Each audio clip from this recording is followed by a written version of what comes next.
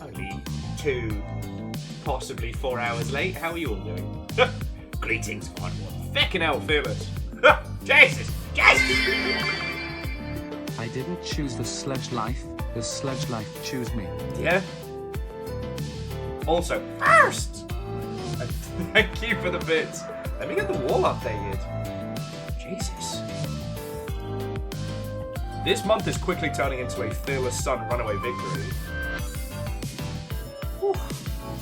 Sorry, friends, I thought I had a bit of time to kind of like, you know, boogie in my seat and deliver cryptic messages to the VOD watchers. That is a lie. I had neither of those things. But yeah, Verdant, Fearless, Legend, J-Post. What ho and welcome. It seems like every day I start with an apology of some description. But yes, Dustin, it's mail day. I want to wait for Scarred Alaska to get on in, because they very kindly sent something and I was asked to wait to open it until they were with. But where do you think the Canadians learnt profuse apologies from? The British. No, I don't know what happened. I didn't drink too much last night. I didn't get up to any like super shenanigans. Just for some reason, I conked out and I just woke up at 2 p.m. So apparently my body was just like, you sleep now. But it's lovely to see you all. So Captain Stephanie Barnes, Watto, and welcome. Dustin Vanderbeest, head of House Order, and also River. Yeah, apparently Phyllis, my body's like, no, you sleep now. I don't get to choose. And Vanderbeest, thank you for filling the pint glass. Okay, so yeah, the poster, if you can call it that, is out for the Le Marbles 24. Hang on, Sonic seems a tad loud today. There we go. So the poster is out for the Le Marbles 24. The hunt for sponsors begins. Got, 5 days to see if anybody wants to sponsor it with their game, product, or comedy outlet. I know one person is doing just a comedy sponsor, and I'm excited to find out what it's going to be. Oh man, Dinobot's on peak as well.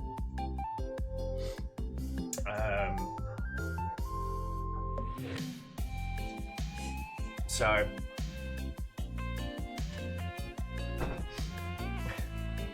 as for what's been going on with me, I've just been basically rushing to get as much work stuff done in downtime as possible. Sensors online, weapons online, all systems nominal. Hello Will. Having a brain spider day, so going to lurk while playing Poker Rogue. You know what? That sounds feckin' solid. Well, MDH, today we've got... there's a lot of game news stuff to talk about, but gameplay-wise, we're going back to Sludge Life, which is the most weirdly... I don't know, cozy's the wrong vibe, but it's the most chill... It's the most uniquely chill game I've ever played, and we're going to be playing the sequel, so that's what we're up to today. Will, you have lost the privilege of apologizing. You deserve every scrap of sleep you need. Thank you. That's very kind of you. Look, I promise I'm not going to keep banging this drum all day, but it's just, I apologize for these things not because I, feel pressured or because I feel, nervous or anxious, but it's because, friends, I take your time seriously. And I can't be sitting here being like, I am a professional streamer, and then fucking trot up 2 hours late. That's why I apologise. And to Wallosaurus, Watto, and welcome. Hello. And the international squad is in. Okay, I will stop banging the apology drum. But yeah, let's see, what to tell you. I got some of my Gundam base coated. I've still got a lot to go, but I do have my my Age of Sigmar minis ready for Thursday.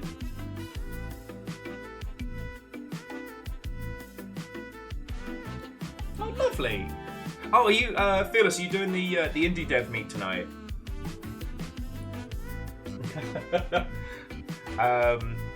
So, Lizzie, how about this? I will make sure that River gets pets in your name.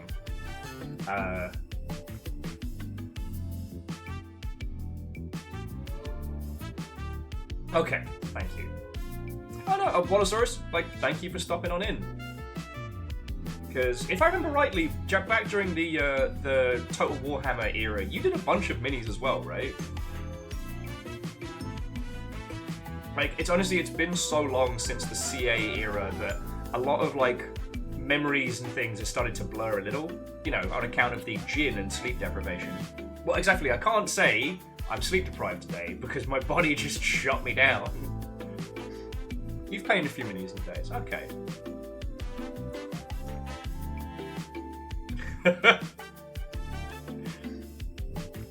Various faces, right, okay. See, I haven't painted minis since I think I did like 2 back during Total Warhammer. And I really didn't do as much as I thought I was gonna. And then back in the day, it was like during the Loveless Teens when I posted. But I got my, hang on, I'll just show you. Matey boys are all base coated, ready to go. So I'll be starting those suckers on Thursday.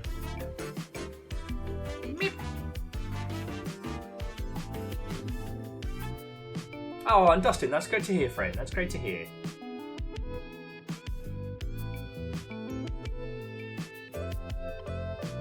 Yeah.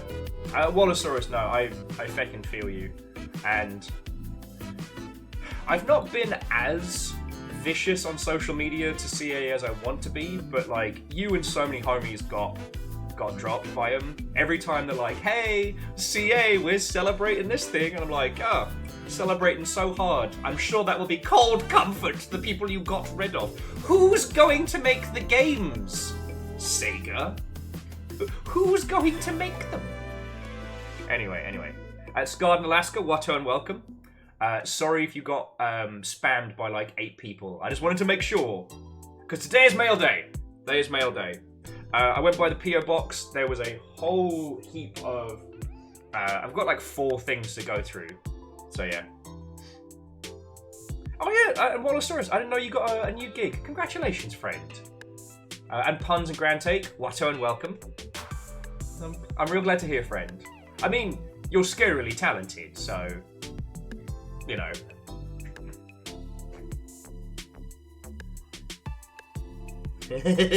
Hookshot. I am sorry that the King voices aren't with you. I'm going to do everything in my power to get them to you tonight.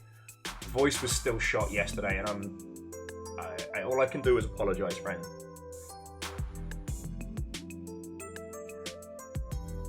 It's a little better this morning. You can kind of hear that the crackle's gone. So hopefully it stays good.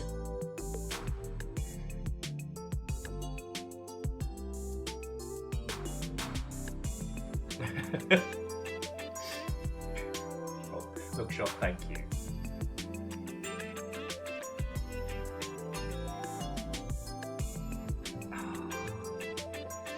Right. So, to kick off the day with a little bit of... okay, let's get everything together. To kick off the day, we have 1, 2, 3, 4 packages from the PO box. Starting to feel like the crazy old days. Ooh. Hang on, yeah, just before we continue, Wallosaurus says they're at a big boy studio now in Londinium. Ooh, very nice. Again, friend, I'm really happy to hear that, you know.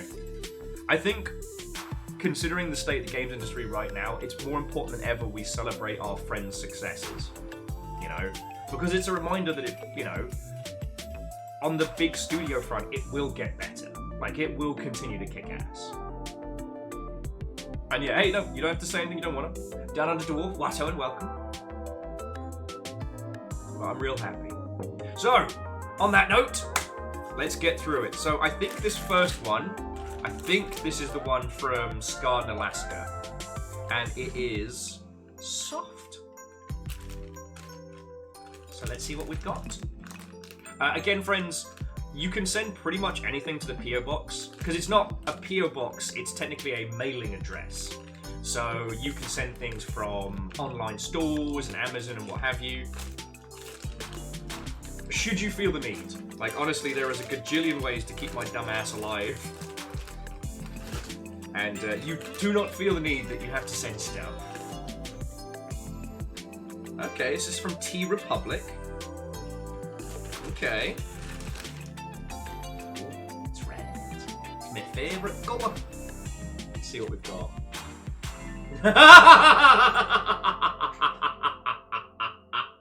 Yes! I learned from the mistakes of people who took my advice. This is amazing! I'm wearing this to GDC. I am going to stand next to people who literally pay me for consultancy and wear this.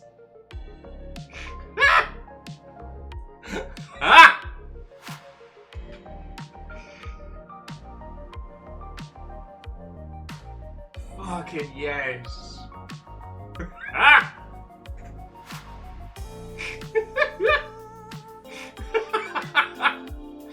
Oh, you know what? You know what? It's been weeks, if not months, to get to this point. Oh, and the reveal is worth it. Look what Scarred got me.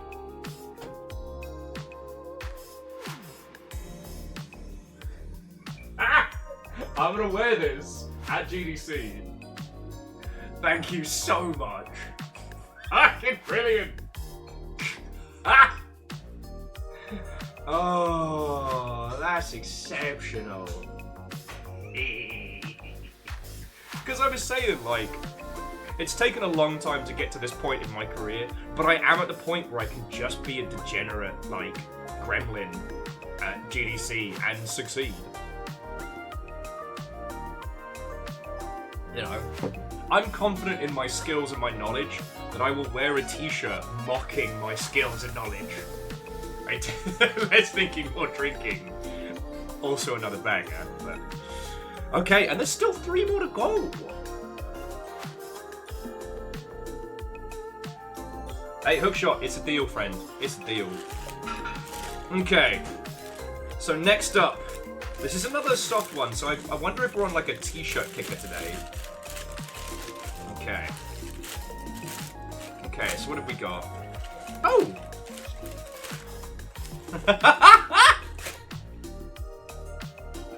Friends, you remember when we were like, no one knows how cool we are? And then we did the snail simulator, and it was snails know how cool we are. It is a 3-pack of snail socks. Because snails know how cool we are. At least you have more socks. At least I have more socks. Hang on, let me see if there's a note to go with. There is. Oh, this is from Dustin! Smooth sailing all the way down from dust in your eyes. You know what? That line next to snails is both calming and a threat. It's the snail alarm. Dustin, fucking thank you! Yeah, as Pun Spectre said, you really snailed it. Smooth snailing all the way down. Damn it! Dustin, you're right! Smooth snailing all the way down. No, that's way better. Dyslexia versus snails. Snails win! At some point, friends, after I get back from going to see the family, we'll say, we will do the Snailway to Sneven marathon, but that takes 2 days real time. 2 days. Like, I don't know what we're gonna do. Like, see if we can like either borrow or find like a camping bed on Buy Nothing, so I can just sleep there. Like, that's gonna be a challenge. So one, Dustin. Well, we have several toddler beds in the apartment. Yeah, but I'm not a toddler. Say it like that. I'm not a toddler. It's like you were trying to convince me. We can work something out. The Stairway to 7, aside from Ichi Zone, will be one of the hardest endurance challenges. I heard that the world's smallest wind turbine opened. Honestly, not a big fan.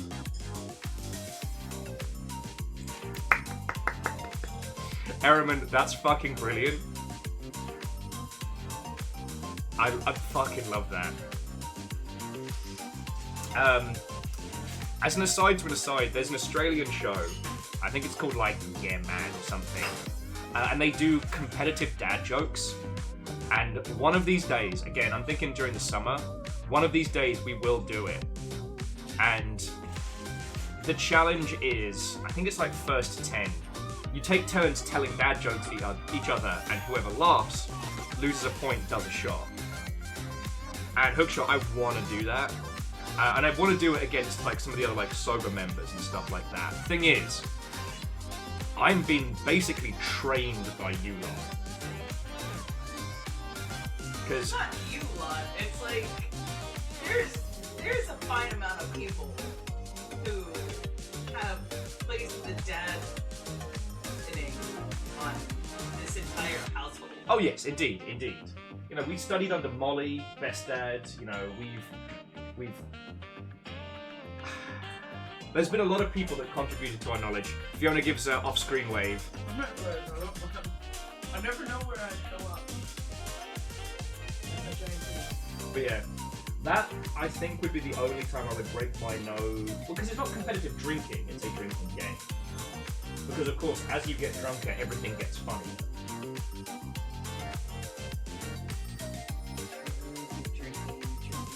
It's the same thing, Will.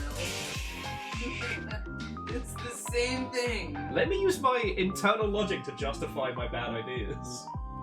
You did not see the look I just got. Ah!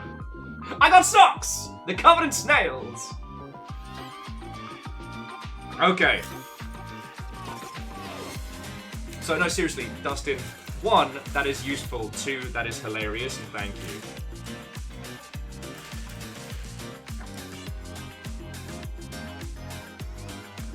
Oh yeah, no, Fearless.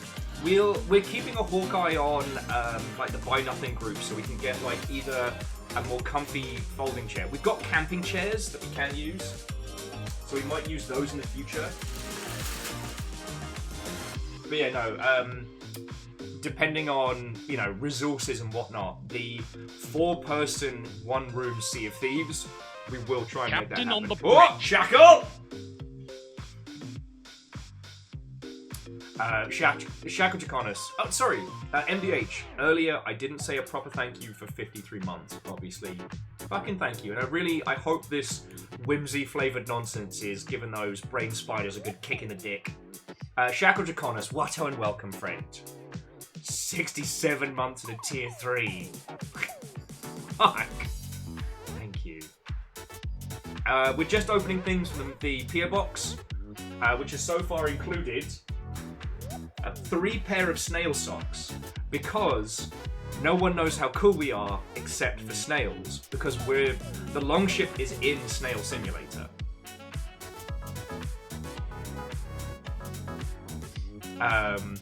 Hookshot. 3 sweaty nerds, 1 boat. The internet is not prepared. Look, I'm not envious of many people, but back during their absolute peak, Corridor Digital, they had just like a 4 PC set up in their office, and they just play games together. And I still think that was one of the oh, J-Post, Viking legend, thank you. I still think that was one of the coolest things. And the thing is, the one thing we can't do on Sea of Thieves on Friday night is sing-alongs. We can't do shanties, because the lag on Discord just makes it impossible to sing along. But everybody in one space, fuck yeah. And for those who don't know, Tobias, or Spring-Heeled Studios, is a legit shanty master. Like, dude has studied them. He has, like, tomes of shanties. So, fucking sing along, let's go. But yes, for Shackle and those of you who just joined us, Scarred Alaska may have won the t-shirt game by sending me this. I learned from the mistakes of people who took my advice. I am literally going to wear this in front of people who pay me to consult for them.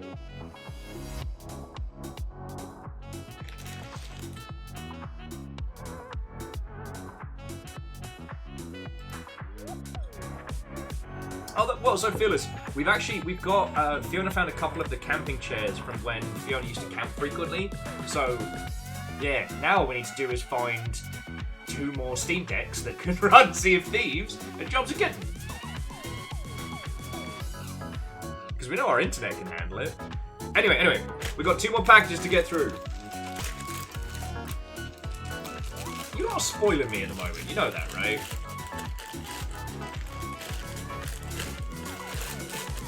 Oh, okay, so it is... Oh, it is 2 shirts.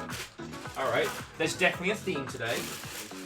Which is apparently, Will needs new shirts.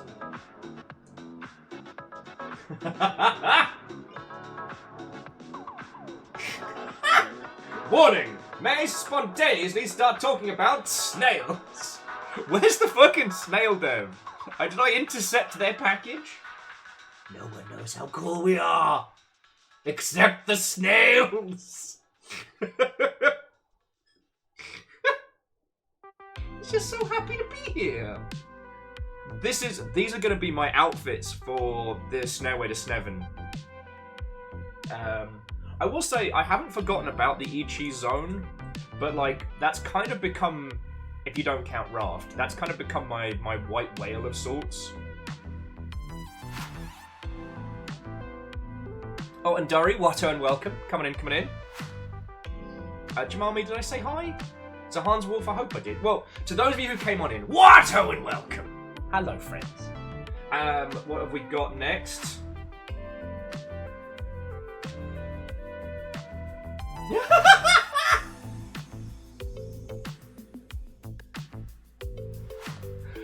If I want it, I'll get it in another colour. Do you know what's better than 1 exact shirt Will asked for? 2 exact shirts. 2 exact shirts! I'd like to thank Scard and Dustin for sharing the brain cell, as teamwork makes the dream work!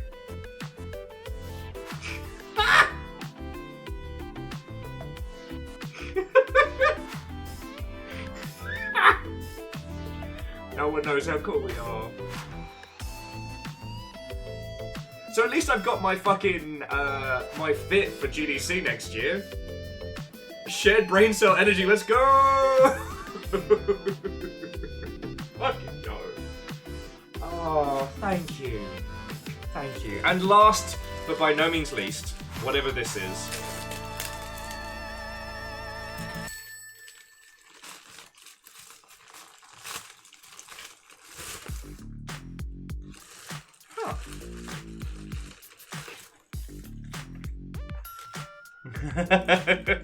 Oh, that's fucking cute, Dustin.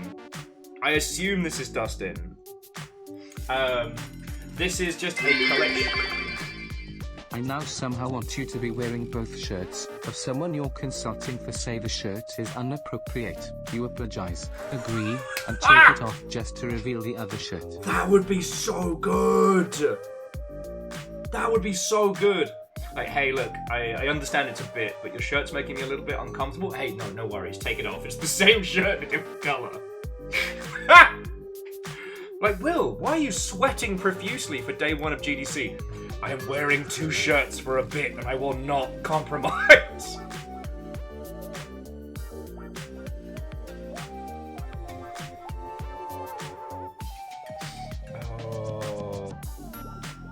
But yeah, last but by no means least, Dustin sent a 10-pack of teabag holders that are themselves all tiny little snails.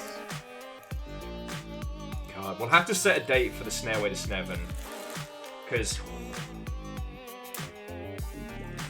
And just like that, Will dies from packs from heat stroke. What happened to Will? 2 shirts. He just wasn't ready. Well, okay, Dustin, Scard, and all of you, thank you. Biggs, Watto, and welcome. We did Mail Day, and I got sent this.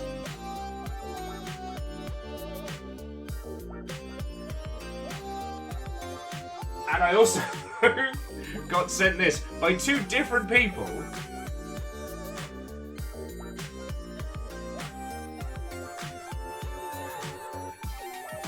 And also this.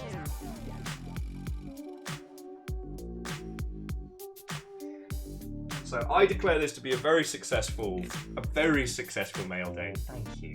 Again, friends, like, if you'll ever want to send anything to the PO box from... Also, for those unaware, your DID genuinely confused me on whether we were mourning bacon or having a bit. Yeah, Shackle, it's the one downside to the Longship as a squad is you can't always tell what's a bit and what's not due to people's dedication to the bit. While they will doubt it, Bacon Avenger is alive and well. If you're wondering what that whole thing was, I misspoke and referred to Bacon in the past tense as if they had passed away. Longship jumped on this joke. Jumped on it. Don't you start. What? No, Shaka was like, for a while they didn't know if Bacon Avenger had actually died or not. But then... I will remember him always. Fucked. I will remember you. Will you remember me? God damn it. But yeah, people started donating like cash for the Bacon Avenger Memorial Fund, and I just kept screaming, "Don't! The FTC is gonna get me in trouble." Like, because my fear was like, Will's taking money for a fake funeral. Anyway. Hey, it's so real, Will. That's what I have to put up with.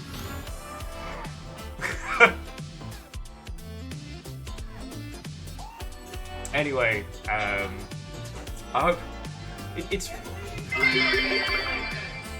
To be clear, I actually missed the initial statement, showed up and saw And Will being yet, driven here you crazy are, by starting. people eulogizing Bacon and I just ran with it. So, Numbers, and Shackle, obviously, thank you so much for the beats, because that keeps me alive. Numbers was saying that they actually missed the initial statement, showed up, saw Will being driven crazy by people, and was like, you know what, let's just run with this. That's how I do it usually.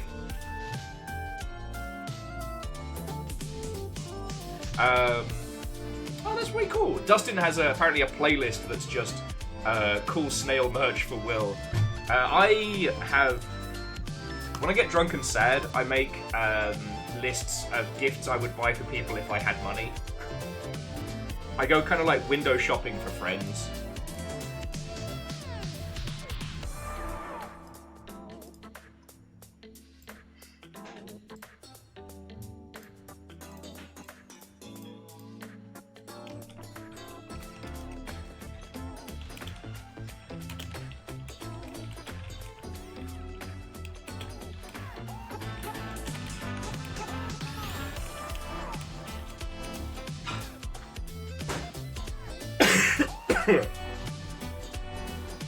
And Legend, I will do my darndest to get a reaction shot with Steve or anybody else from the consultancy sphere.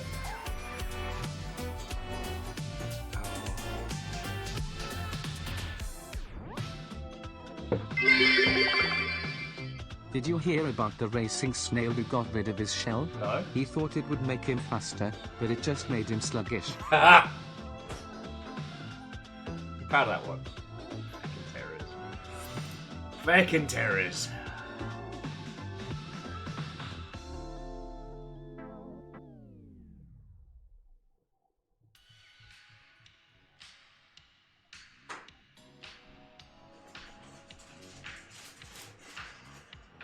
Okay. I can't believe both of you all had the same joke and the same intent. So feckin' yo, thank you all. Okie dokie. So how are you all doing, friends? I hope you all had a splendid weekend. We went on the hunt for base coat paint and succeeded yesterday, which was lovely. But honestly, like, Sunday was just recovery day. I started playing Mullet Mad Jack, which is... Okay, so if you haven't seen it, I know I raved about it, but it's possible some of you missed it. Mullet Mad Jack is an FPS very much in the same vein as Post Void. Kind of like a roguelike where you got to get from start to finish.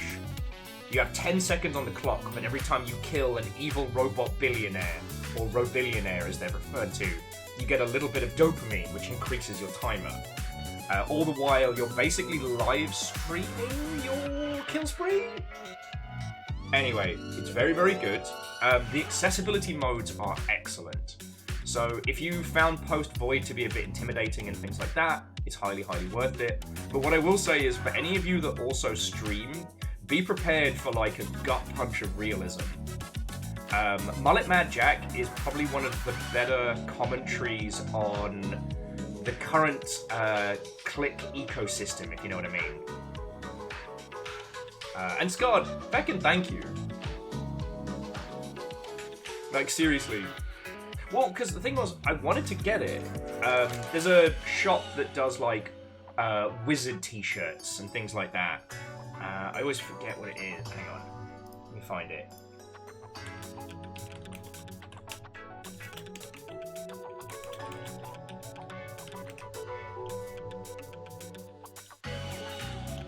The problem is like, the state of the internet's really hard to find the correct one all the time. And they did like that, but with a wizard. And so they do t-shirts like this. I may be stupid. Pause. And not only am I a wizard, I'm forklift certified. And of course, the classic, I don't care how small the room is, I said, cast Fireball.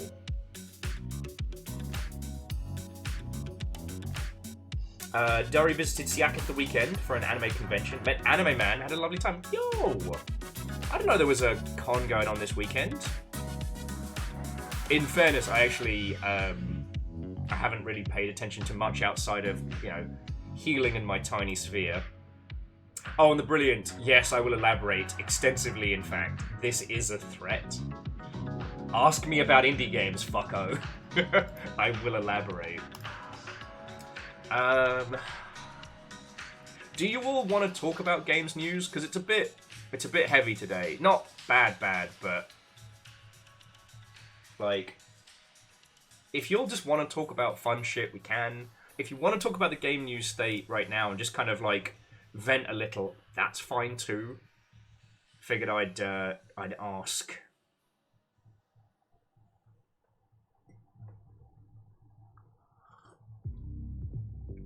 While you're deciding, as I said, I put out the poster for the Le Marbles 24.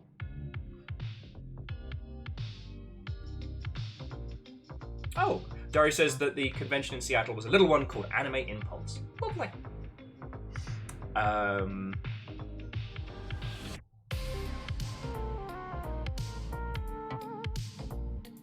The good news today was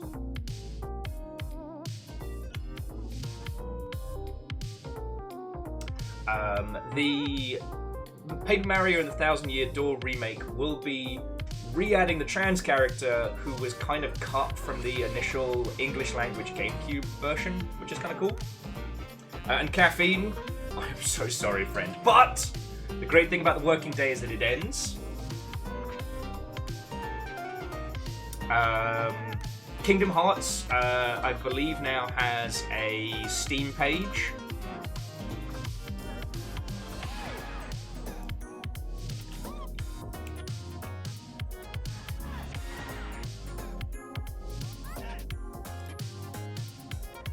So yeah, in true Kingdom Hearts fashion, it's Kingdom Hearts HD 1.5 and 2.5 remix, Kingdom Hearts 3 plus Remind DLC, and Kingdom Hearts HD 2.8 Final Chapter Prologue now all have Steam pages, and will be releasing on the 13th of June.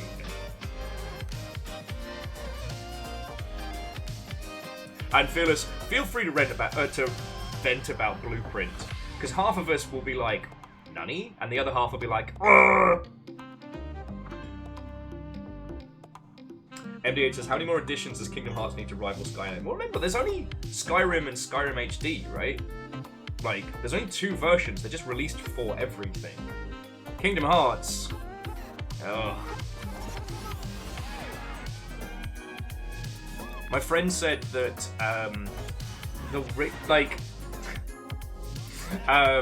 the way you know that Kingdom Hearts isn't just Square Enix, but is also very much, it isn't just Square Enix, but it's also Disney, is because of how needlessly complicated getting to do anything is. They're taking the feeling of going to a Disneyland theme park and putting it into fucking understanding Kingdom Hearts, and I appreciate that.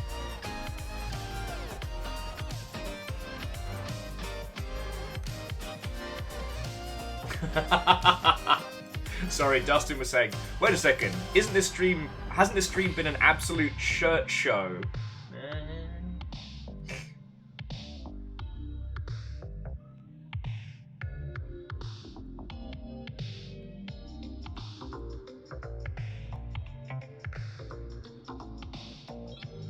Grand Take, thank you for the clarification. Yes, the character wasn't cut from the English language GameCube release. They were just kind of censored over. Now, I don't know enough about like what happened during the localization process to know if that was an intentional choice or a misunderstanding or what have you, but just good to see it sorted. We've got to take the little wins where we can.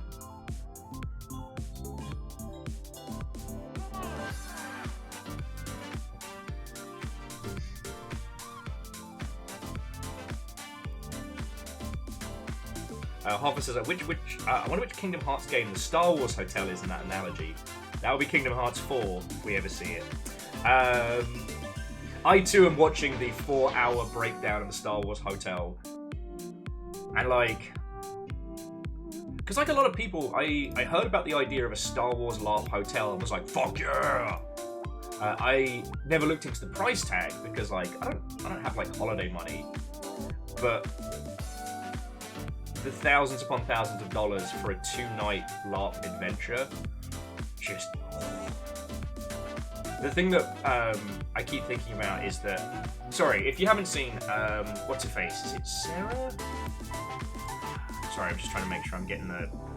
crediting the right YouTubian individual. No, sorry. Jenny Nicholson. Did a review which turned into a eulogy for the Star Wars Space Cruiser.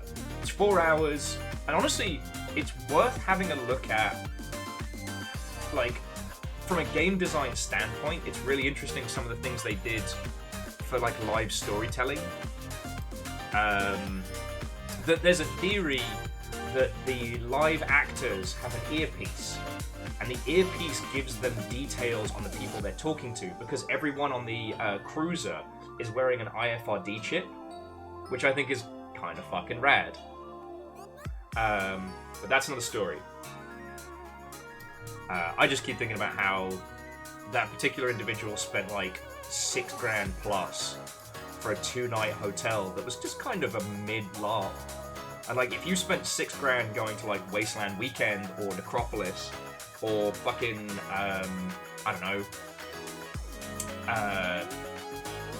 Dystopia Rising or any of the other like US things, you would have a god tier experience.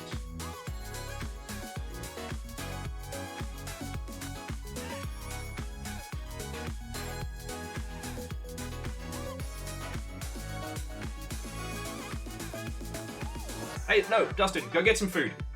Like, we're gonna be going for a good while. You got plenty of time. Again, sorry for starting late, but we're here.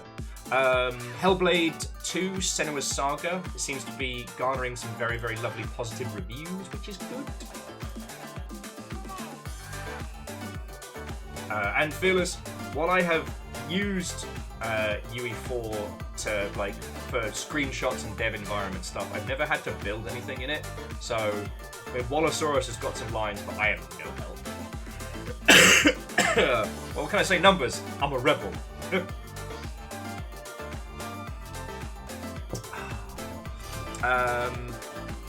What else on the good news train?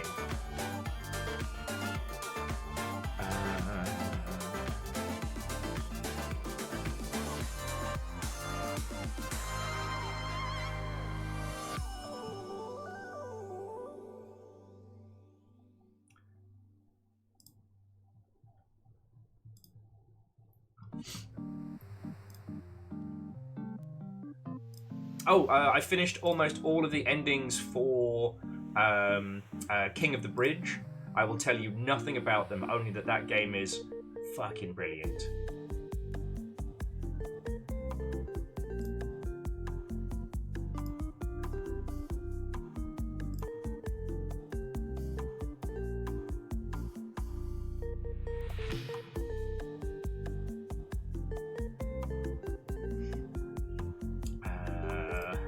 Honestly, friends, that's kind of it from me. I've just been kind of a little bit on the grind, but I'm feeling better than I was, so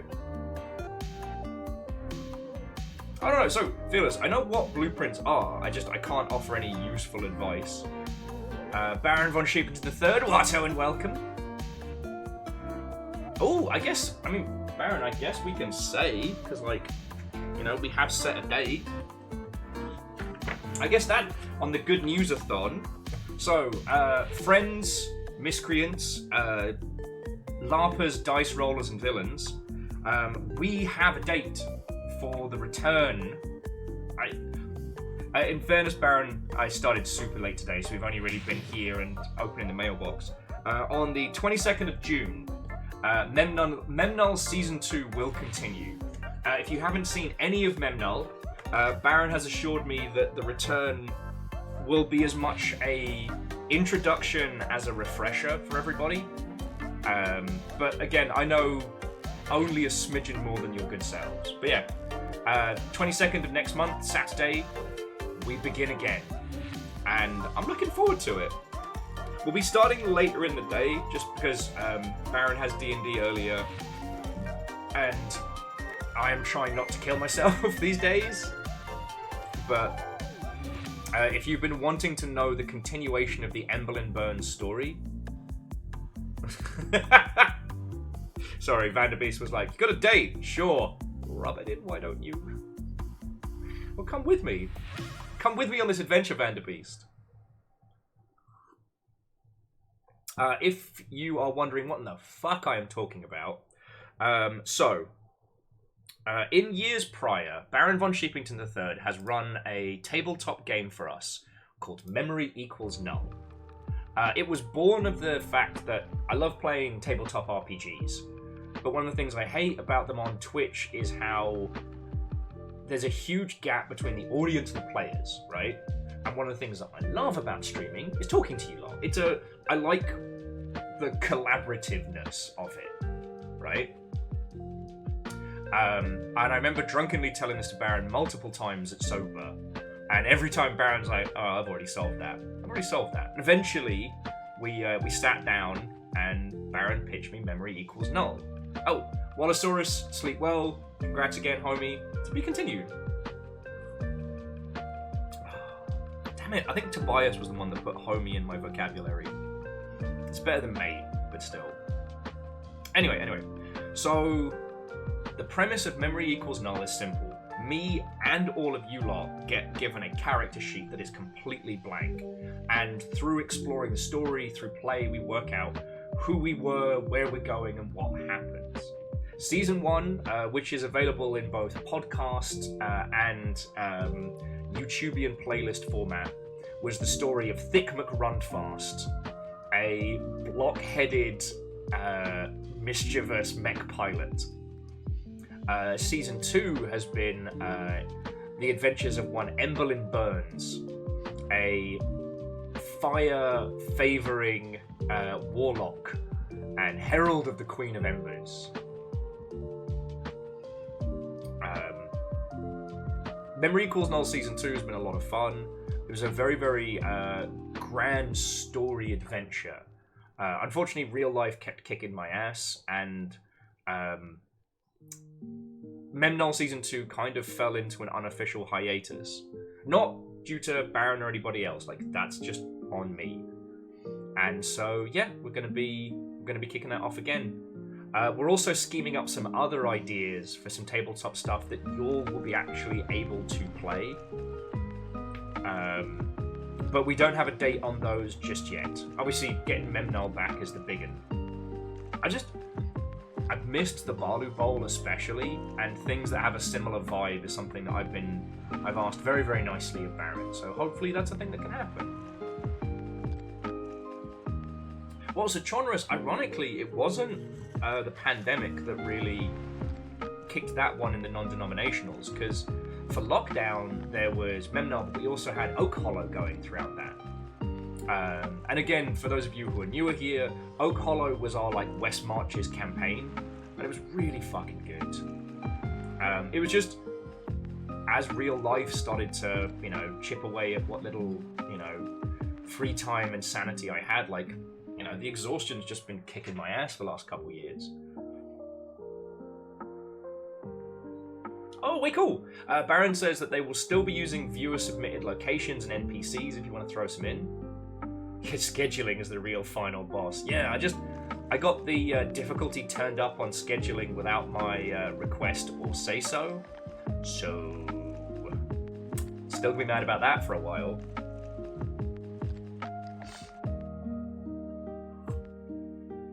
But yeah, Memnol's been a really unique kind of tabletop experience, and one that I've been able to share with everybody, and I want to obviously keep that going. You know, I think a lot of times when people set out to do tabletop stuff on Twitch, they don't really think about, you know, the people watching. They don't think about the audience, and I do. So it's gonna be real cool. It's gonna be real cool. There is ridiculously good campaign notes from season 2 that the squad has put together. So if you really want to deep dive into what has happened so far, there's loads to read up on. So yeah, what else? I know I'm forgetting some other new stuff. Oh shit, let's talk about this week. Okay? Because we've got a lot going on. So, today was obviously we opened up the mailbox, and again, Scarred and Dustin, thank you. Again, friends, if you want to send things to the PO box, you can. It's a mailing address, so you can send things from like Amazon or online stores. Again, like, I've been asking for a lot of help to keep this household afloat right now, so obviously I don't expect anything. Unless one of you has a 360 and controllers kicking about that needs a new home, because I do still have that copy of Sneaking behind us.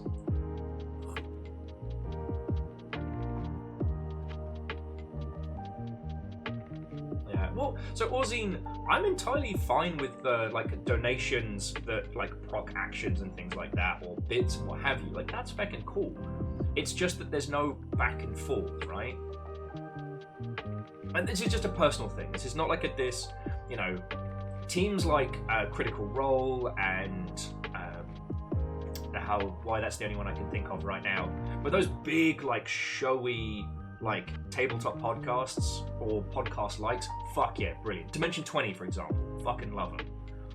It's the smaller to mid-sized, and like, I fucking love Memnol, because for Memnol, Baron's behind the DM screen, right? But I'm over here with you lot. If you have ideas and thoughts and theories, you know, for Thick McRunfast, the semi-canonical idea was you're all basically the voices in his head, like with different ideas and suggestions.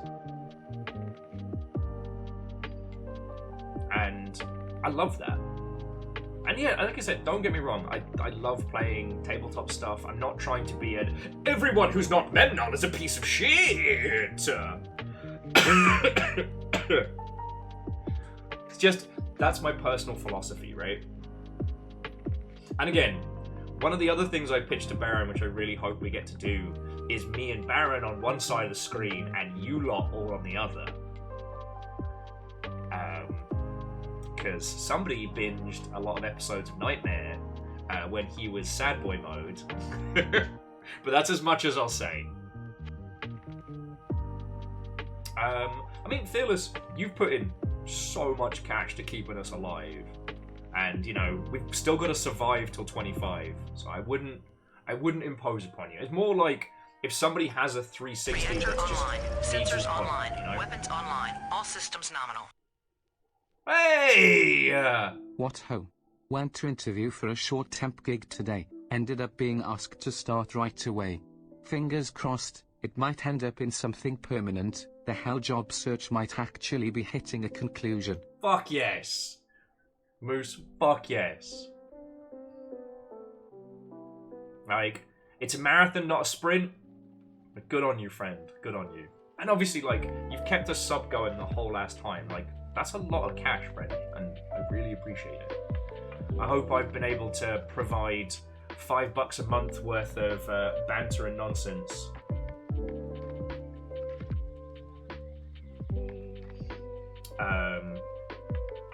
And Fearless, again, please don't think that you have to, but we're really fucking grateful. Really fucking grateful. We're gonna make it. I'm still fighting. You know?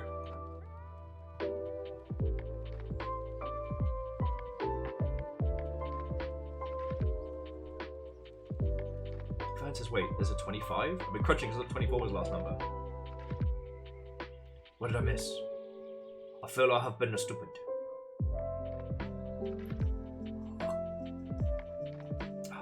Okay, so for this week. So today we're going to be playing a game called Sludge Life 2.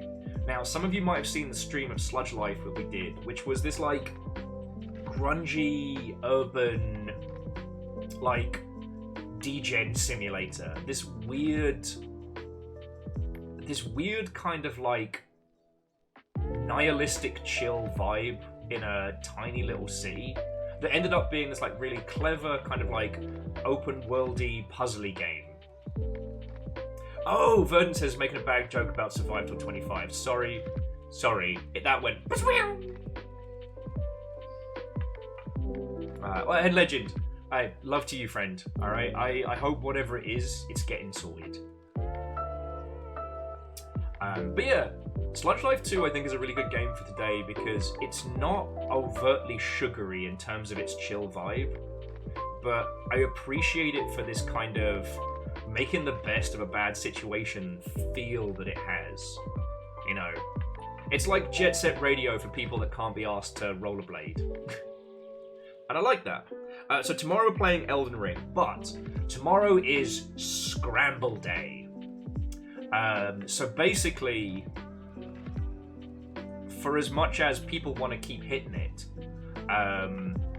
what we'll do is, for at least an hour, people get to choose my build for at least an hour. Quasi already put in a big old chunk of change. So once we get in-game, Quasi gets to say, like, I am a spellcaster, I am a light ninja, I am a what have you.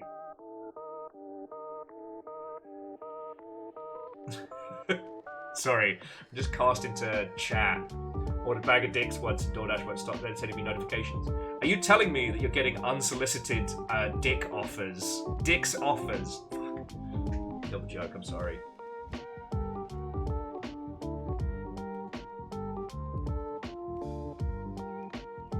Sorry, please bear with me a second.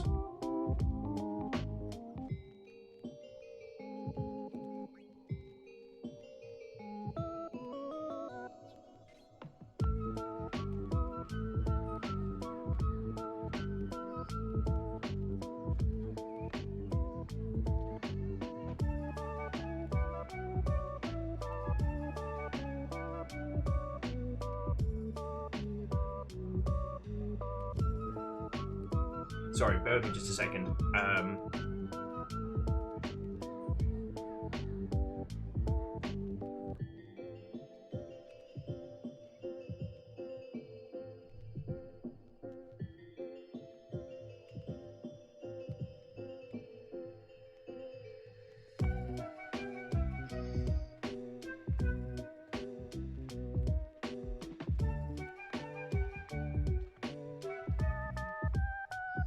Sorry.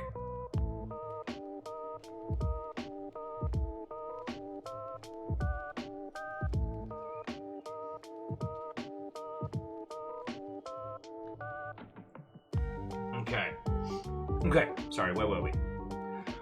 Oh, I do apologise. The nose-in phone is just sorting flights and things to go out and see the family in a couple of weeks. It's all getting sorted. I'm not freaking out, and I'm not. I'm doing good. Okay, jumping back. So Elden Ring tomorrow, Scramble Day. Quasi gets to pick the first build, and then at least a minimum of an hour of me trying to do battle with that. And then afterwards, if people want to chuck in a chunk of change to scramble my build again and give me another choice, then we'll do that. Ultimately, I'm going to go back to big, happy, chunky sword. But I don't know. I think, one, this is a good way for me to get a bit of a tasting menu. And two, I think it'll be very fucking funny to see me get my ass handed to me when I go from being like big, strong, super punch priest to dainty little wizard. I shall have at thee, dragon, and you shall not. You died. I mean, imagine, maybe I'll find a new weapon I love. Who knows? But I think it's a good little challenge. I had a look at the Elden Ring crowd control stuff, and it doesn't quite do what I think would be fun to do. Plus, Quasi already put in a bunch of cash for this, and because of like sickness and sadness, I haven't been able to do it for the last 2 weeks, so I do owe them that. Okay, Thursday. Pray for me, friends, to whichever gods listen to you, because on Thursday is the Warhammer Skulls event, which is going to be predominantly Warhammer-themed video games. There's going to be a bunch of announcements and things like that. Yes, it will be a sponsored co-stream, so it won't quite be a snark-along. Honestly, I'm just going to be drinking coffee, painting, and talking to you lot. However, Games Workshop is a British company. The event starts at 9 a.m. As in, I think the stream starts at 9 a.m, so I have to get up stupid early. I might use it as a fucking sleep reset, who knows. Now, whether or not there will be a video gaming stream later that day is just dependent on my physical form. Yes, God, I'll take it. Unfortunately, 9 a.m. is beyond the lights of my gods, so they don't get up at that hour unless they're partying until then, so we'll see how it goes. Sorry, it's Baron was like, I had to be at work for 5:30, 9 a.m. my ass. Yeah, I guess I am kind of I'm showing my privilege a little bit. Hookshot at 7 a.m. Okay, I'm going to stop whinging. But I'm looking forward to it. The things that we know are going to be announced during Skulls is things to do with Warhammer Bolt Gun, which is the boomer shooter-esque Doom-like, which is so much better than the sum of its parts, and the upcoming Space Marine, which should be very, very good. As an FYI, friends, so we did a contest last week to win some video games, which included Bolt Gun, Vermintide, Darktide, Mechanicus, Total War Warhammer 3, and if you hate yourself, Blood Bowl 3. As an FYI, friends, all the winners were like, "Nah, we're good. We just wanted to have fun." So at some point, like, we need to do another round of Warhammer giveaways, possibly during the event.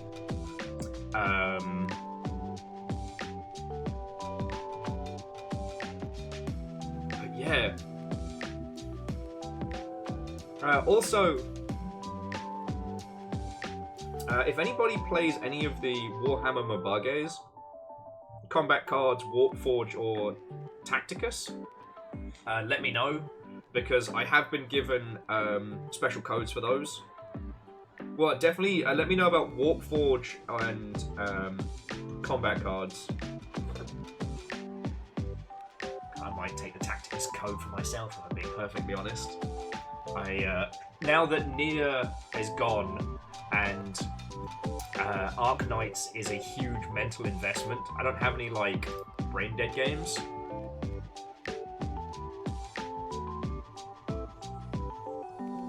So... Anyway, that's Thursday. Friday is Sea of Thieves, but just as an FYI, friends, this Friday on Sea of Thieves is not only going to be Twitch drops, but also, because of all the connection issues they had moving into this new season, they're going to be giving us another round of, like, double XP, double gold. So, basically, we're going to do a round of what we did last week. You know, the emissary plus goodies, but at times 2 gold, which means we will be making stupid cash. So brace yourself. And okay, and the big ticket item for this week. You've heard about it, you know about it, hopefully you're taking part. Friends, spherical objects and Vikings. It is time for the Le Marbles 24. This Saturday, 6 hours of a single race, 225 laps of a single Marbles on stream race. Yes, you ball bearings. Sounds like a lot of balls. It certainly will be a ball ache. But no, so the Le Marbles 24 is happening this Saturday. Yes, it will be a 6-hour marble race. Everyone will be welcome to contend. At the moment, I'm currently looking for sponsors. So, video game companies, brands, or friendos with really good dumb jokes. So if you know anybody that wants to sponsor 6 hours of marble races, let me know. Caffeine says it sounds like it go downhill quickly. Jamami, let's fucking go! Oh shit, yeah. Aphilus, I'm real glad. Wallosaurus is a fucking legend. I mean, actually, so many of you are. Like, occasionally I'm reminded that you're all intimidatingly good at your jobs in the game industry, and why you listen to my dumbass confuses me. But yes, that is the big ticket item. The Le Marbles 24 is going to be kind of like it's an endurance test, but it's also like a free-form, I don't know, meme fest. I don't know what nonsense is going to appear. I don't know what chaos is going to unfurl. But if it's anything like the last time we did a race, there will be rivalries, there will be stories, you know. Might call up, I don't know, like fucking Damien or somebody, and we'll just do like a skit. Who knows? Sorry, Phyllis. I am not a good friend to support one's imposter syndrome.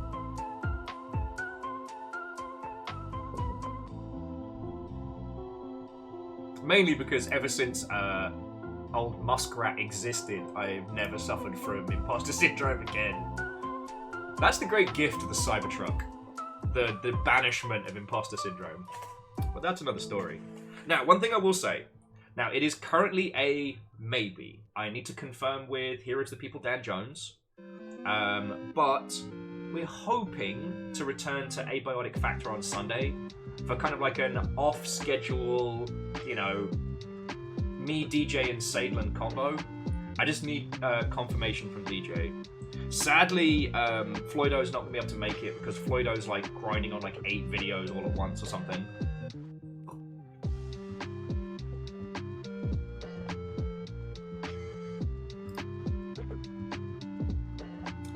But yeah, so that's a hope. It's not on the schedule because, again, I don't know what's going to be going down. We were supposed to do it last Sunday, but I was just, I was too sick to get out of bed. So...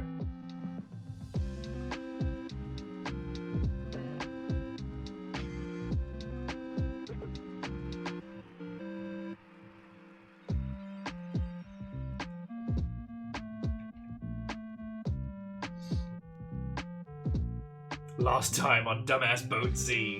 That does actually sum up a lot of Memnol Season 2. Oh. Okay, so any questions about what we got going down before we start getting into game? As I said, there's a lot of games industry stuff going on right now. None of it really needs breaking down because none of it's ridiculous. Sorry, that is to say, you can understand it by just reading the headlines. The only thing that I've noticed that I think we're kind of going to be doing a second verse, same as the first. Microsoft has been announcing they're going to be going real heavy into putting AI stuff into upcoming games and things like that. I think we're going to be seeing another round of the games for Windows Live. The things that they want to put into titles are about like farming training data. I don't think they're going to get the data that they want, and I think a lot of the games that are going to have it forced upon them will end up just being left broken when, and obviously, the Microsoft AI stuff gets shut down. Yeah, Hookshot, it is amazing how in the last, 2 months, they've taken all the goodwill they built and just kind of, I don't know, spaffed it on a brick and thrown that into a lake. But that's my only concern from it. If you wonder why I'm not, more, frothing at the mouth over it, it's that basically AI is a very expensive tool that provides very little. You know how when we talked about NFTs, about how it was, stupid evil? The current push towards AI integration to all these things is just creating something that's more expensive for companies to run, that does very little. And they will realize this. And they're probably already aware of it, but they have to do the whole funding dance and whatnot. But a good example, someone I was talking about with friends over the weekend is, so Google now has their Google AI results. When you search something, the first block is Google AI responses. And they are bad. For example, Google AI has been telling people that certain kinds of mushrooms are safe when they will absolutely fucking kill you. And me personally, so stop me if I told you this one, but we had one of our little cleaning bottles leak. Now it turns out that it was Chaunerus, DuckDuckGo for the win. It turns out that it wasn't bleach in the end. It was just some clothes washing substance or what have you. Why I can't remember.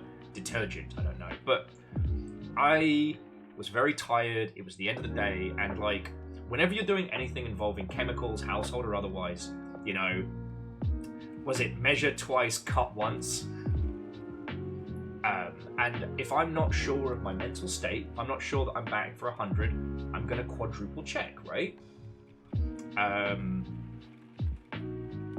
So before cleaning up the spillage that I thought was crystallized bleach, I was like, all right, what can I use? One of the first things that popped up on this Google thing was just use vinegar. I would use any kind of household cleaning product. Spoiler, never do that. Vinegar and bleach, or vinegar-based cleaning substances and bleach, is how you make mustard gas. Fucking what?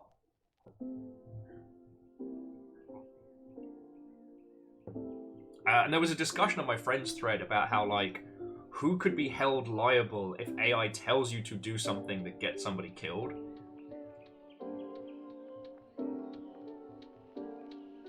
So yeah. As I said, the reason I'm not worried about this is because on top of these things, AI is incredibly expensive to run because you have to have a gigantic server farm running all this shit. So yeah. Nick, I did see we were discussing making a games company today in the Making Games channel. B hasn't come by to discuss it on stream. But yeah, so sorry friends, if you didn't see, over on Discord we have the Making Games channel. for people who are either developing at varying levels or asking questions, what have you. And B was asking basically about, like, you know, how do you register a studio name as copyrighted? How do you check to see if a studio name is taken? How do you copyright a game or a game name? And it's like, this is where, like, the difference between copyright, trademark, etc. all comes into play.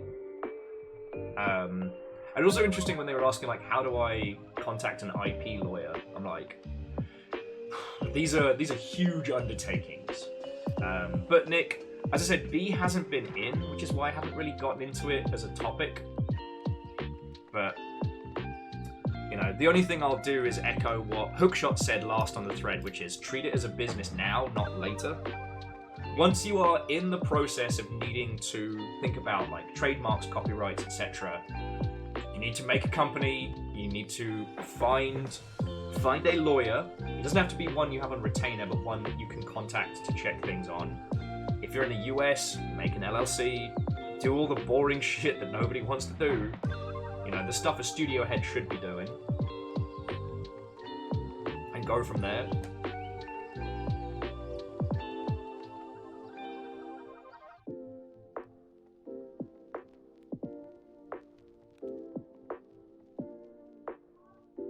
Oh, Orzine, I actually missed that King of the Hill episode, or my gin-addled brain forgot it, so that is hilarious that we're at the life imitating art stage.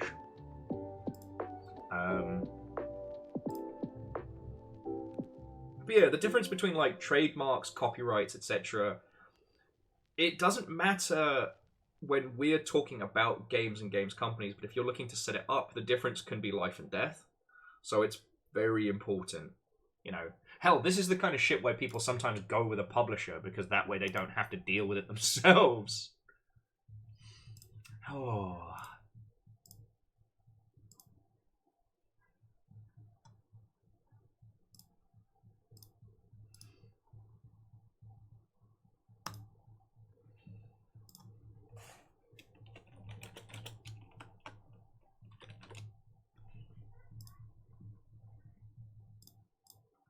Okay.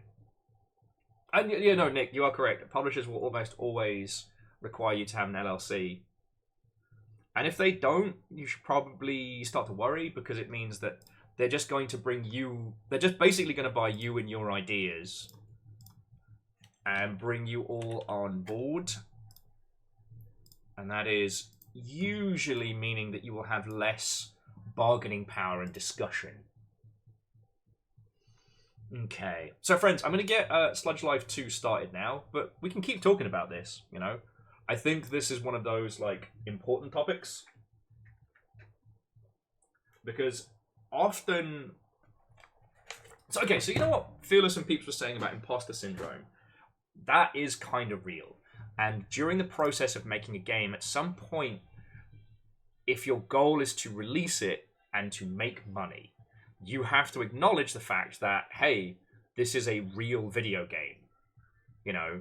And I know that sounds dumb, like, right? Obviously, when you start to make a game, you think of it as a real game, but a lot of individuals would rather think of it as just, like, something they're tinkering along with, and I guess, and maybe, and that mindset leads to a lot of problems down the line. Oh. Hang on, let's get... Devolver's doing Devolvery things at me.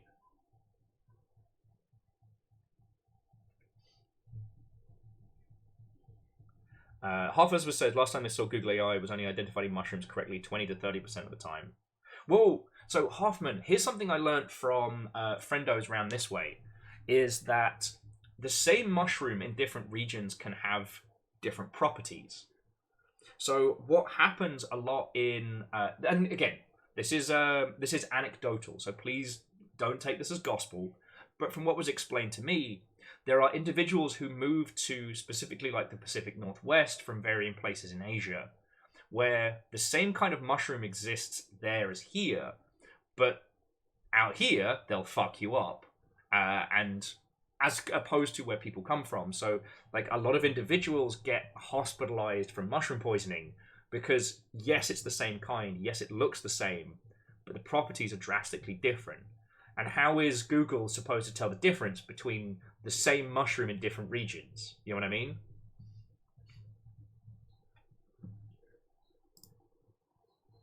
Yay! Here we go.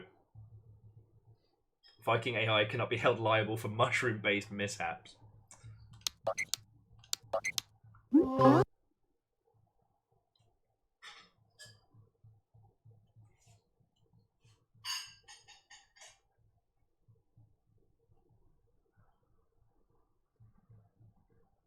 Okay.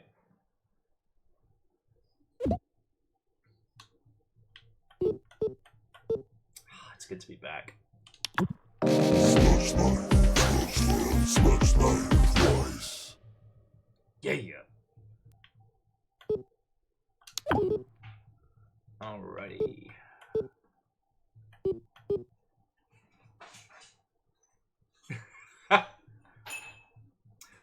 So Ghost vegan, no. Peace standing, yes. Spam, no. Dog lover, yes.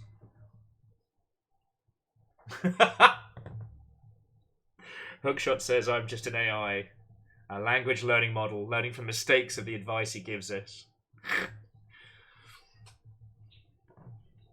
I couldn't possibly comment. If I was, I wouldn't be allowed to tell you now, would I? Okay, FOV. Do let me know once we get in game if the camera roll and the screen shake is a bit too dramatic, because we can't change that. Volumetric, shadows, high, audio. Let's.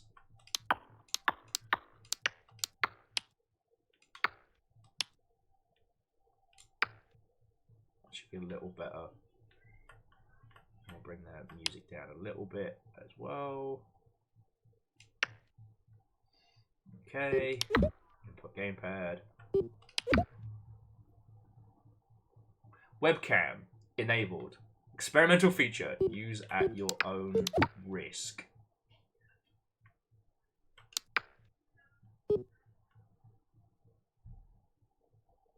Oh, beans. I don't think it works. Oh well.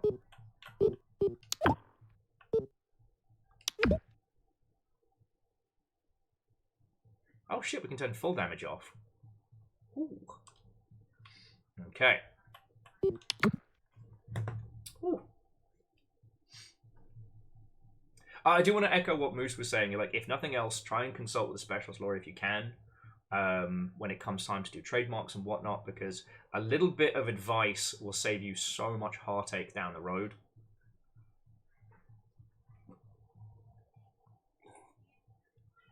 And Baron, you're making toast. You got me craving fucking burgers.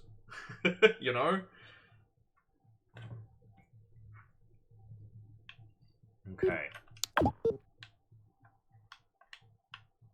So Steam Auto Cloud, items, no items, tags. I'm just trying to see because this was the same. Okay, tags come with red. This is the same setup that we had from. Oh, what's don't forget? Don't forget 5721. Should write that fucking down. Write that fucking down. 5721. Boosh. Ah, oh, Hookshot, don't torture me with bugs. Don't torture me with bugs. I don't have the means to get bugs. And I don't need healing burgers today. Like, I ate before I started. I've slept. Like, I've still got a little bit of a sore throat from that, like, residual flu nonsense, but I'm doing good.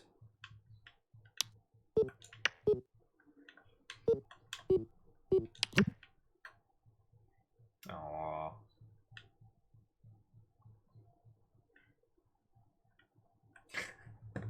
Well, Hookshot, how do you get me bugs? I don't know.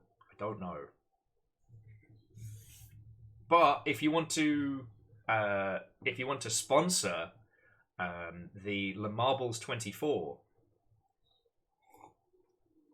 you could be our first official sponsor, and I can promise that some of that sponsorship money will go toward burger acquisition. I know you've already got me doing VO stuff, so you know. But how much is sponsor? $50 for a logo on screen for the whole stream, and $200 for a shout out every hour. Right, the shout out message is about like 200 characters, give or take. But I will say, like, if I don't know, Raid Shadow Legends found us, they would have to pay a lot more. $50 for a High Winds logo, done. It doesn't have to even be like one of your games. It doesn't have to be an official brand. You know, technically the first sponsor slot was already sold.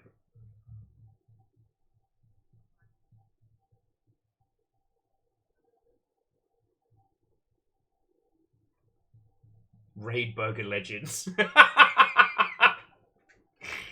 Man.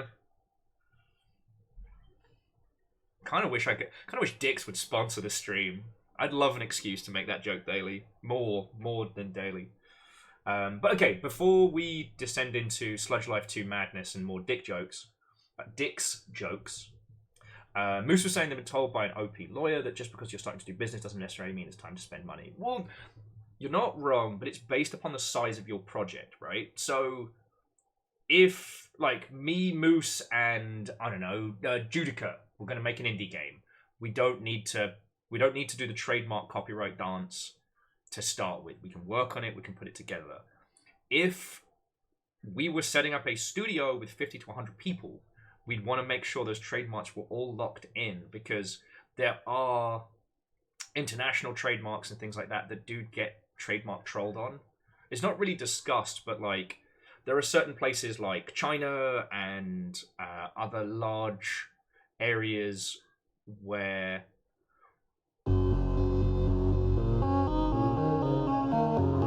you need to make sure that your trademark is in before shit gets weird. What the fuck am I looking at?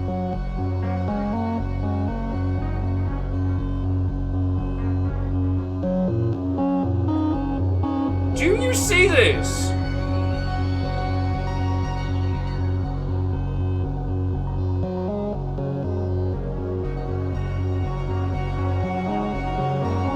What the fuck?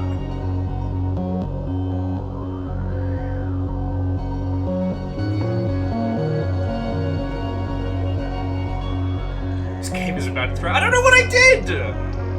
I looked away and suddenly we're doing like OG Sesame Street fucking acid trips. I have awakened the hands! This is one of those videos where we all die in 7 days. And okay, Caffeine, I'll take hands over teeth anytime. Yeah, friends, I'm sorry I got us all high as balls. It just stopped! It must have been like I don't know, a fucking screensaver or something. No, Nick, don't do this to me. It doesn't look like anything to me.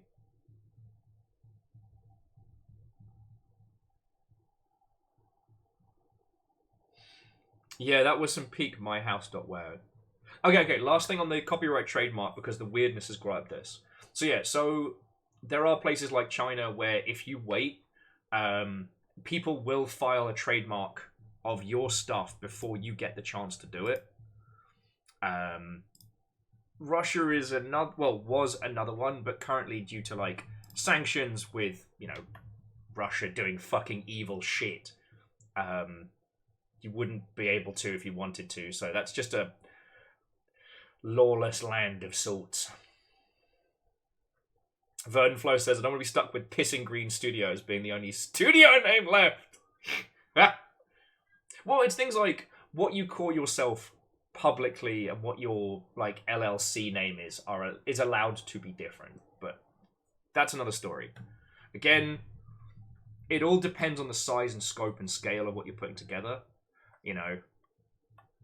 Now, let's get this game going before any other weird shit happens.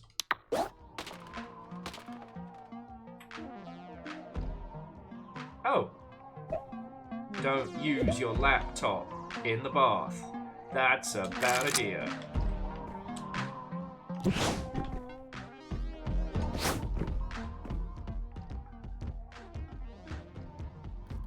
Yep. Oh, God! Why? Am I being ill?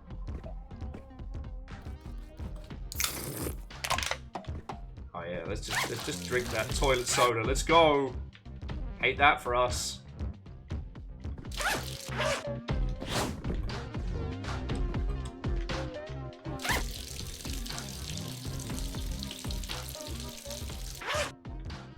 It's like every student house I've ever visited.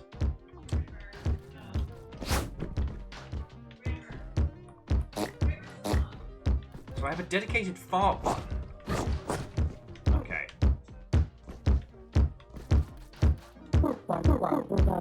Mr. Mud, wake up! I need a quick snap of you with my cat.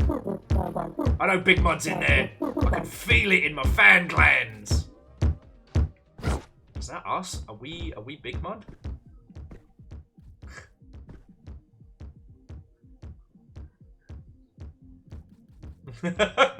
Hookshot says if they wanted to spend $25 and register the public business name, not Will's Game Studio, and trade under that. You could!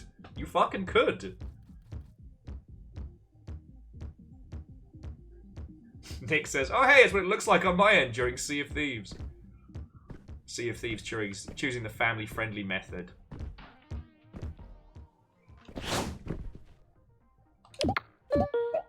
Lockbox. Oh, what was this one? Let's try 5, 7, 2, 1. Yeah! Vandalize. The eyes of a vandal. Legend. Kinda gross.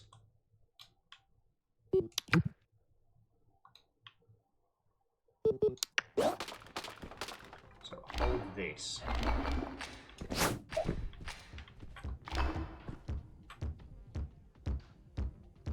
I wonder if they're supposed to... Oh, okay, so they're kind of like a way to find out where we need to go next. Ghost! The fuck happened last night? Oh, Nick, I should have put 0451 in. I'm sorry. Please, tell me you know where Big Mud is. We're supposed to get Mud to the studio for this video, like, yesterday. Where's the dude even at? You gotta find him, Ghost! Okay. So Big Mud is missing.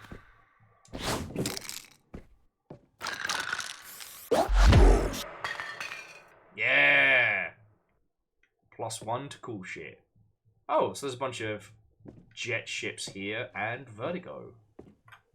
Man, I love this version of Left 4 Dead.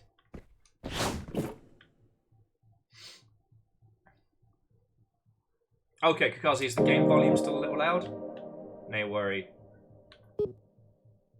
I thought I had it down pat, but thank you for letting me know. Oh, because when I turned it down earlier, it didn't fucking save it.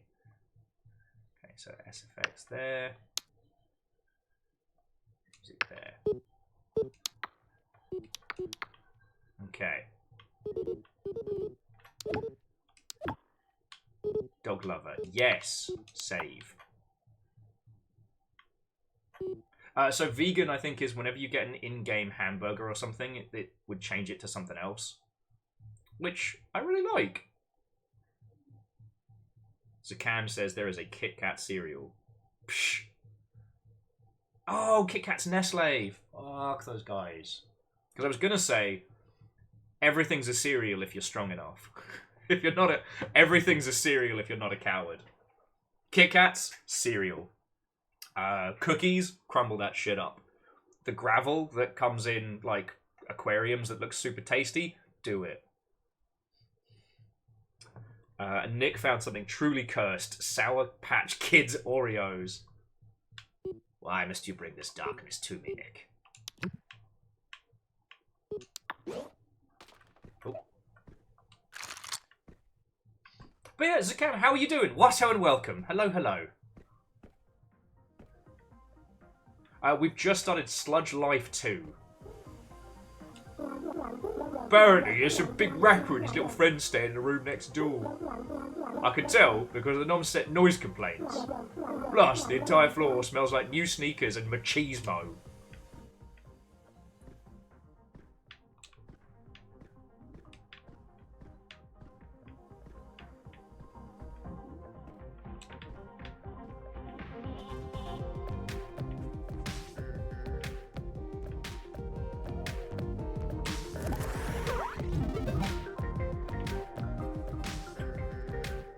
Cam says that they've been better.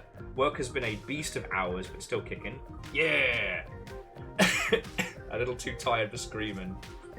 Fair, fair. You know, I'm fully living the survive till 25 life at the moment. But it's going good. You know? Okay, it's the 2024, like, I am doing good. You know, as much as everything is thrown at us, I am in good spirits this day. I'm surrounded by snail-based paraphernalia. And Angel Clean, of course you can have a hug. Come on in, friend. Come on in. Zakam.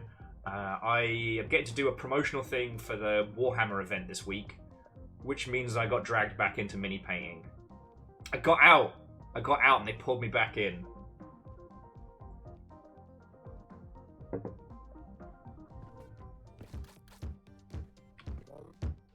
Shit, it's the crew. We've been Big Mudge fans since before we were even babies. Yeah, we've been bumping Bobble up since, like, way before we grew up. I mean, before he blew up. Oh, you been sold out? No! Mud would never sell out. He just loves kids as much as He does. Siggy sings. Whatever you say, dude. I'm just saying. Siggy sings are big. The kids. Big yuck. Alright, you can just keep banging on that one. And the lift is fucked. Okay.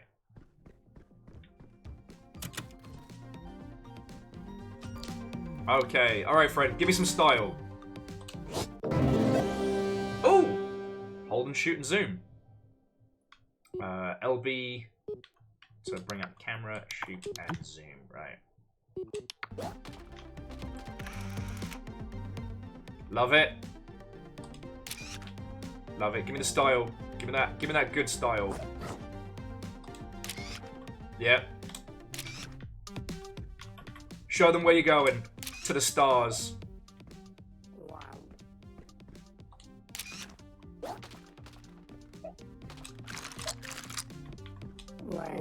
Yes! Finally! Someone pointed a camera at me!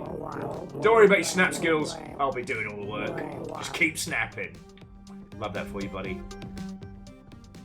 Does anyone need / want a primer on this feckin' game? Are you happy to just, like, Devolver Digital it up right now?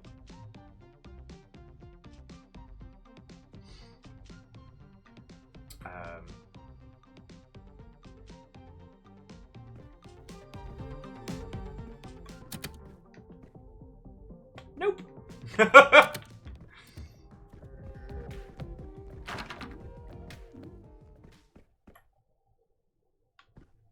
Big Mud. Live in the universe.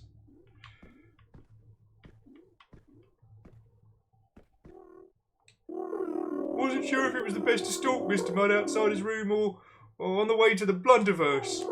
Oops, I say stalk, I meant support. Whatever, mate.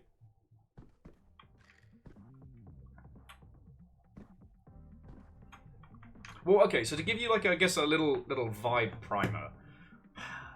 Sludge Life was this weird kind of, not quite nihilistic, but very, like, post-urban, glorious disaster.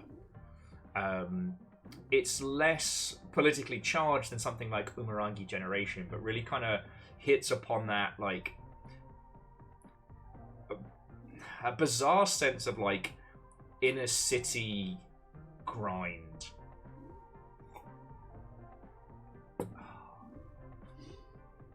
It has this real kind of, like, post-hip-hop grunge vibe to it that God, if I say vibe one more time, I think I might become the vibes.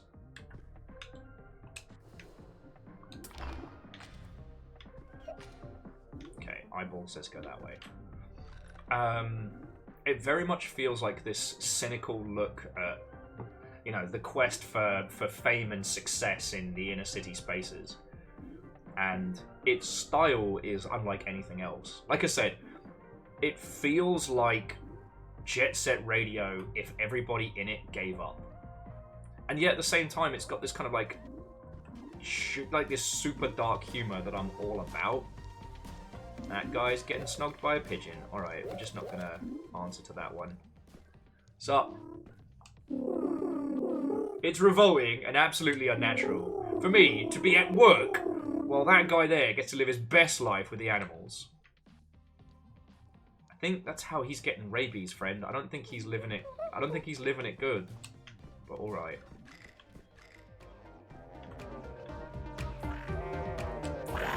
Sorry, boss, we're temporarily closed for repairs. You know what? I didn't actually want to buy literal shit anyway. I think I'm good. One whole slug consumed. Yeah. But yeah, the first game was very much about you are a nobody in this weird, like, impossible city. It's, you know, it's being choked out by, you know, corporate greed and everybody trying to get a leg up on each other.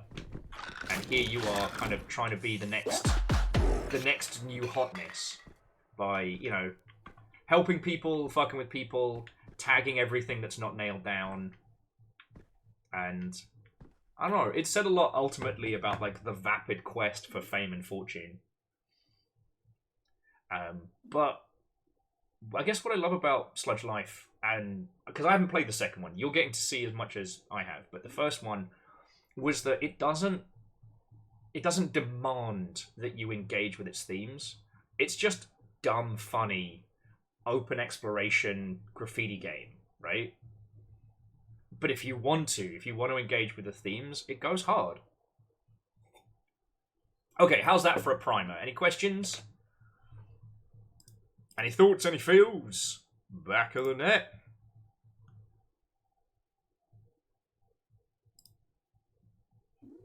Oh, sorry, bear with me just a second.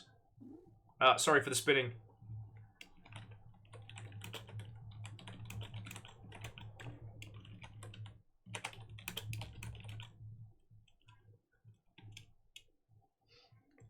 Oh, the good toast.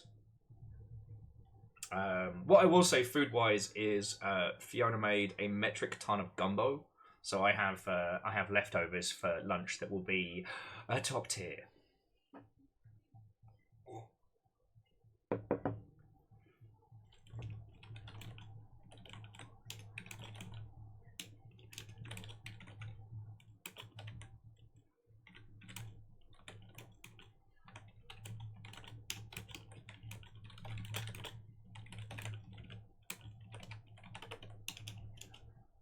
Sorry about this. Everything happens so much.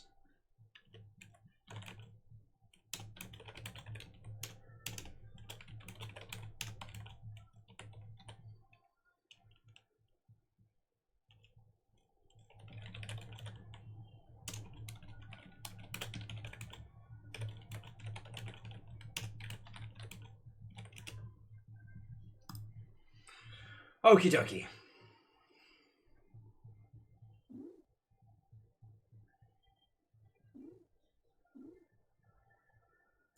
Yeah, so actually, Nick, I was going to ask if other people have been keeping up with that, because I've been in my own little weird bubble, right? But, wait. The hell? Okay, there we go. Sorry about that, friends. No, so there was like a letter posted by the studio head behind Ninja Theory about the release of Senua's Saga, which came out today. But it didn't feel like a, hey, we did it! It really did feel like a fucking ransom note.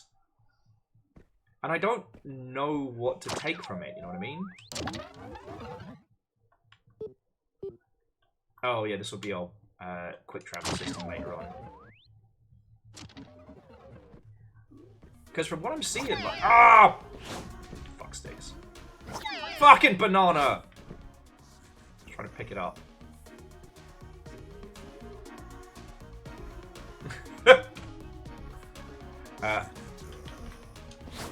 As I said, friends, this game is not the most subtle.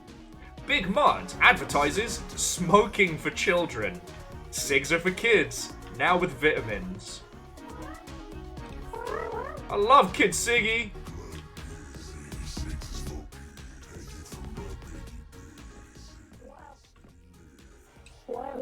Hey, have you seen Big Mud yet?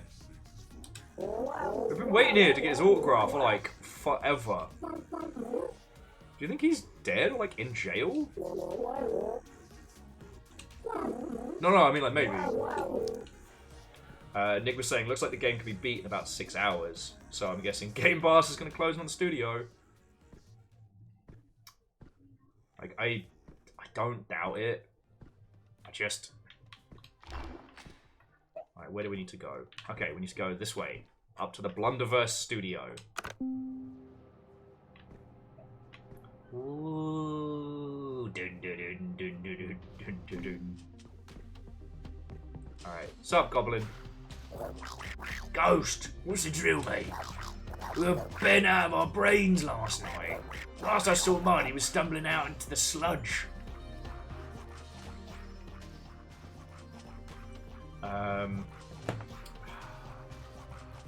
I mean, again, we don't need to go too heavy into it, but I'm just like...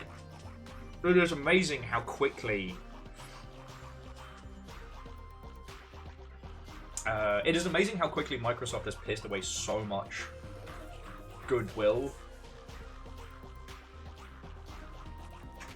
Nick says, this feels like gaming to be high while playing to fully experience it. See, I would, but it... Like, this is a direct continuation from the last game, but it gets fucking clever. So, like, if I tried playing this high, I definitely think the textures would break my little brain. And again, apologies for the alt-tabbery.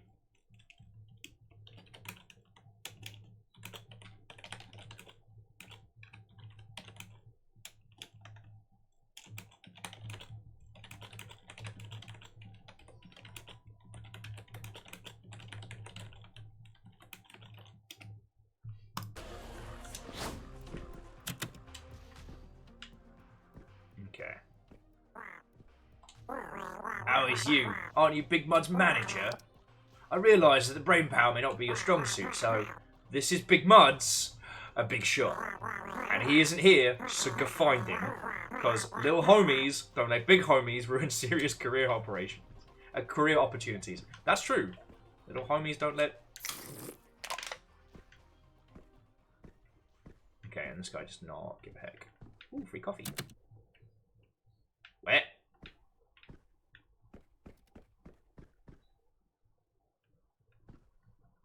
Why are we in a blue void? I don't like it and I never want to go back there. Yeah, the blue room of death. Thanks, I hate it. Ooh.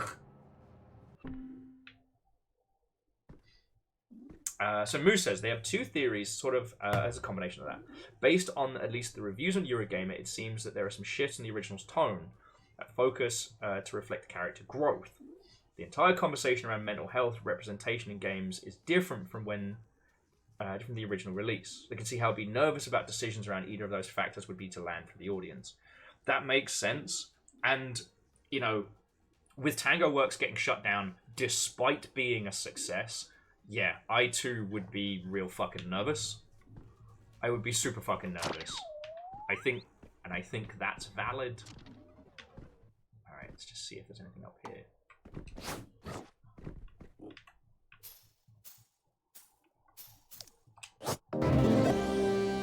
Okay, what's this? The glider. Hold right trigger while falling. Gliding will negate any falling damage. Yeah!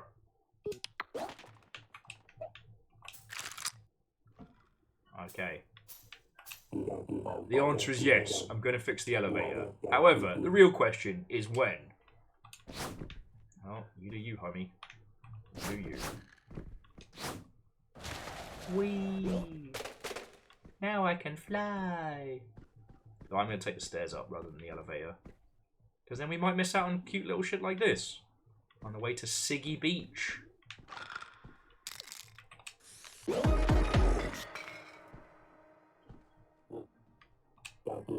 Yeah, I know. You wish I was the old dead Siggy.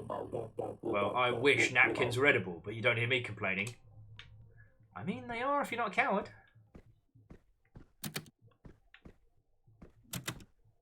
Nope. Whatever he's on, I want no part of it. Ooh. Damn. I said I wanted no part of it, and then I did the same thing. Brace yourselves, friends! We tripping! What? I'm so free. I'm flying. Wee. Wee.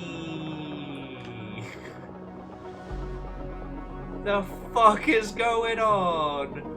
Wee. Aliens, I guess. I don't know.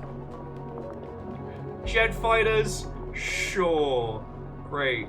I love this for us. Whee!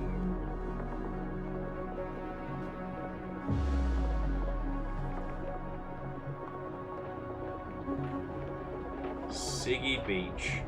I hate everything about it. What's in here? It's... Oh, God! Okay. Now, I think we can have a better appreciation for what the Mario brothers go through on a daily basis.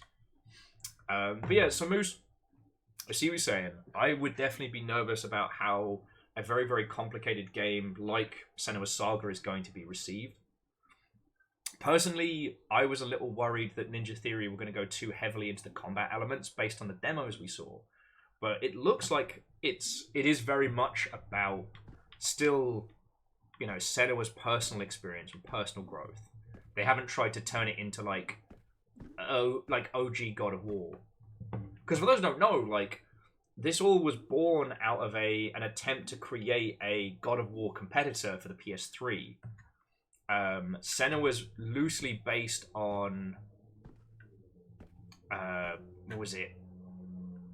The Hellblade character's sidekick, and then that element got dropped in favor of a whole bunch of stuff.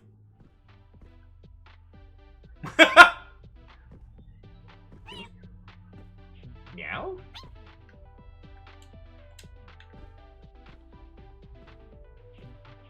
Sorry, I know you all know this, I feel it warrants, like, stating just for discussion.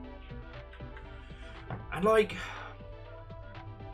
the thing with something like Senua's Sacrifice and Senua's Saga is they're very, very personal experiences. Like, while we may stream Senua's Saga at some point in the next few years, we won't be streaming it right now. Like, the first game did an incredible job with a combination of personal experience, binaural storytelling. Like, to anyone that hasn't experienced, you know, any kind of, like, you know, anything resembling schizophrenia or, you know, the multiple voices in your head, it's a game that makes you feel like that.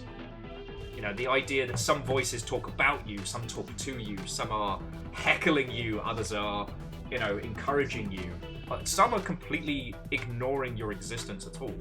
And that combined with the binaural audio where sometimes they're right behind you and sometimes they're off in the distance. I've been told that's a very accurate representation. But you've got to experience that. To fully understand it, you need to experience it. You need to play it with headphones. You need to go into it in the right frame of mind. You know, a whimsical stream on a Thursday afternoon Tuesday afternoon isn't going to encapsulate that. Do you know what I mean? And considering, like, the goalposts have entirely moved for Game Pass in the last, like, 5 minutes. You know what I mean?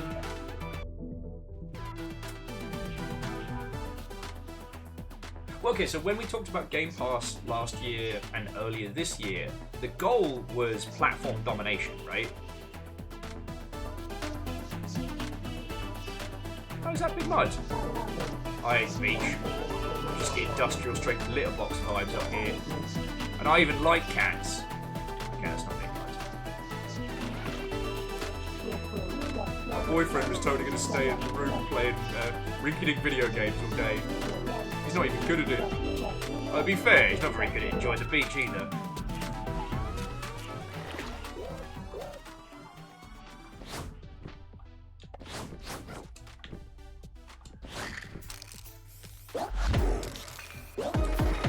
Yeah! Ghost wins. Anyway, so Angel Kalina, have a lovely rest of your day. I hope work goes better. To be continued. But yeah, so when we talked about Game Pass and its whole philosophy, it was all about like, hey, here's how you win through the medium of like just outspending your opponents, right? Microsoft beats out PlayStation by having Game Pass be the everything. You have a subscription, you have every game, and that way you start looking at your other subscription services and you go, yeah, you know what, PlayStation Plus doesn't get me nearly as much as this. I'll start moving to this setup. Can't believe this kid forgot to tighten his diaper. Gotta give it to them though, never seen a stank snail so well executed. Grim.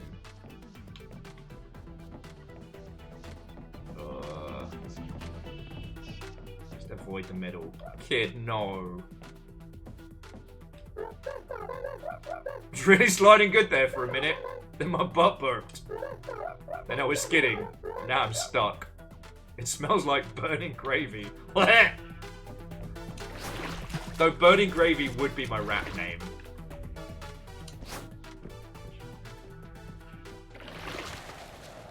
Okay. What the fuck? What's this? Hey, I think I found the edge of the universe. I love this for us. Sorry, apologies for losing my train of thought there, but more like, yeah, the Game Pass method is not good in terms of like a monopoly, and we're now seeing like the worst case scenario. But initially, the reason why it was good is because if your goal is to out-dominate your opponents, you need lots of games. You need the kind of games they can't make. The kind of games that don't make sense on paper, but everyone goes, fuck yeah, you've got that. And they've gotten rid of those. And anybody in the Microsoft ecosystem now, anybody that signed what they thought was a smart deal to keep their team alive, now has to suddenly face the idea that, like, beans. There is no safety. It's just the same as the rest. So, like right now, the best thing you can do for a studio is stay as independent as fucking possible. Do not shake hands with the big. Do not shake hands with any of the big publishers. Don't do it, because it's a death nail. It's not if now, it's when. When is the big publisher going to destroy you?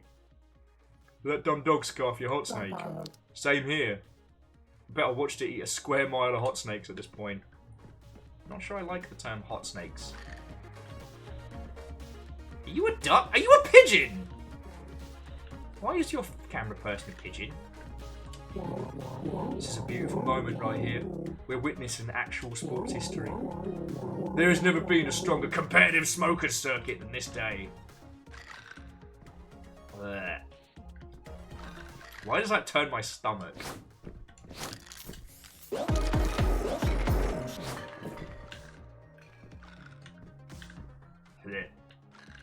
I love Pigeon Face, but I definitely hate the concept of competitive smoking. Alright, so the eyeballs say we've got to go this way. You, sir, have fucked up.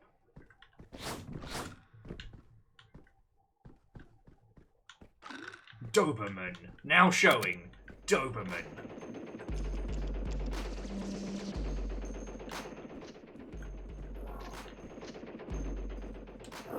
Welcome to the future of cinema. A violent GIF. Don't worry. If you go to the bathroom, I'll tell you what happens. Spoiler, there's no bathroom. But yeah, sorry, I keep jumping back between... Whoa!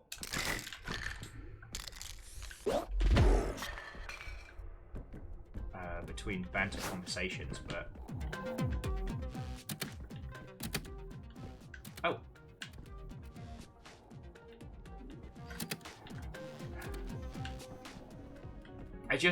Everything feels so... like tumultuous right now.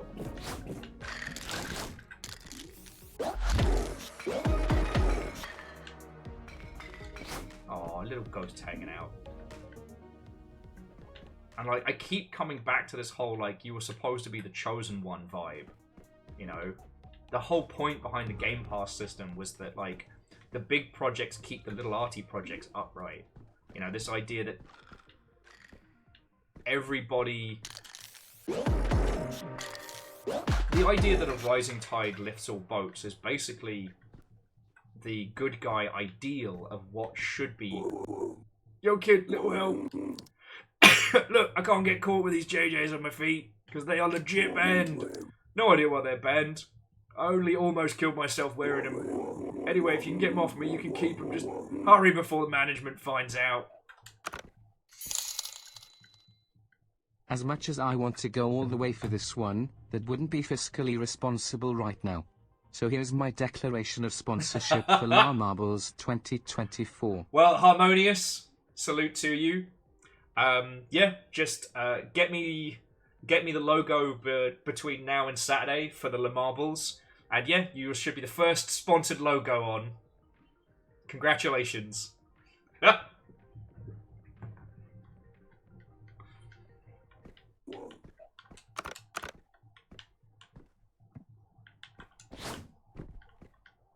don't know how we're gonna save this guy.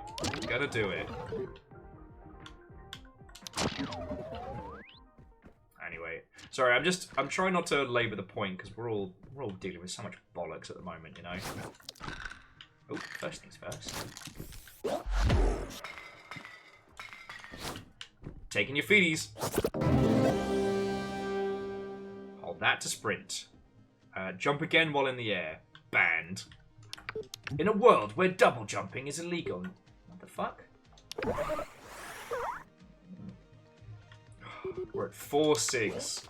So I love that for us.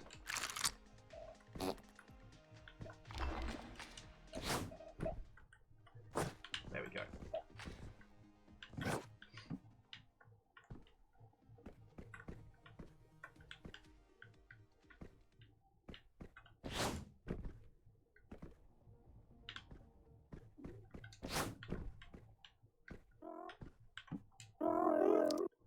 Some rich mummy booked every table of the joint just so he could eat an endangered animal alone. Oh, let's kick his ass. The timing is perfect. Someone needs to spit in this rich dude's food. And I just used all of my saliva to make his bisque. Alright. Where's the... Alright, where do you need me to spit?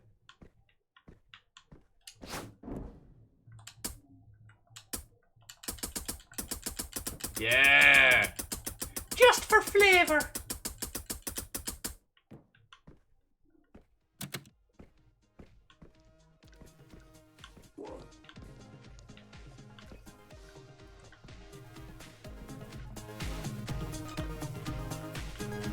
It's a whole ass DJ and one bartender.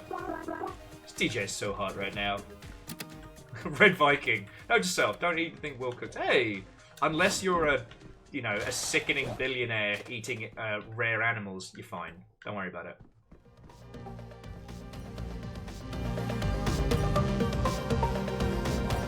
You won't believe the fortune plug sank into this crystal Siggy chandelier.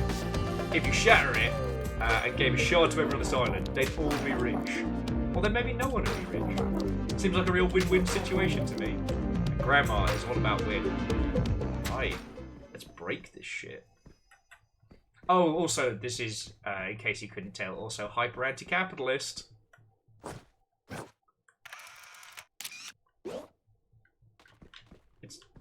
said photos. Alright, I think we're gonna go one more up. Okay. Sorry, I keep like flopping about on the conversational topics. All I can say is I really hope that Senua's Sacrifice does good. Sorry, Senua's Saga does good, because it really deserves to, you know?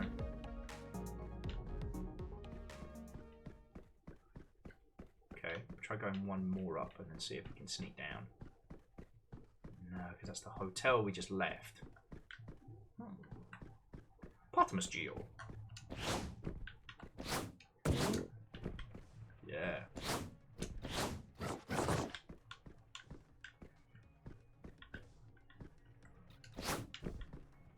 What's up, Burb?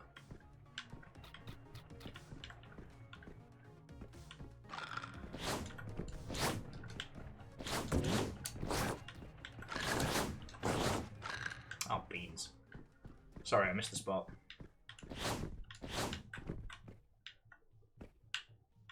Once again, to kind of like balance out the Game Pass fear, it is very, very nice to see just how many independent titles are doing really good right now.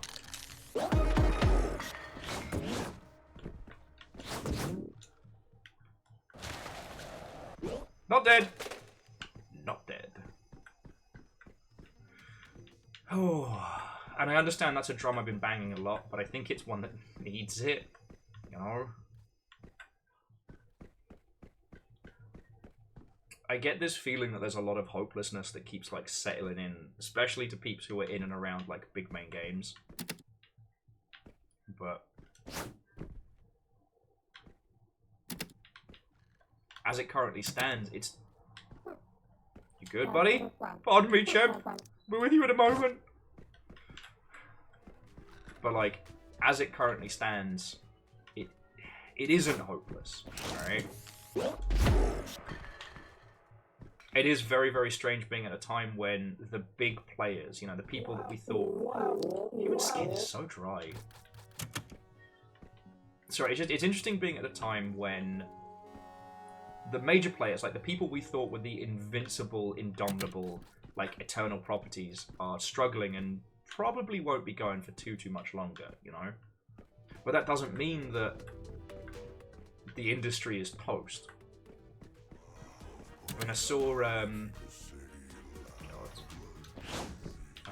I saw that they're doing a Gundam crossover with Call of Duty Warzone, which boggles my tiny brain. But, okay, no, I know why, because money. But the thing that strikes me is that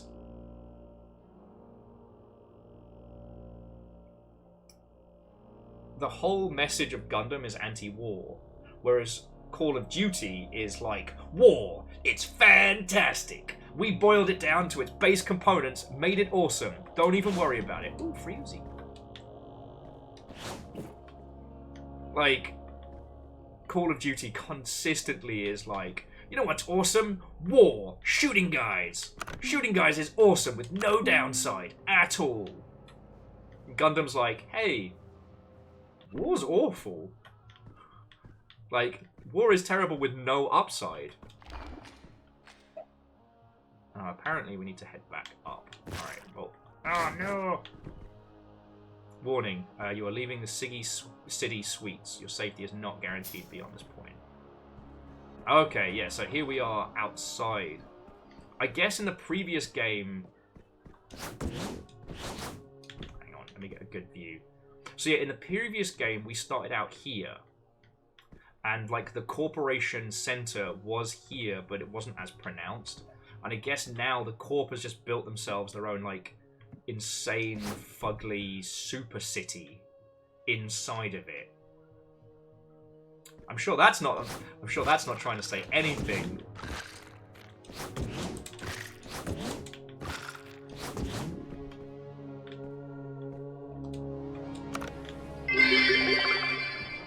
Even G Gundam was like, our one-on-one war is destroying the planet, but Horse Gundam. But Horse Gundam, yeah. I mean, Akira Zero, the whole, like, the opening to G Gundam is all about how, you know, humanity fucked up the planet, and instead of fixing it, everyone was just like, deuces! And flew their countries out into space.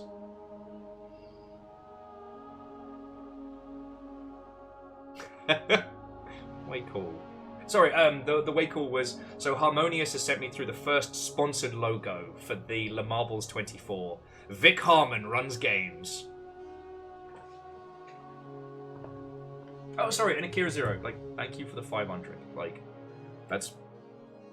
Sorry, like you don't know, but that's $5 to keep an old dumbass going.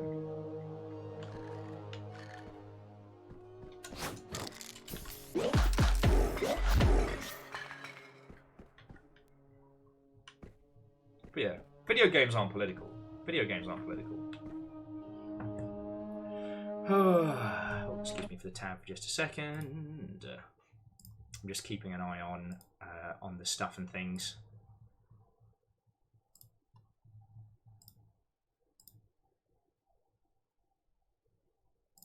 Okay, and I'm back. But yeah, no, it's just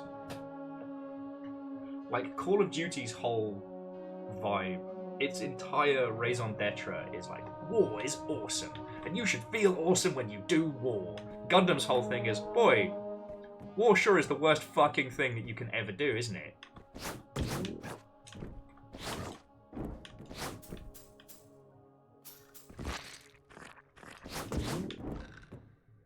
Puppy. Hello, puppy. Now where do I go? You smell like that graffiti girl who's always on the rooftop. She's so cool and calm. The slugs just stroll all over. Hate your chewing sounds though, mate.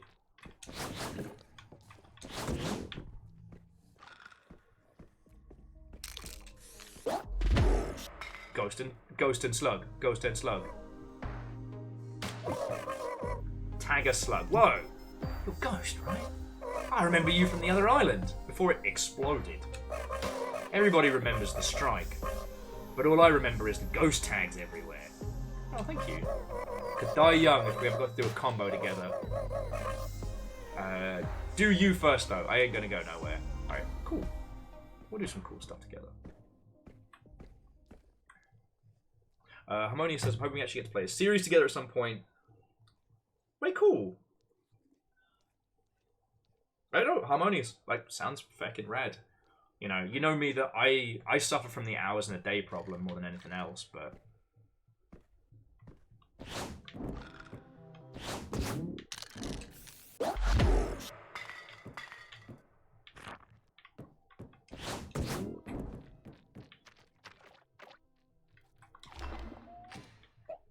Okay. So the eyeballs are saying we're gonna head this way.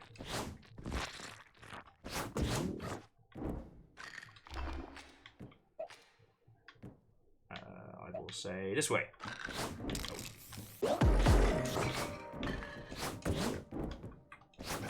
You got to admit, friends, a pair of eyeballs that you throw out into the world as an indicator for like where you need to be heading story-wise, I think is fucking fun.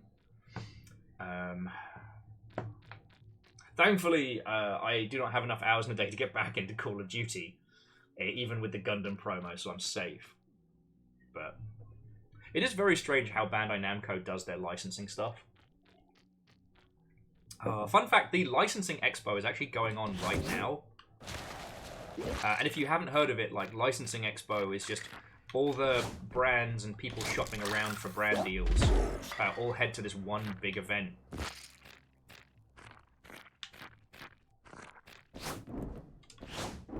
They actually, because one of my friends is, well, industry friendos is over there at the moment, and they actually do have a literal version of Shadow the Hedgehog's bike.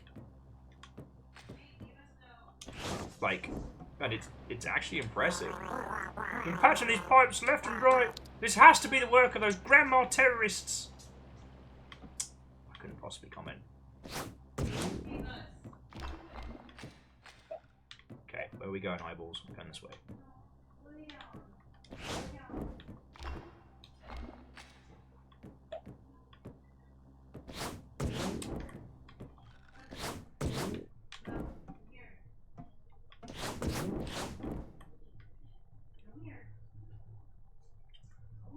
Orzine says, that's enough Final Fantasy VII for today. Congratulations on your self-control. Honestly, the only thing that stopped me from binging through all of Mullet Mad Jack has just been needing to get shit done. Kind of desperately wanted to. There we go. Alright, where are we going, Eyeballs? Oh! Okay, Eyeballs says we're going in here. I mean, I wonder if it's just taking us towards the bits we need to tag, or if it's taking us towards story.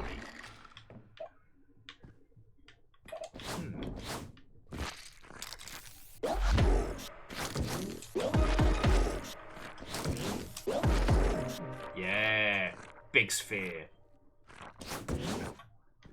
Yeah, Jamami, the eyes are strangely cute as well. That's...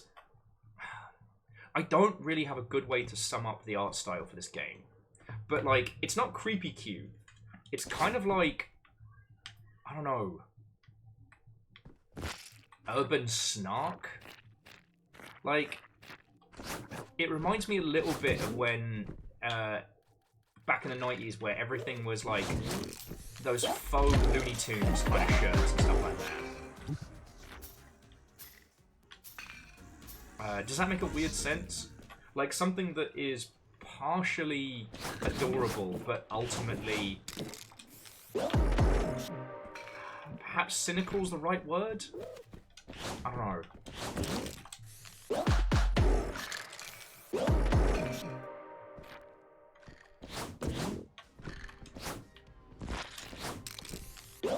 I don't know if any of you... Calvin Peeing Core. Yes, but in the same way how that got adapted onto like t-shirts and merch and like counterculture back when we had monoculture, but you know, that kind of vibe. You know what I mean?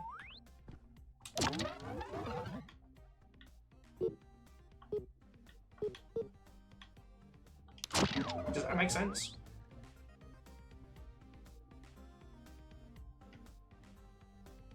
Oh shit, so Orzine, you mean literally Final Fantasy VII? Fuck. Sorry, Orzine was saying that they put a Voodoo 3 card in a Windows 98 machine, while the game itself hated being installed, got it running on there. Fuck yeah. Go you. That's cool shit.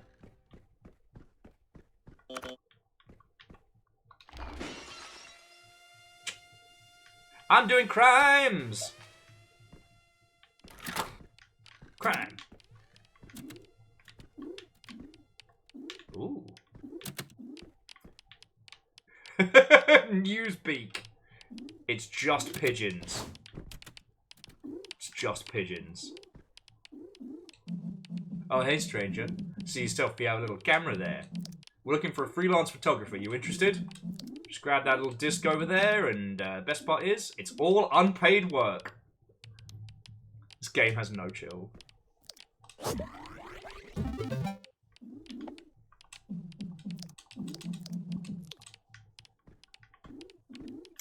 I'm gonna be honest with you, not a huge fan of that.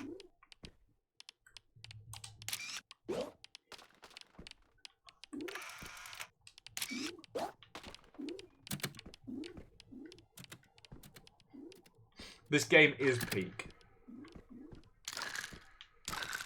Oh, what's this? Big Mud installing. One of the 5 masters. Okay. Hang on. So let's see what the... So here's Newsbeak Eye. Hotel Stonk. Pigeon Nest. Penguin Friend. Alright, it wants us to take photos of pigeon. Of like varying burps. Items maybe?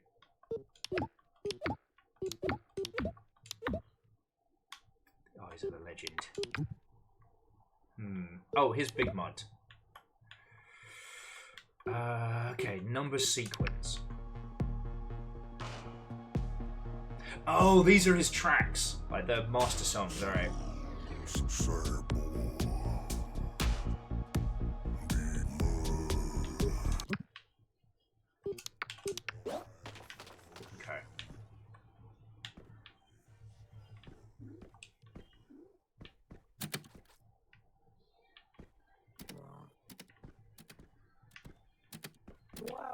Ah, yes, this will be the cigarettes marketing department. Spoiler, you're one of the baddies.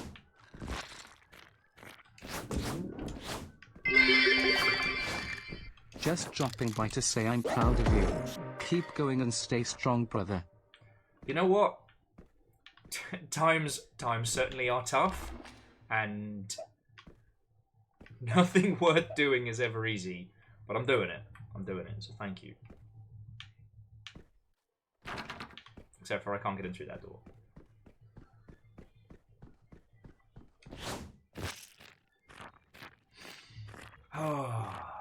But yeah, Evil Geek, I'm thinking Invader Zim's got a similar kind of like something that has that kind of like counterculture adorable aesthetic, but is ultimately pretty fucked up. I don't know. But I can't quite put my finger on the best way to phrase this. You know, the best way to be like, no, this is exactly what this aesthetic is. So if any of you know what it is better than I, then please, like, jump on in. It does feel like we've been given a lot more toys to play with in the sandbox a lot earlier. I guess, like, Bergamon. Oh, God, I want Bergs.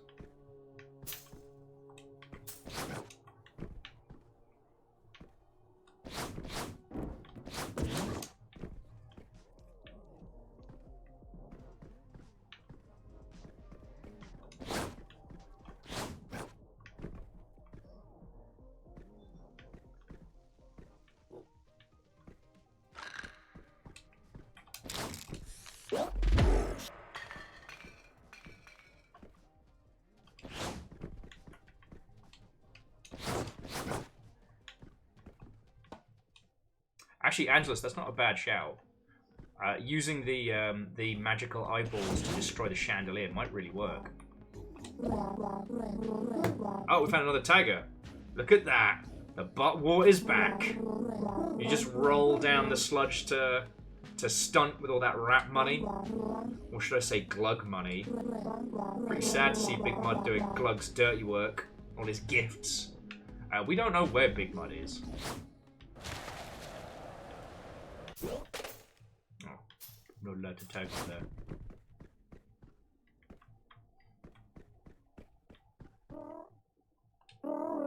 Excuse me, is this your dumpster, Dove? It was outside my apartment and it looked triggered.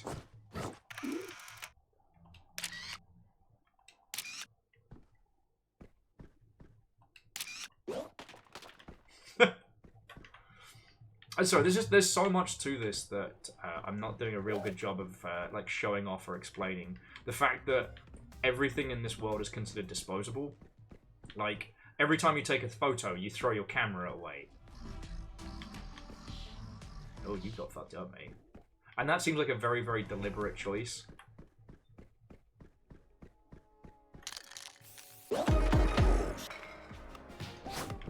Oh, here's our other tagging friend. Here's a pigeon! Oh, hey! You tag? I tag! Oh, you did good tag. You did good work, Pidge.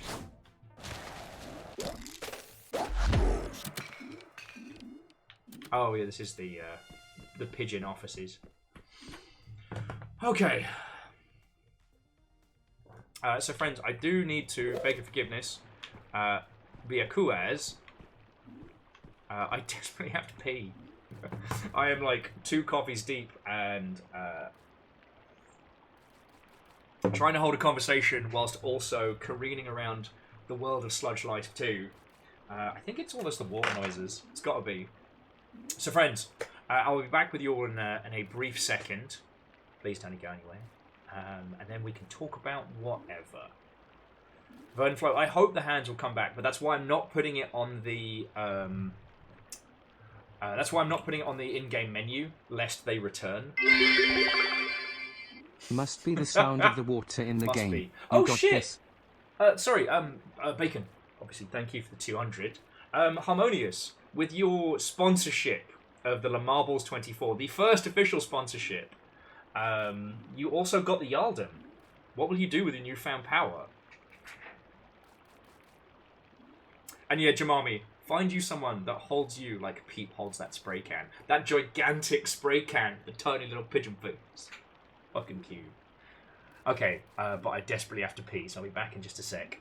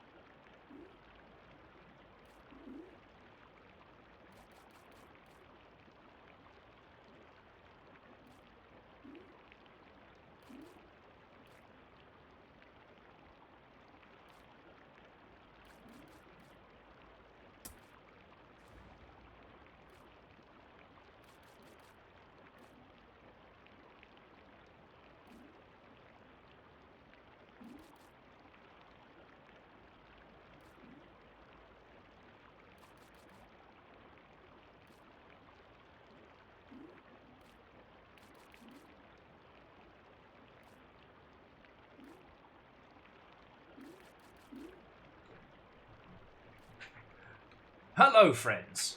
Thank you all for waiting. We have decided that we're going to be decadent today, and we're going to have some burgers. Like, I mean, we're going to spend $30 and get a buttload of burgers from Dick's, but ah shit, Orzine, maybe I should have waited. Maybe the chair is really the one bringing in the bank. And J-Post, thank you kindly. Okay. I don't know who Uzi is. I was born to protest. Wait, who? I thought Uzi was a what? Are we not asking for free Uzis? Who cares? Confusion is the mother of all protests. Alright. Forget how we sneak into this. Probably like this. Pay fines here.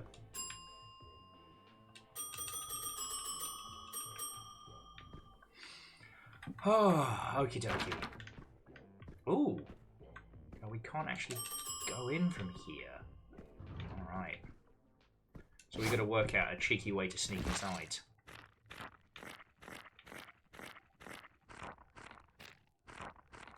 Oh, we tried getting in from this side.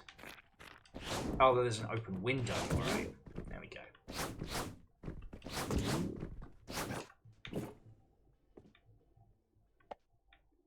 Yay! Clops! Oh, my fucking life. How did I just realise? Ah, oh, rats.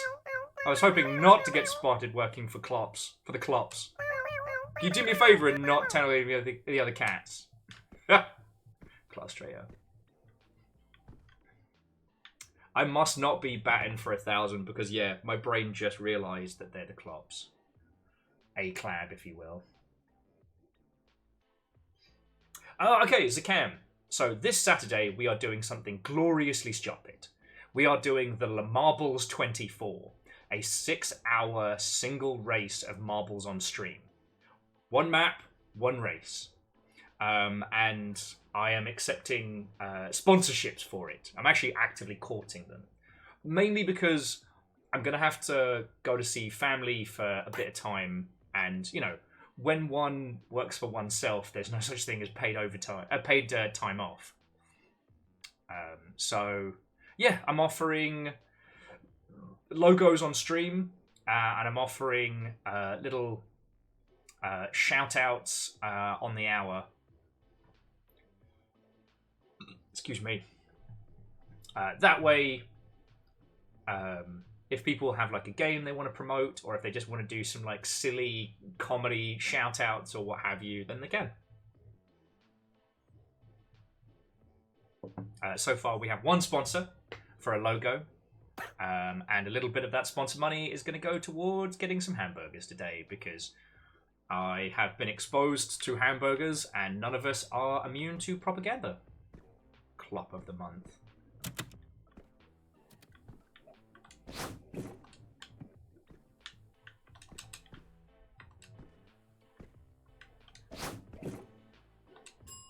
Oh, it's the bell. I thought it was the little calculator.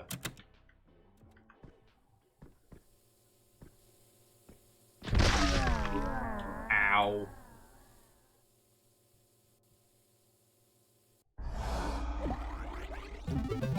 I live again! Okay. So we're still, we're breaking into the clock shop.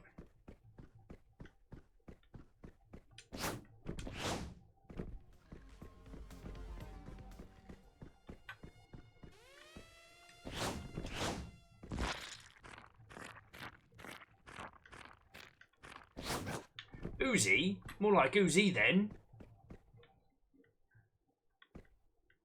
Sorry, that wasn't even vaguely good.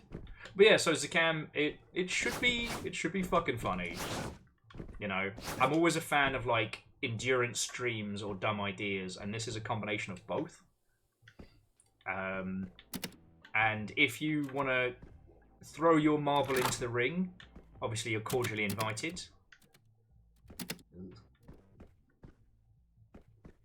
Gotta get up to get down. Oh, what up, Ghost? I knew chaos would bring us together again. You'd better be out there bombing while Klopp's got full on me locked up. This music is killing me, yo. Speaking of music, you still rolling with Big Mud? Word to pipes is you got caught up in that glug money. Ain't judging, G.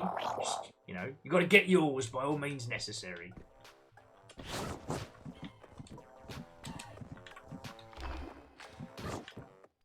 Fortunately, I can't stop the music, mate.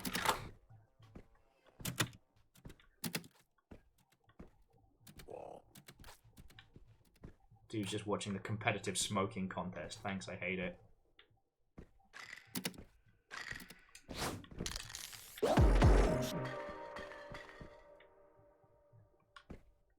How come we can't bust our buddy out? We should be allowed to. Don't stress about your boy Uzi, though. I got plots with plans within schemes. It's in my blood. Bring out this cage. Let's get in some serious trouble. Done. But yeah, so I guess the challenge streams we currently have at the moment, like, not all of them scheduled, but on the docket. So we have the Lemarble's 24, which will be an interesting Saturday, that's for fucking sure. Then we have the Snailway to Sneven, which is a snail simulator challenge that takes, and I shit you not, 2 days real time to finish. You are a snail climbing the impossible Snailway to Sneven. Ooh.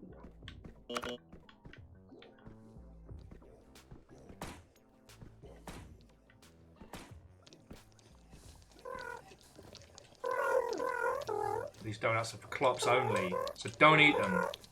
Don't worry, Grandma still loves you. Oh shit! Grandma is kind of like the smash the system operation.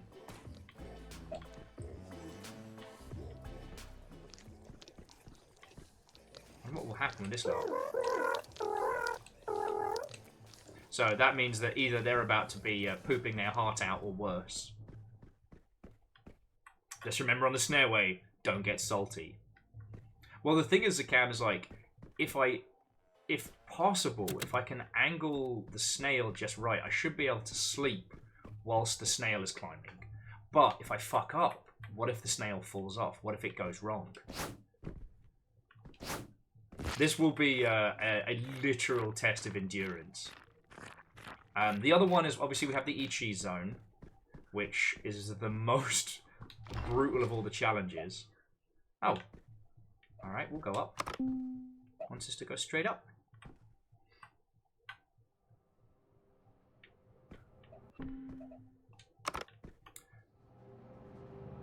Oh, what else have we got? Oh, also the, where we go? It's still up. There's also the, what was it? The infamous Hot One Stravaganza. Okay, do we need to go once more up? No, that's as far up as we go. It says we go this way. What do your elf eyes see?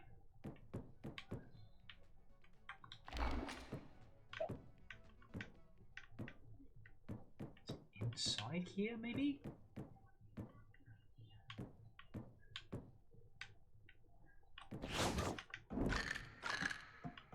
Ah, beans! Okay, maybe the eyes are pointing us towards the next tagging location. Not towards the next story beat. That would make sense. Sorry. I'll get boykers later, so I'm happy. Oh. But yeah, if you'll forgive me for being very, very basic in terms of conversation. So, how you all been? Like, it's been a whole weekend since I've seen you all. What have you been playing? Tell me your tales, friends. Right, now let's see if the eyeballs have moved. They have! Okay, so the eyeballs are always pointing towards the next tag spot.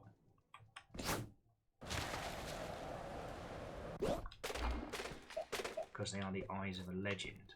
Ah. And that legend wants us to go up top. Okay, can't do that right now.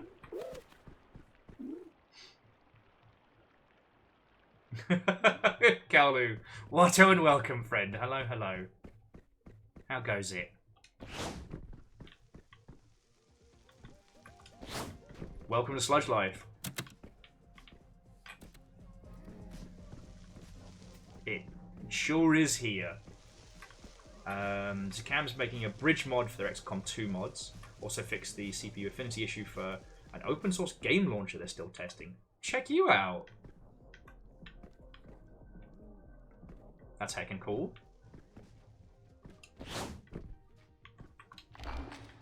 The eyeball says this way.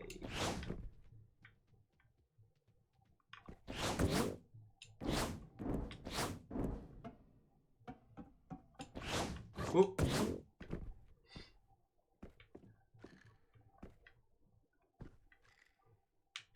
Aha! Alright, I see it.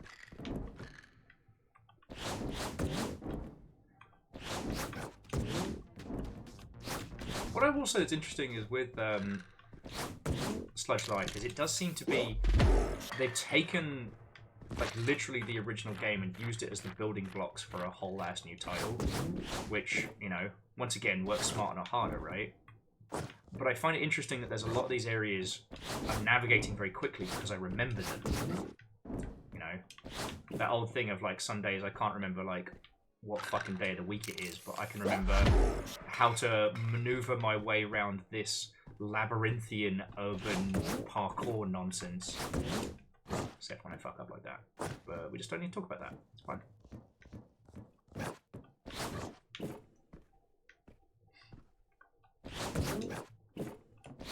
But yeah, I don't know in what capacity, but I wanted an excuse for us to all revisit XCOM 2 again.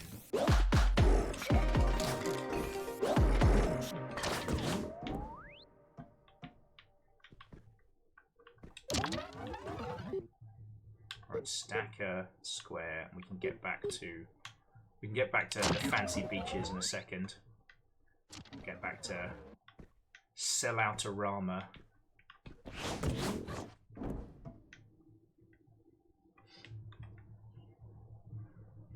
Kaolo says it's super late across the pond, but they've got a painting itch, so press on. Ooh, what are you painting?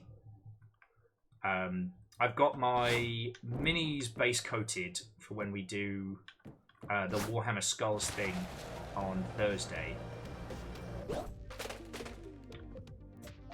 And I've got some of the... I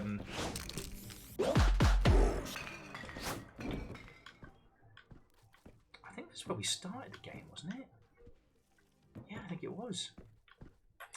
Sorry.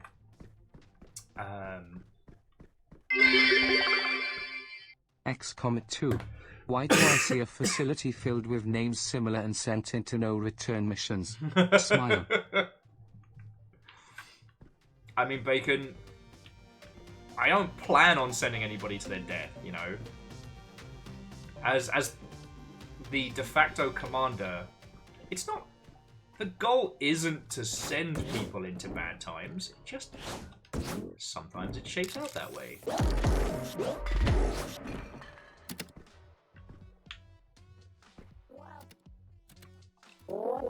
Yo, this crab is chill as fuck. This is a cool crab. Sup?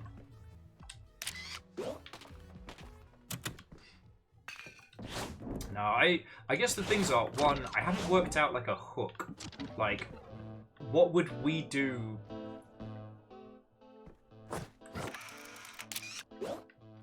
What would we do as our next XCOM 2 adventure? Because we have already done one.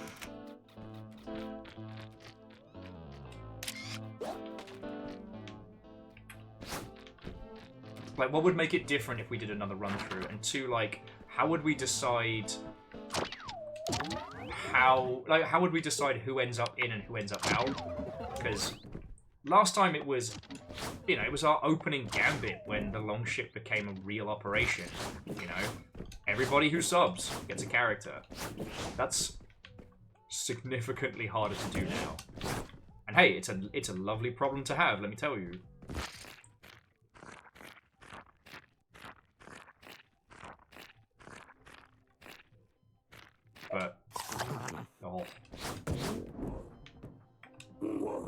I sort of kind of hate my boss. Not enough to tell you the key code to the lockbox, though. But if you could hit Siggy Sig for me, maybe I could hate him that much.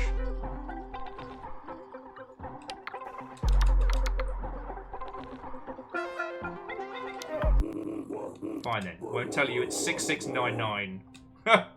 Oops. My mum hates that. Alright, we're gonna remember 6699. You'll think you can remember 69 twice?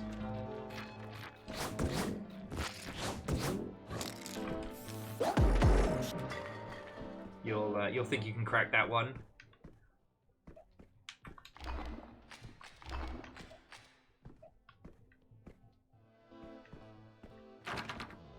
It's pretty complicated. Okay, I think I've got to descend upon it from the sky. So back to the parkour tower.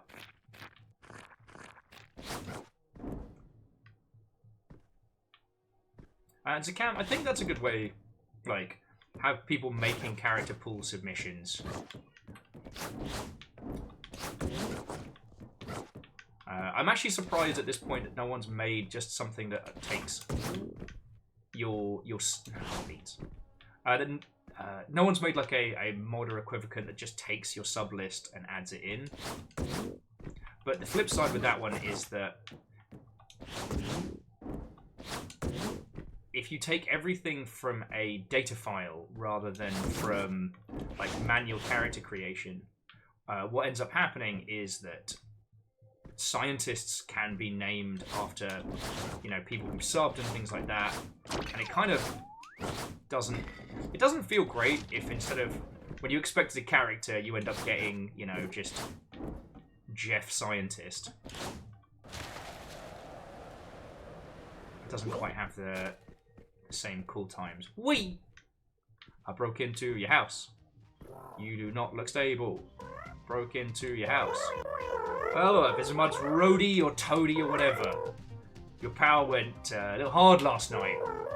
After losing his master in my fun dungeon, he had himself a little hip-hop tantrum. Eventually we found him hyperventilating and hugging my useless cat. Cat's been nothing but trouble. So let's make this a little deal. I keep the master, he keeps the cat. Mr. Mud is in the freezer downstairs cooling off. I let the little bugger through. Anything you say, boss. Good luck thawing out his self-esteem.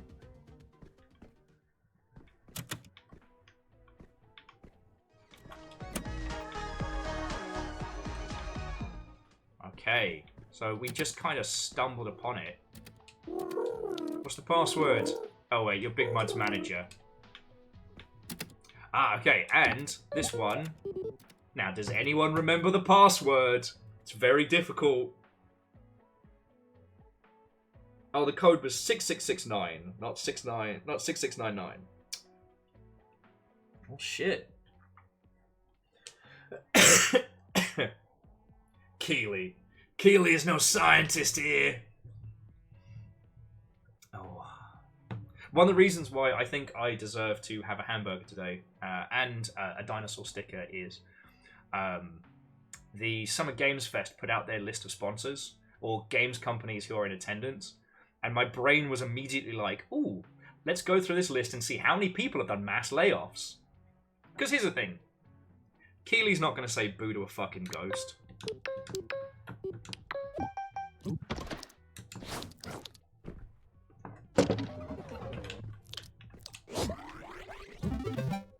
Keely's not going to say boo to a ghost. So I don't feel bad like taking the piss out of him. And he's making a shitload of money off of the games industry, so... You know.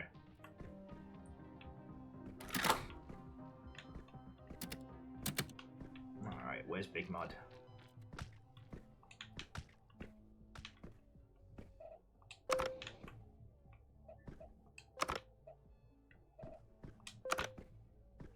Alright, here we go, Big Mud. Oh! Ghost, you found a fool. How long was I out, yo? Damn it, I forgot we were supposed to be up in Bloomiverse today. We got to go! Let's shoot a video! And slap some click shit in the map. I'll meet you up at Bloomiverse, I promise. Just Get my heavy arse head right.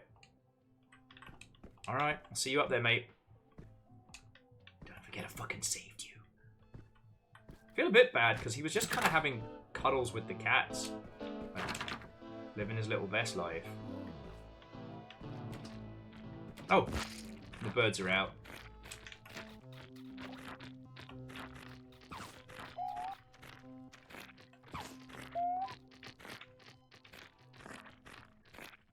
Oh, he literally got his cat nap. Sometimes the visual puns on this sneak past me.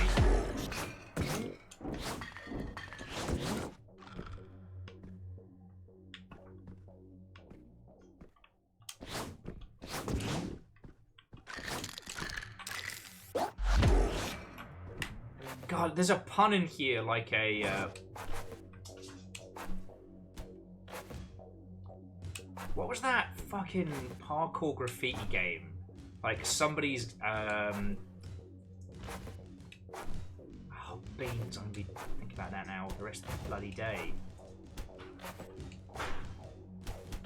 Nailed it.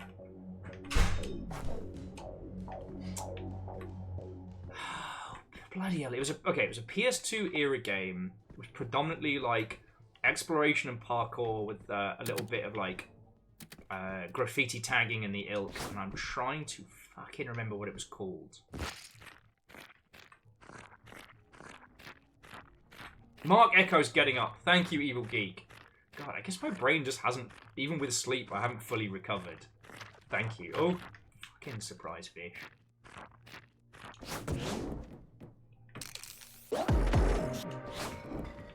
And this feels like the grungy equivalent of that.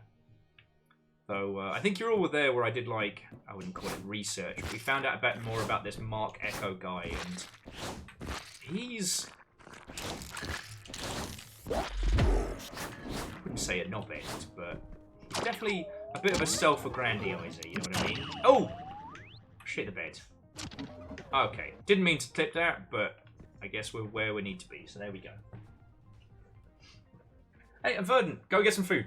To be continued.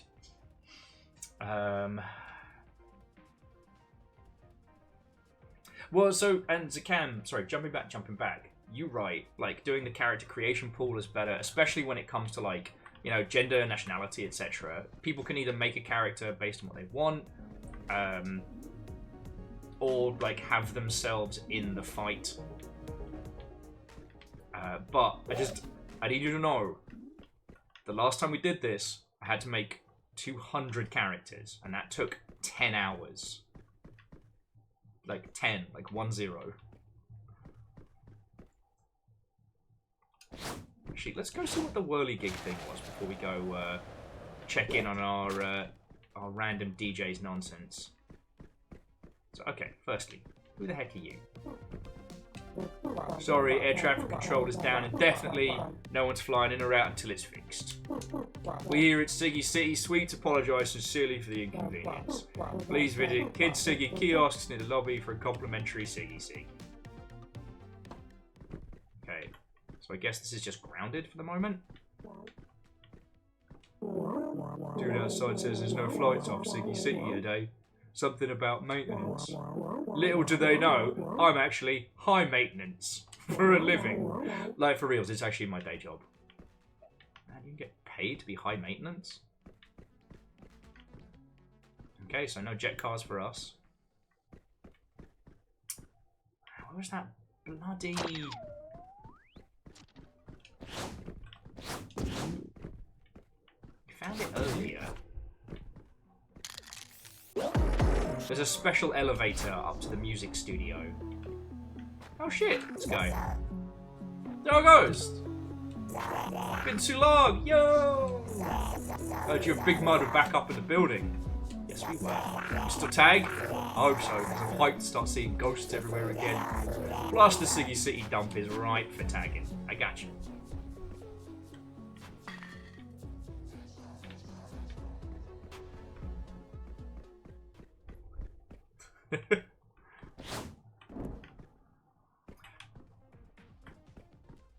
Oh, unlocked a new combo spot.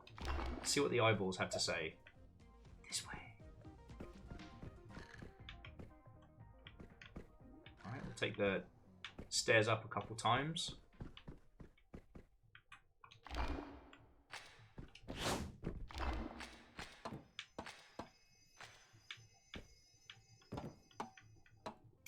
Oh, fucking yo, we can climb the chain. Okay, so it's poisonous up here. Got limited time.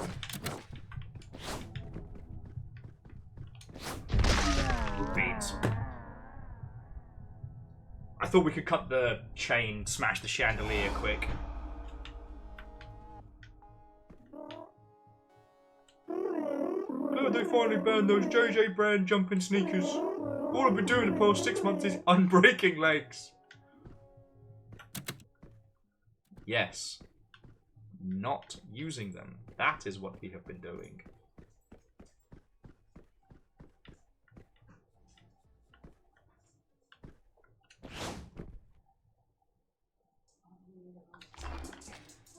Okay.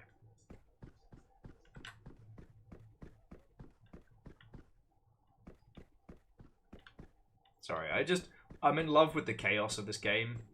It's perhaps not the best banter game, but I do like how you can just bumble your way around it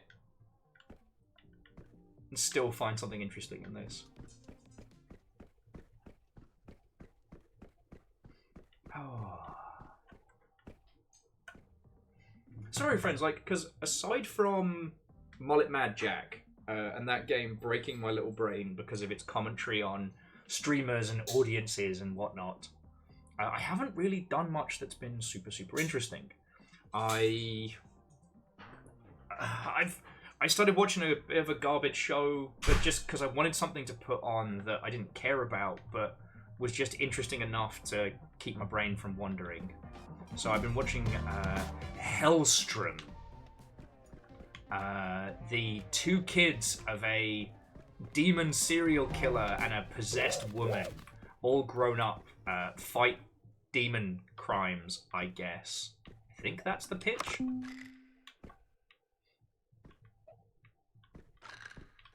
Oh, can do the back of this. So I've been watching a lot of that. I've started Jenny Nichols' video on Star Wars Galaxy. Sorry, not Star Wars Galaxy, on the Star Wars Hotel. Because, you know me, I'm fucking obsessed with live storytelling. And the Disney Hotel is a really good example of, like, good ideas poorly executed. Okay, by which I mean that when you charge somebody a large sum of money to do a live, like, interactive activity, the expectation created is massive. And it was a kind of expectation that could never be met. Oh yes, and I did see the elevator. It was just, there was something else I spotted. It was like another, like a big fancy mural. But I couldn't get... There we go.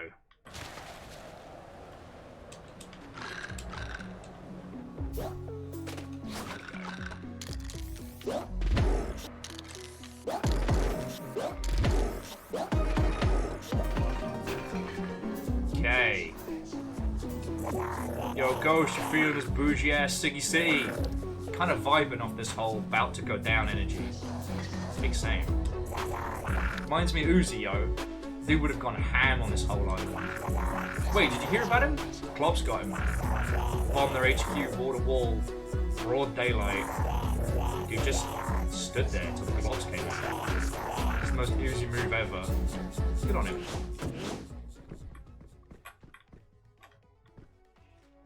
Man, apparently I just can't seem to hold a train of thought today.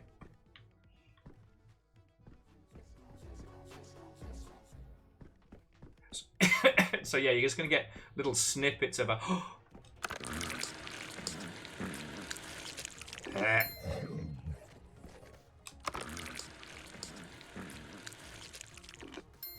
Why is that so grim? Oh. Yeah, no, let's never look at that again. Let's never look at that again.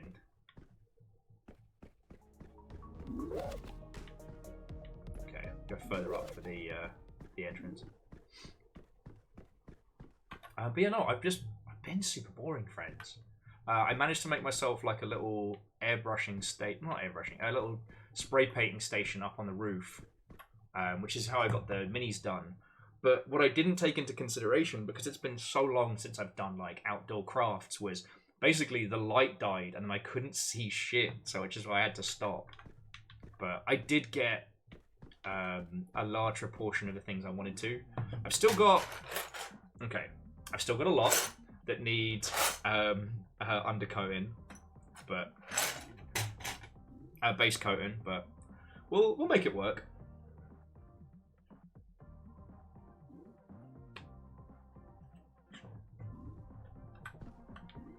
Hey, like I've got loads of respect for those of you that can watch those long videos on like multi-time speed.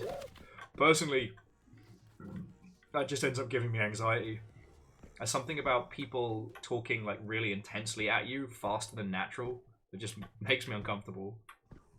Don't ask me why. My head still hurts, yo. My bad. I'm in slick for life. Don't worry about it, buddy. I'm just gonna look down, not be confused by the hypnospear. Okay. Ghost, you found mans. Props, yo. The homies are waiting for you in the Blunderverse. Well, in the world's latest little homie. What are you waiting for? Get your late ass in the Blooniverse. The Blooniverse. It's all blue. Alright. You ready? I was so blasted last night, it's all like blur. All that sellout noise was getting to a full. And then I lost my last master. Worst night ever. Feel like I let everyone down. Sad boy. Half face, you. Behold a click sick. Blobbing up is no game, yo. I want that sludge life back. I want my flies back. I don't know where this guy's from now. Found your boy, Ghost. Click sick. Alright.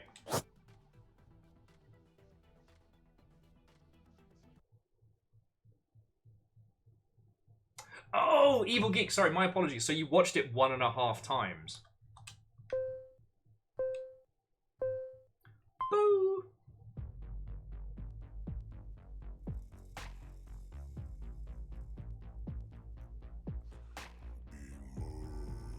Big Mud presents.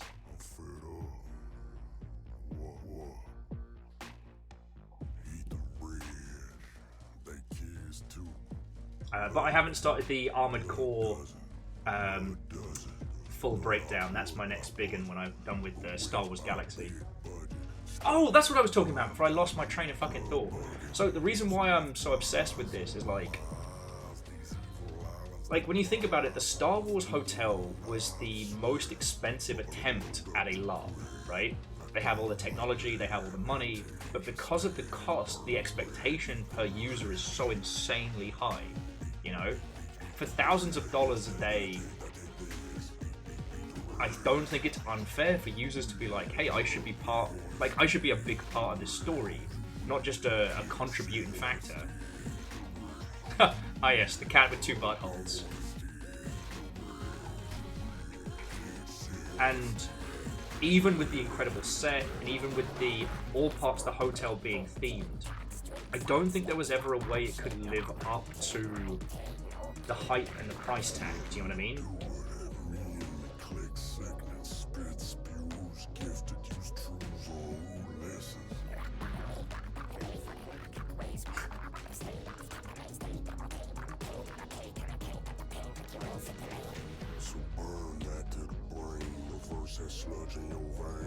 And the reason why, again, I feel like it applies to us is like when you look at how things like the Blackout Club has played out, how things like Helldivers 2 is doing, and any other of like the attempts at like live storytelling stuff, and you compare it, it's interesting, right? Because if you tell the user they will be the hero of the story and they're not, they're livid. If you don't tell the user that there is a story going on, the ones who find it will feel like they are fucking legends. Like, even if it's just a little smidgen of what they can see. But the users that find out after the fact they could have been part of it and don't, they're not going to thank you. You know, like Omega Mart.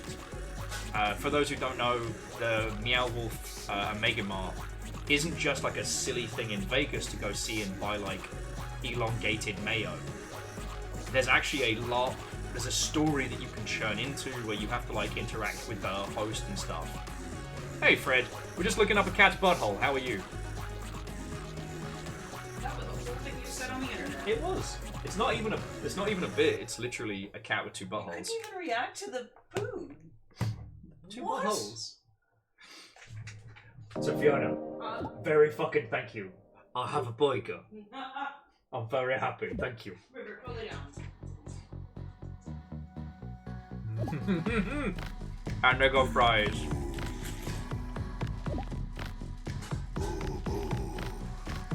Harmonious, I hope you will forgive me for spending sponsorship money on burgers. But I needed this.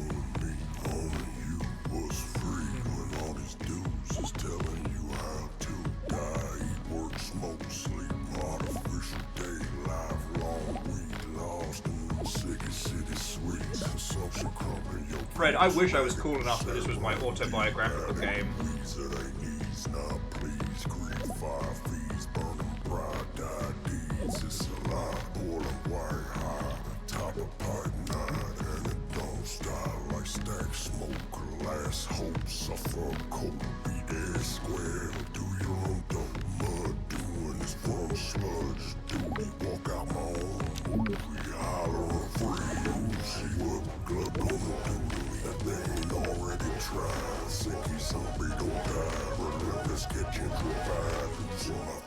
Open my eyes wide. Take it down, get down, get right. Sludge Life. But yeah, Fred, I hope you're doing good, Fred. Take it down, get down, get right. Jam's like, I'm not sure I just watched. It was a hell of an experience. Hey, I haven't really been flexing my weird indie cred as much as I should. Don't say I don't ever bring you anything properly weird.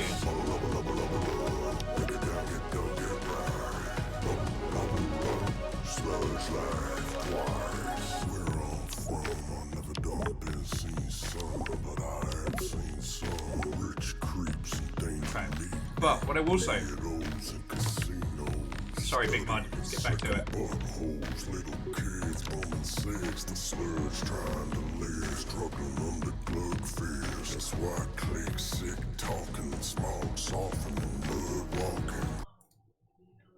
There are multiple endings to this.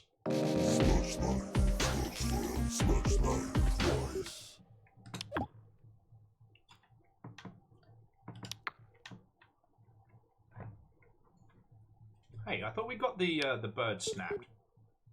Oh yeah, sorry, we got the chill crab. Okay. Minus $400 for breaking my legs. Getting cut in half by a laser. Okay.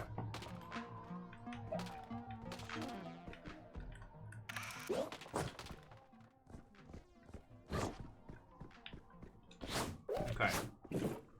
So we start out the same beginning, but now we have like the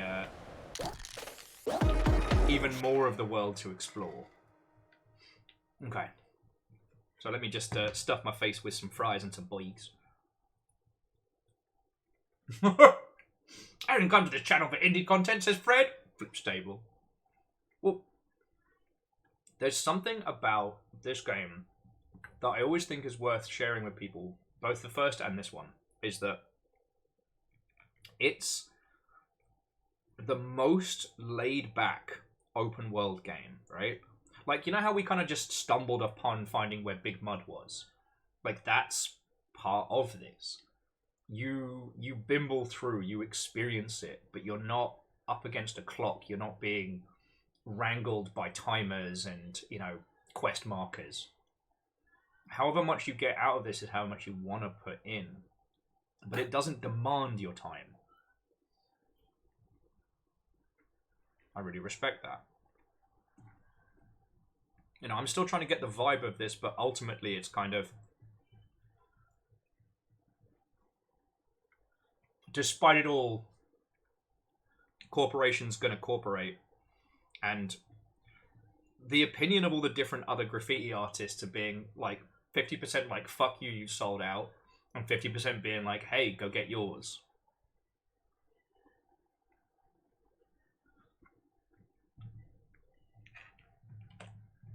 I don't know. This game is not subtle. This game is not subtle with what it's saying.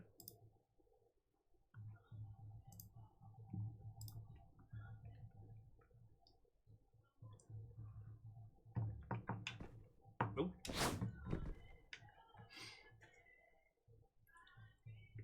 So forgive me while I'm stuffing my face. Maybe after this burger, maybe I'll be able to hold a train of thought for more than 2 seconds. What do you think, friends? You wanna place the over under on that?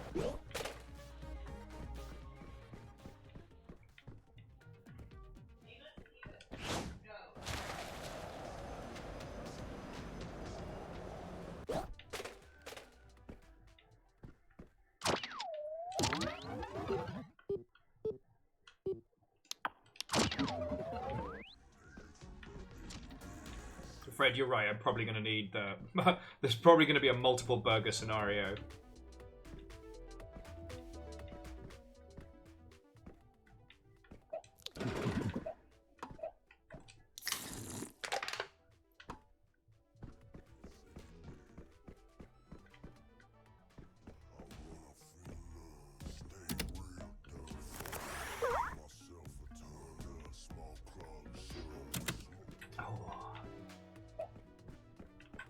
Where do the eyeballs say we should go?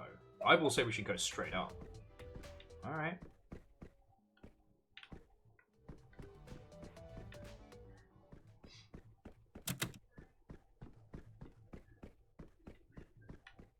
Really want to break this thing though. I have a feeling that smashing this is one of like the endings. For the clock's watching.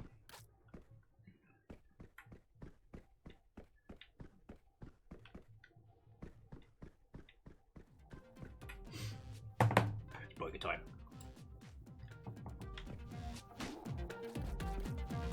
Burger time with a pigeon and the saddest child. Let's go.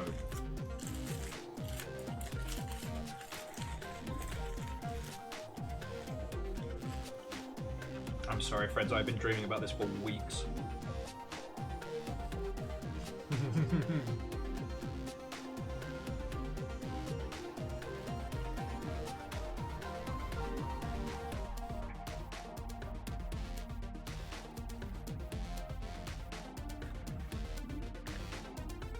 So yeah, I guess as an aside to an aside, for those of you that do, what have you all been, what do you watch to sleep? Because like, I alternate between like YouTubian podcast type stuff and other mischief.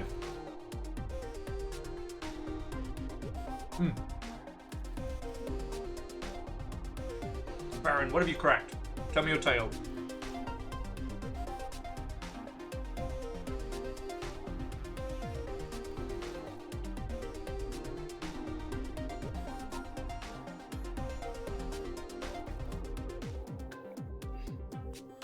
Okay, I will do in just a sec.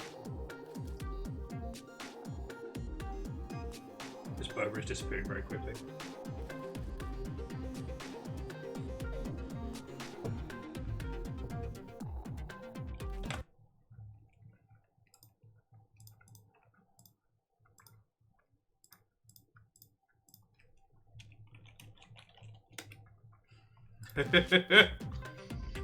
Alright, I see you.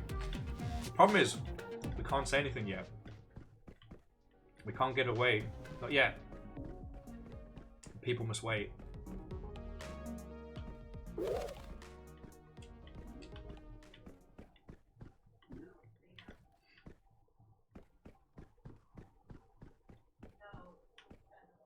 You can hear the dags causing trouble. I'd assume because River has deduced that burgers are in play.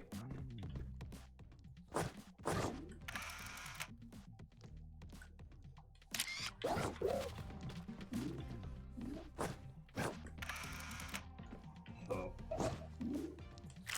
everything about that, but I think I need to take a photo for achievements. So let's just never discuss that again. The end.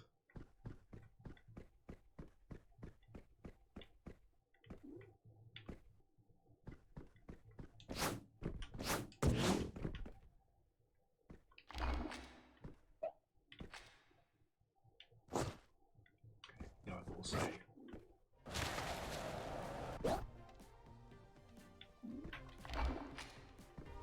The eyeballs have spoken. Oh. I did not mean to fall into this person's room. They look a little bit dead. Let's not even worry about it. Sorry. Don't even worry about it. I'm supposed to be here.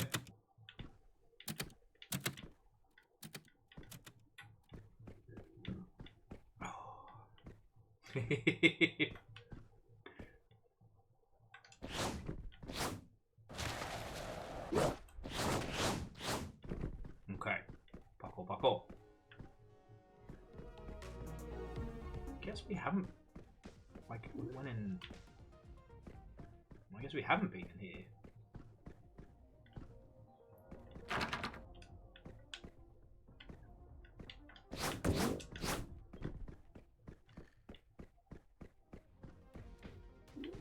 I'll see you there. Okay. We can work this out. You, sir, scare me.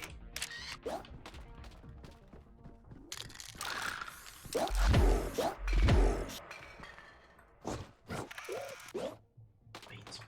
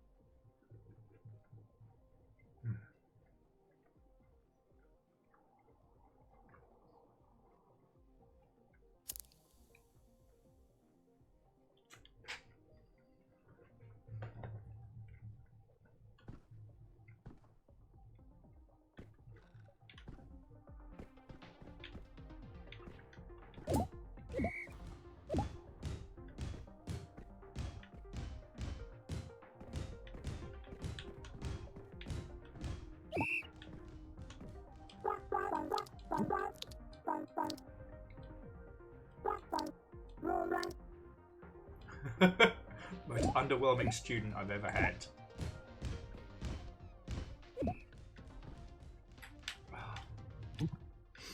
Okay, sorry, and breathe. This might be a two-burger scenario, friends, so you might have to just observe me stuffing my face.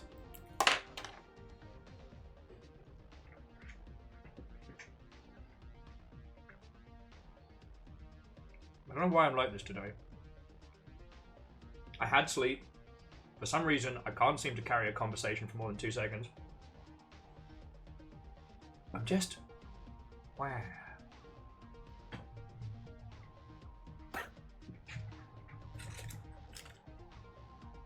Well, Zine, that sounds feckin' rad.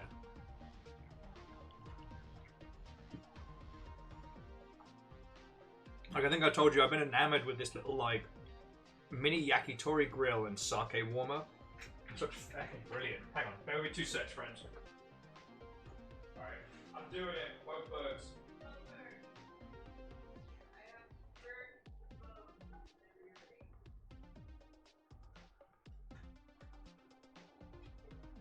Where's the other boy?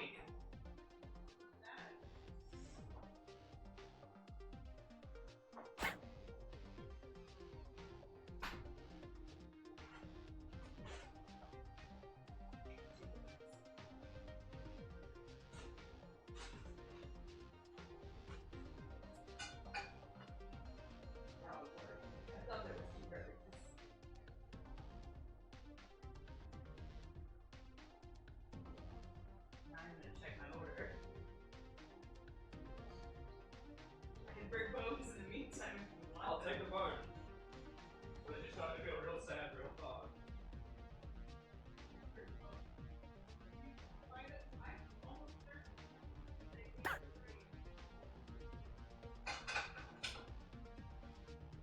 I mean, no burger bones left behind. That's the rule. But still. Hey, it was still delicious. Friends, I don't know if you heard. We may be SOL. There may be less burgers than intended.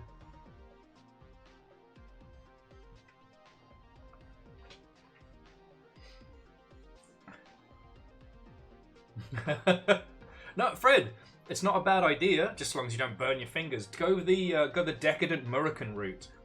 Why have buns when you can have 2 patties? I messed up the order. You got only... I only got 2 deluxes, so I have the bones of my 2 burgers. So sorry. I can't believe you've done this. Can I make you something else? No, I'm good. I'm gonna have to make you something now. No, I'm good. We've got leftovers. I've had my burg. It's not enough. I mean, I'm gonna have. We have so much leftovers. This is decadence. Use the patties as buns. Counterpoint: cardiovascular health. Go lay down, River. No. No, no. No, ma'am. She can smell it. Friends, what you didn't see is when we were trying to check where the missing, as it turns out, unloved, unordered burger was. What rude! You went over to River's nest and just had a quick little look, just in case. I just see, maybe. No, go lay down. No, you don't need to be like this. Go on.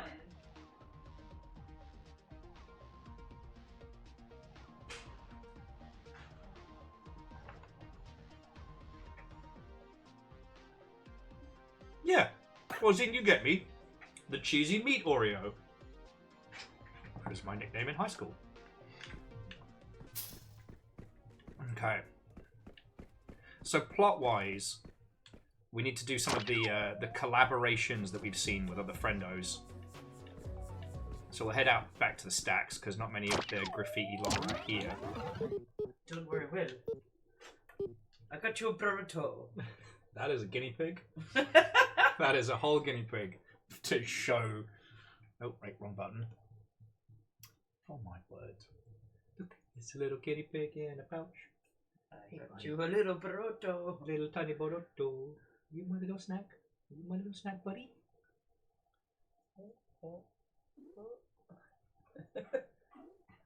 Guinea in a bag. Guinea pig in a bag. Oh, little buddy. Look at that little face. I work hard so my guinea pigs can have a very good life. It's so cute. His little face. His little man in the house.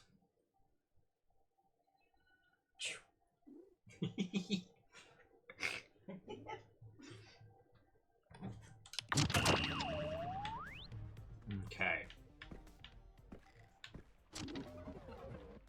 Somehow I need to get onto the top of the cop shop. There's spray painting to be done, friends. I think from over here we can do it. Yeah. On C222, Watto and welcome. Yes, little baby in a sock. That's the little man. That's my little man.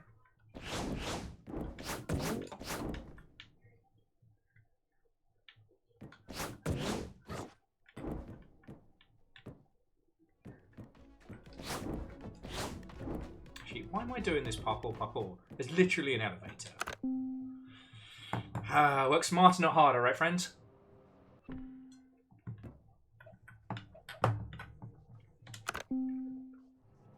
So C222, you just missed burger break.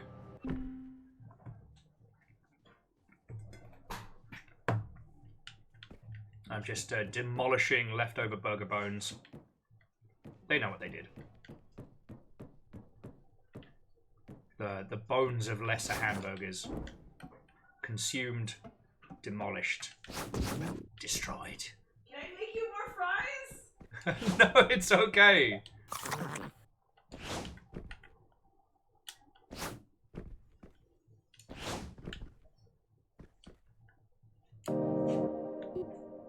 Where are my stuff? I'm trying to remember how to sprint.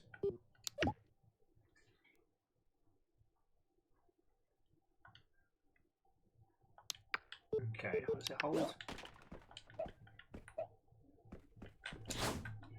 Balls. Okay, that is way easier said than done. Kind of have to, like, oh, that's the fart button.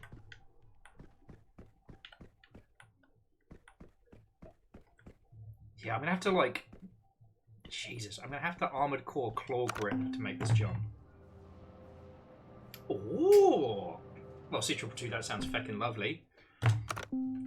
Honestly, I was just trying to, I guess, jumpstart the conversation because I've been a bit of a sketchlord today, which I'm not entirely sure why I'm being a sketchlord. Because, like, I actually had sleep. It's entirely possible that I'm still not 100% from getting sick last week. I'm still in recovery mode. So, I'm not sure.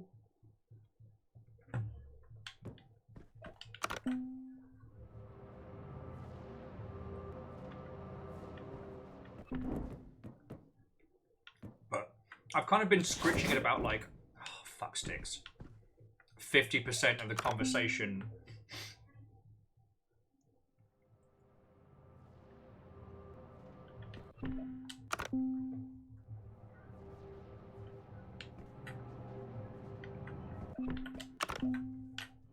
And just seeing what everybody else has been up to. Like I said, I'm planning for the Le Marbles 24. I've mostly been playing, Mullet Mad Jack. Now I've got to do some fucking... Alright, claw grip. Okay.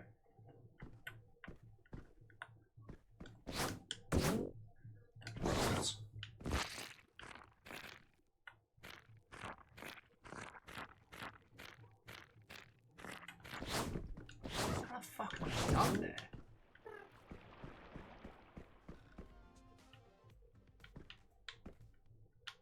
I wonder if I can get the angle right from the beach.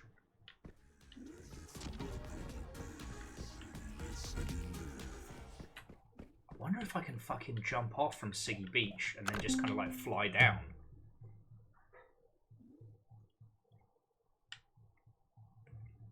What? C222, I completely missed that. Saying that there's a Amazon Games breakaway alpha shirt in Value Village. Fuck.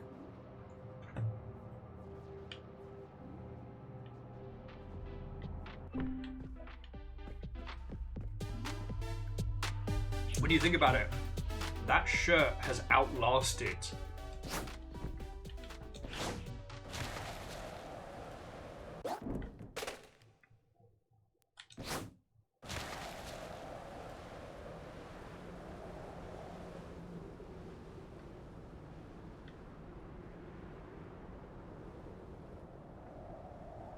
what the fuck?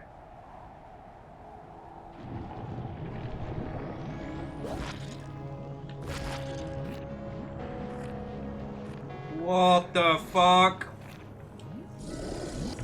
That which brings death to you brings life to me. Bring me shroom. Feed me my own shroom. Or worship my boredom.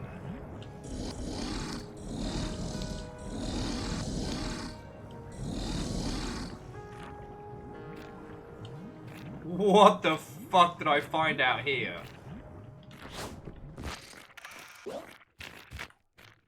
It's just a normal game about ponies. It's just a normal game about ponies.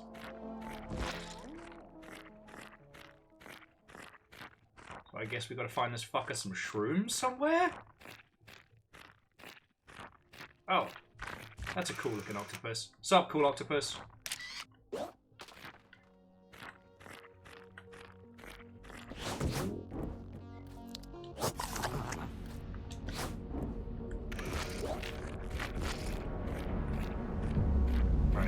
get out there before I start. There we go.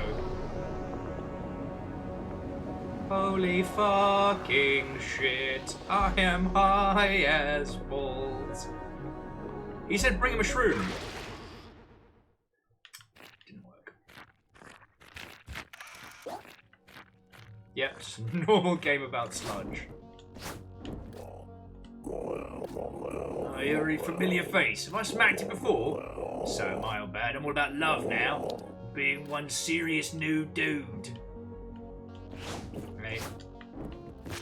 You put that clop life behind you, and you're all the better. Oh look, a whole ass crashed spaceship. This is fine. You see what I mean about this game? Just it doesn't point you towards things in the traditional open world sense. You just kind of find it. You know?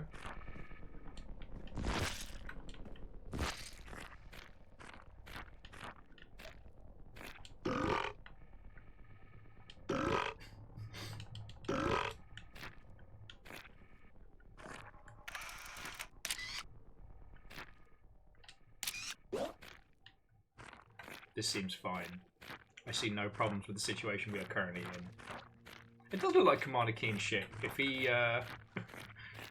got day drunk at the wheel.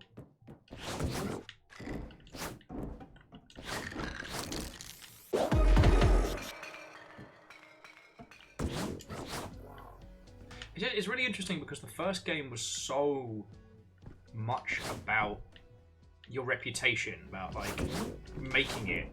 This one's got this fascinating kind of, I don't want to say listlessness to it, but like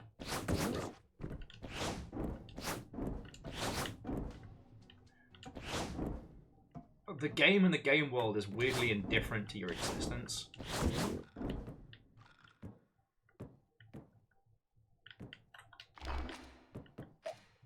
Straight up, okay.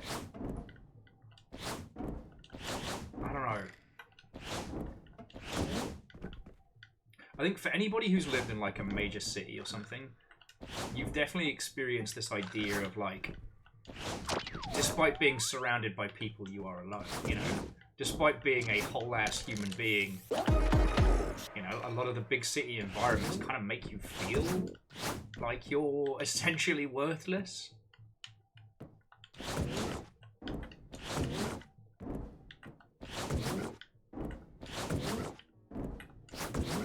This feels personal. They wouldn't make me climb all the way here for no reason, would they? Okay, who the fuck is this? Seriously. I applaud your strong sense of adventure. But if someone is alone on the top of 13 stacked metal containers, maybe they want to stay that way, huh? What, you tell me you don't want to harm me? Oh shit, we're actually right on the edge. Alright, well, seriously. Alright, well. Let's see if we can get onto like the cop shop or something. Oh, yes! Yes! Fucking wee! Ha ha ha! Alright. Can't get into the armory from here though. That's the only pisser. Because yeah, there's the cops doing bad cop shit.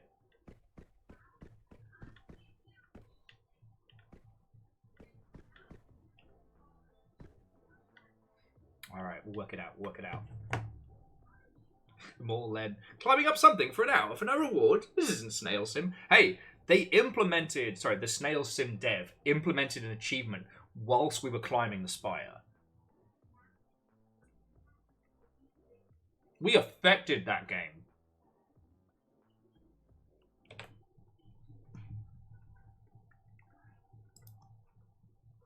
Sorry, Austin, Evil Geek, did I say hello?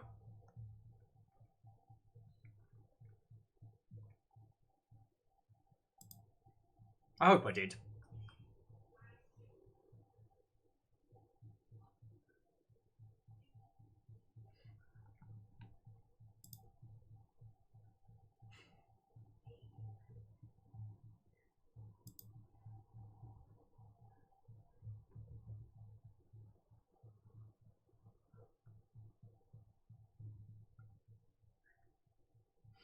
Yeah, Immortal Legend, like an achievement and a boat is a hell of a legacy. Did you see the snail stuff that Dustin sent across?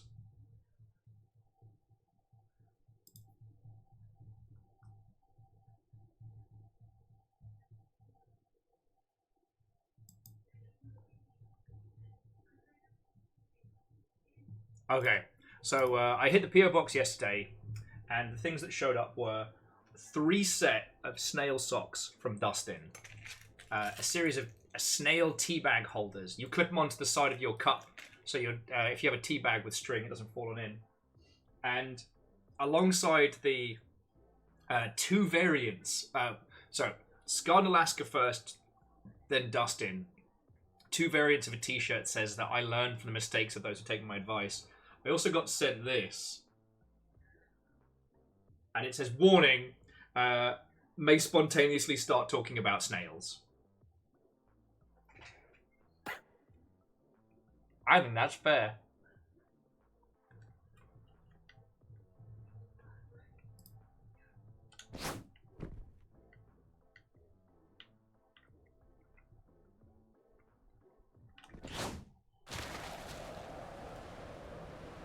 Oh.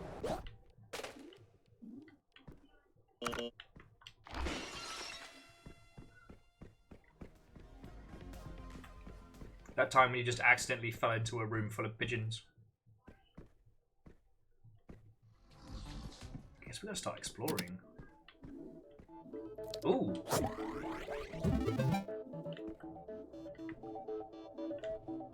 What the hell did we just install?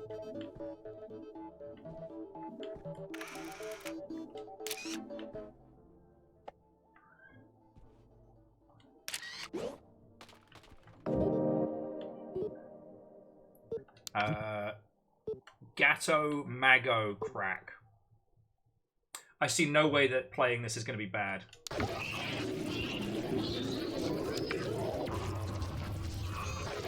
Error. Gatto Mago app not found.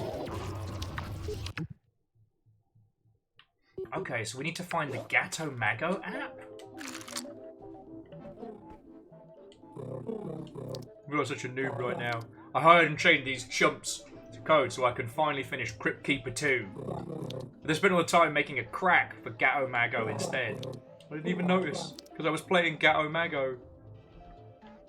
Alright, so we gotta find Gatto Mago.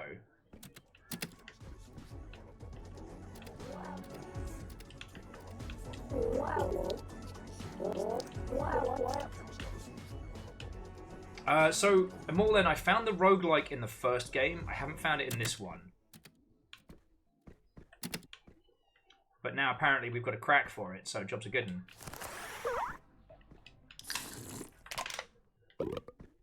One thing I will say, and I don't know what this speaks to me or to how this game is laid out or what have you, but I don't know if you've all noticed. Oh, hello, Snick friend. We shall free you. Power of eyes. My special eyes. But I don't know if you've all noticed the same thing I have, which is...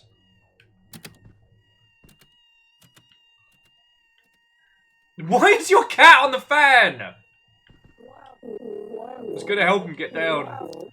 But it's high time my cat learned how to deal with the consequences of their own actions. Meow! Fuck this game. What I was going to say before I got wholeheartedly upstaged was that I feel like I've reached a point with this where I'm actually...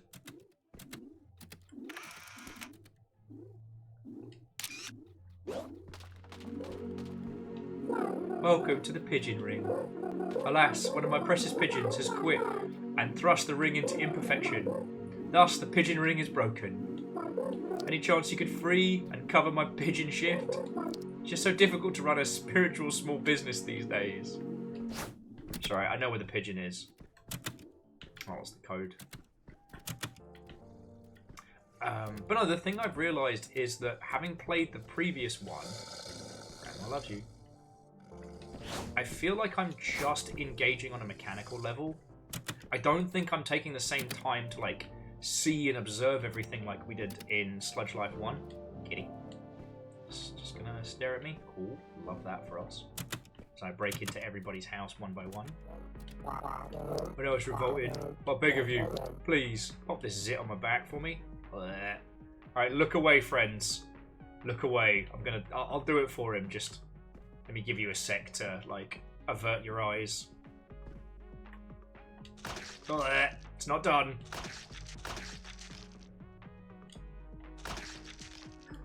Oh, it's not. Oh, it's not done. Okay, you can look back. We're never doing that again. That was fucking horrifying. Did I check this place? I did not. This guy's just making some meat. Want to be a real rapper like Big Mud? Want to hear some of my raps? I am good. Thanks. And this is just... Oh! Give me your garbage! Sorry, I'm really into my work.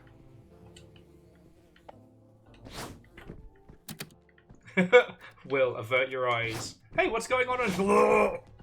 Look, anytime I tell you to avert your eyes, you know it's going to be bad. Or as we say in business, never again! Never again. Oh, cool. But we can do another crossover here, so that's cool.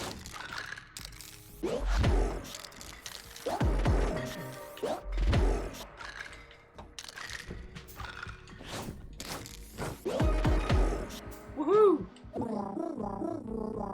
Not judging you for getting that glug money, but get it, yo. All money is glug money. Just feels like everything around us is rigged. Keeps me more vexed.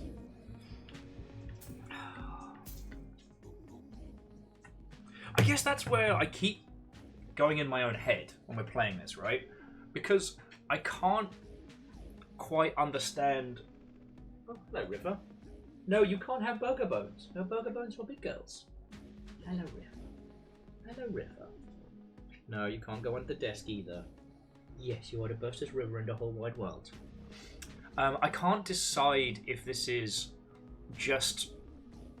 I don't want to say wallowing, that feels like an obvious pun, but... There's no way to win in capitalism. There's no ethical consumption. This, you know... All money is big corporate money.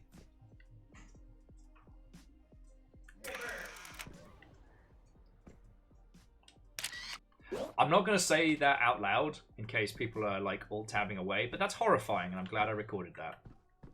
But no, the way in which the characters talk, I don't know.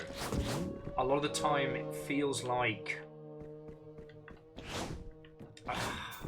I can't tell if they've given up or if it's just like a acceptance. You know what I mean? I think. God darn it! Sorry. Trying to hippity hop up there, and I think that's where this game probably there's probably a lot of people who don't get on with it because of its ambiguity, because it asks you to decide, like, you know, what do you think is going on.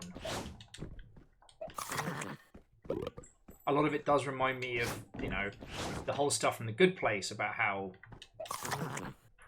you know, you're not choosing to buy a tomato, right? Like,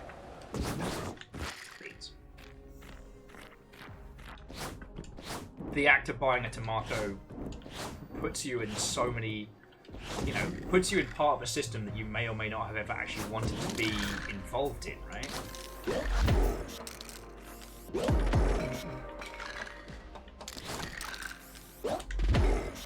But again, in the same breath, a lot of the characters in this will constantly tell you, like, hey, just you get yours, right? Slug and Ghost, together at last. Life goals! What's up, though? I heard you were taking less of a sudden. Han said something about you getting a little obsessed. Well, whatever. I'm just stoked to see Ghost on walls again. Aw, good to see you too, Slug.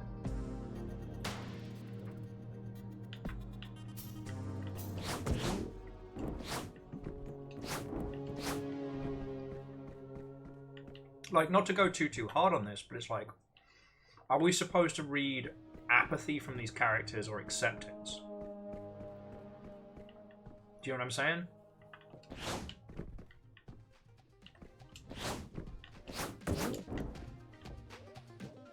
Ooh, what's this? A warper. Portable warper. Prototype mod.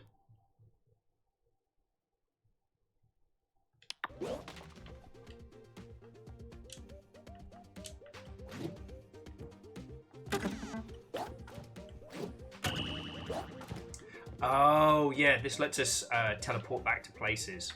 Really fucking handy. Thank you, Rando.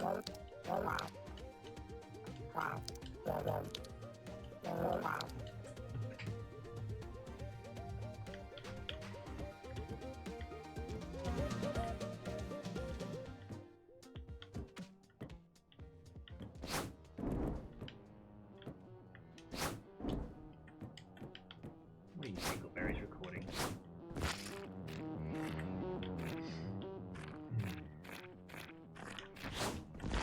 Okay. I think I cleared most of this earlier. The eyeball's telling me this way.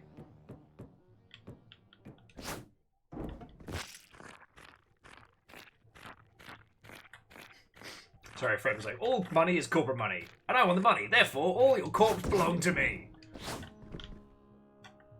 God.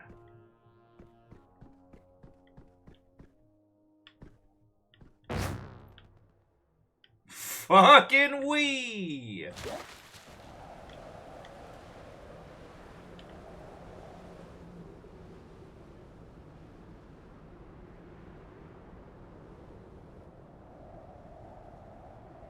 I think this launch pad can let us do some mischief.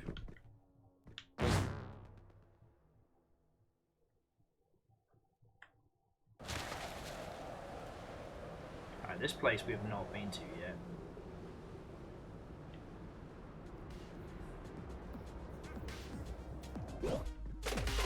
What's up, alien dude? Greetings, sludgeling! I mean, yo! I'm always intrigued by communicating with creatures on this planet.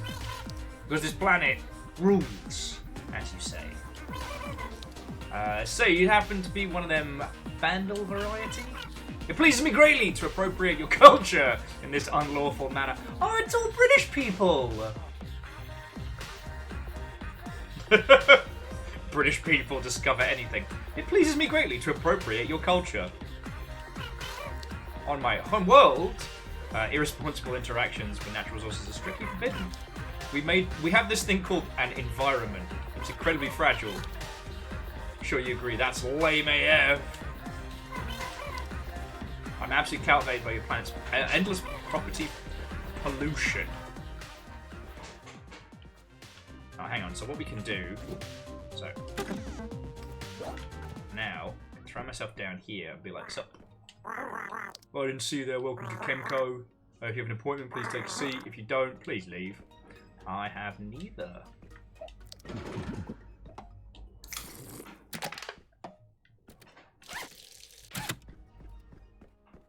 Just gonna walk on through.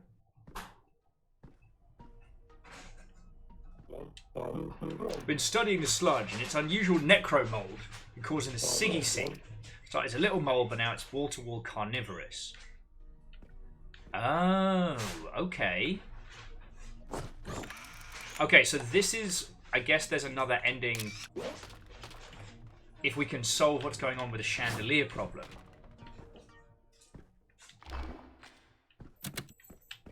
So maybe if we bully these scientists, fucking nerds, they'll be able to give us something to handle the problem. But doing some serious science is Necromon, and I'm scared. You know the bomb that leveled the other Glug Island a few years ago? Well, we're going to need another even bigger bomb soon. Sometimes it all just makes you want to quit. Maybe go AWOL, join that creepy cult out in the sludge. But I don't have the guts. Or the robe that really says cult. It's not a cult. But it can't be a cult unless you have the good robes. That's science. Okay. So we don't have a way to stop or beat the necromold right now. But I guess we need a fucking bomb?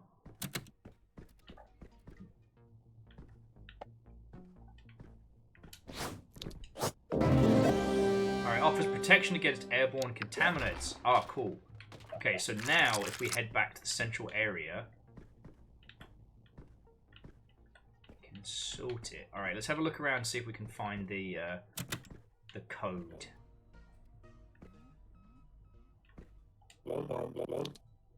We give them plenty of warnings about how poison's becoming, but they just paint over it and isolate the room and the whole floor. Soon it'll be the whole hotel, then the island. Okay, so what's in your weird little closet?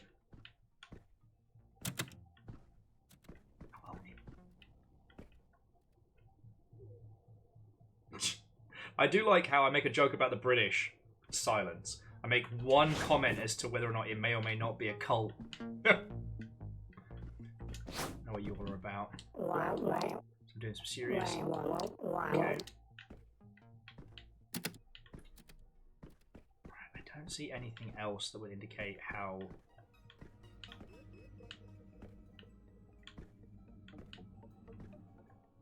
I don't see anything in the bathroom.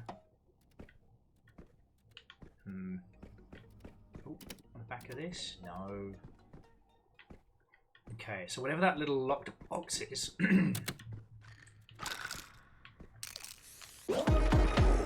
Currently have what we need. But maybe we can find it here. There's no mistake in that smell. That's the smell of sabotage by urination. Urine speaks louder than words. Only sure of one thing, and this is no young urine. It reeks of experience. It's experienced pissing right here.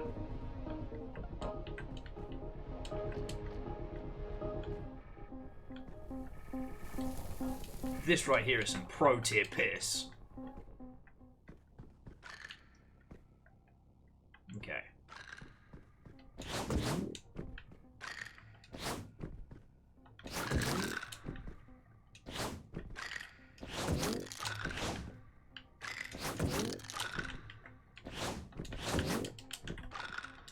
One more time. Got it. Oh, cool. Flat alligator. Love that for us.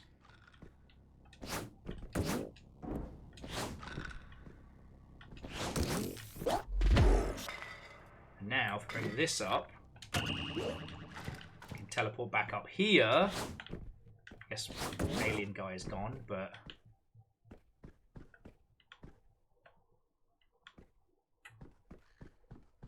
we unlocked the combo spot, so that's cool. Oh, actually, bacon, not me. And I have tactically not been boiling any piss today.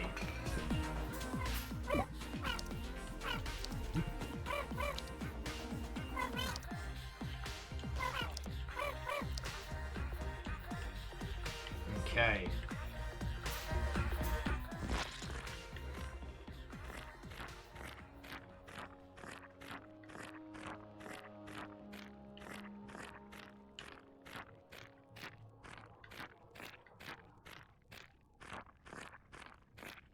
So, in theory...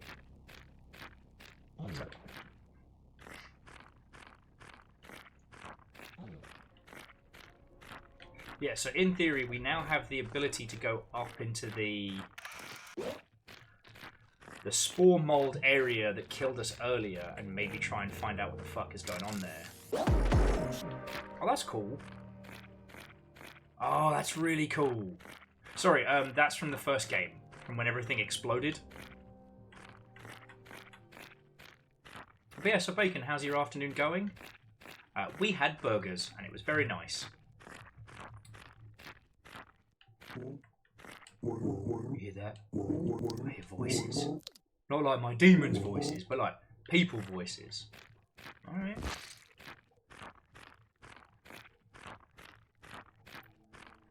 Found a whole ass penguin. What's up, penguin?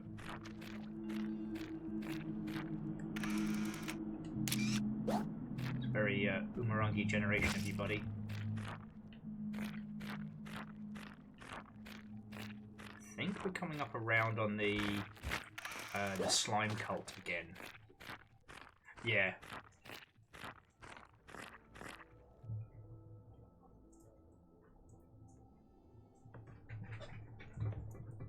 Oh, feckin' hell. I thought, I thought Amos was pissing on the floor.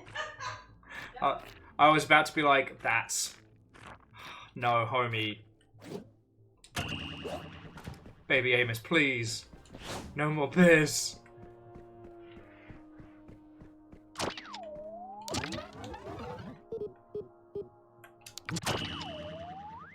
Oh, you caught me stuffing dicks in my gob earlier. Okay, Bacon. I was worried you might have missed that. You know. I'm actually getting chilly though. Where's my hoodie at? No, I'm fucking sitting on it. Classy. Yeah, so, Bacon, hope you've been having yourself a splendid afternoon. I've been a bit all over the place. You know, we've had some good banter, but my brain keeps turning to fucking jello. I was trying to scratch at how, like, the Star Wars hotel story is a really, really good research topic for, like, live storytelling in video games. Because it kind of speaks to, like... Alright, entitlement is not a good thing. You know this, I know this. But if you charge users a price and promise them a thing, then they make a decision in their little noggins, right? And that decision is like, you know, if I spend $40, $60, $6,000, you know, I'm spending that with the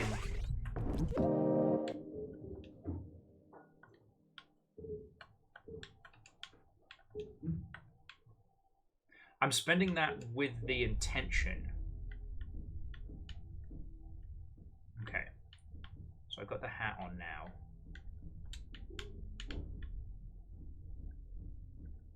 Oh, this shit's fucked up. Okay, hang on. Let me explore this a little bit before I get us into too much trouble.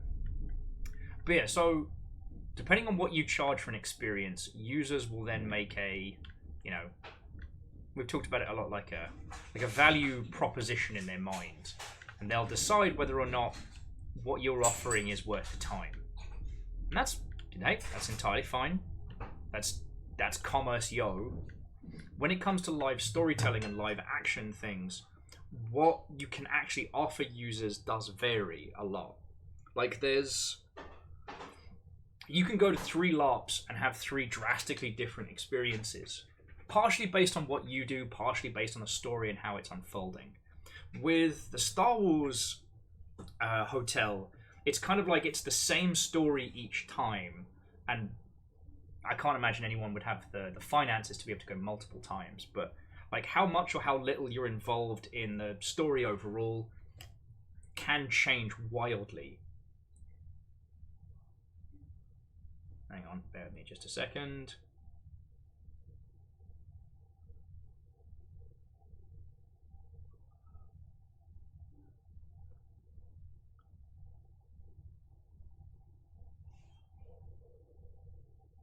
Okie dokie.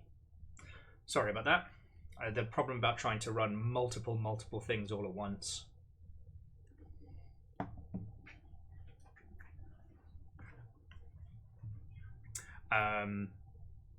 So yeah, so the level of expectation that one would expect from something like the Star Wars Hotel is very, very high. But in the same breath, because it has to be a very, very contained and controlled environment, you can't offer that level of freedom. You know, if you ask someone to pay like $70 premium and you say you will be the hero of this story, but you're playing with other people, and then you're not the hero of this story, you're a tag along. Oh, actually, Bacon, good shout. And like, this is truly remarkable. The evolution of pollution. In layman's terms, a sludge is beginning to mutate to form a waste into organisms. That seems bad. I'm no scientist, but that seems bad. Oh, you're a guest. And it does seem that with a lot of the Star Wars Hotel, a larger portion is because of expectation, right? Now, this is one of those things where I'd love to talk to Tobias, because for those who don't know, Tobias, or Spring Heeled Studios here on Twitch, has run a ton of LARP events, some of which also have on-site accommodation. I think the famous one was like, it was an old prison that is now like a rentable space. It was either a prison or a school. But ultimately, you know, you were in universe the whole time.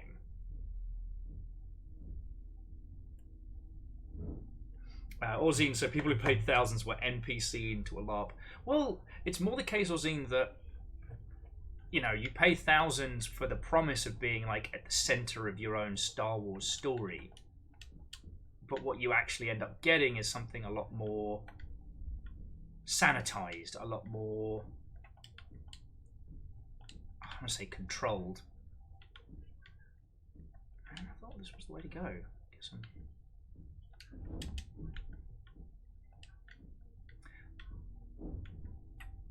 And the thing is, sorry, so Orzine, something I think you can understand, and I guess anybody who's run like a LARP or a D&D game, is that you can't guarantee that every person gets to be the fucking hero, right?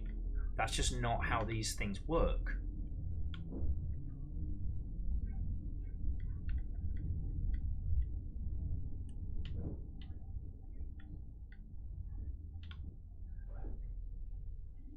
All right. You know, for all intents and purposes,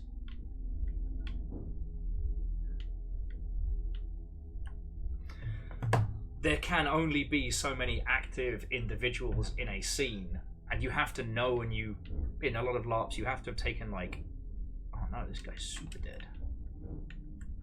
Evidence, evidence, taking evidence of crimes. Sorry.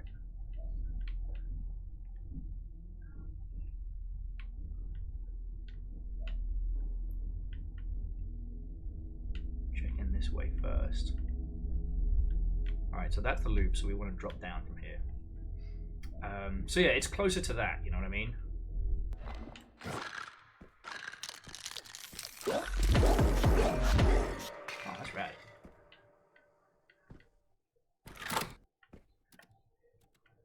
Still haven't found a way to cut her.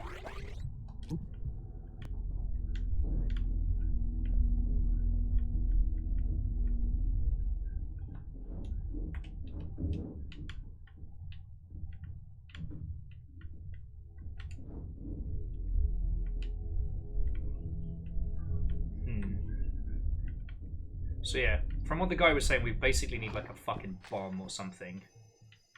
Blow this shit right out of the water.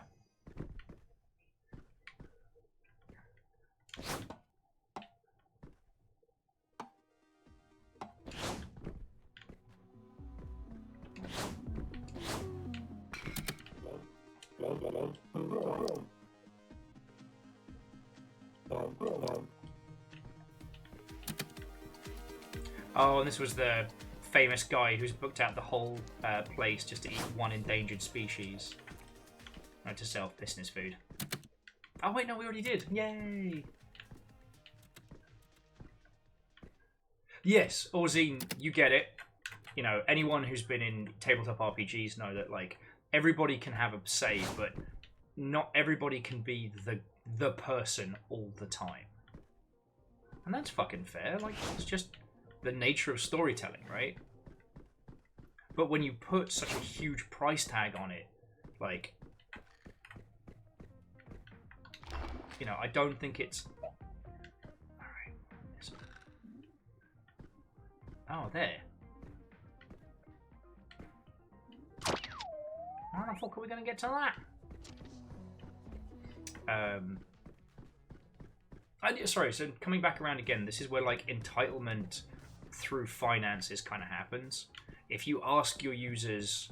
So, like, okay, if you go to a LARP, most LARPs aren't that expensive in terms of, like, ticket price, right? Usually the cost of LARPing comes from... Most of the ones I've been to involve camping. So you need a tent, you need tent, sleeping bags, stuff to keep yourself from getting fucking hypothermia in the middle of the night, all that good shit.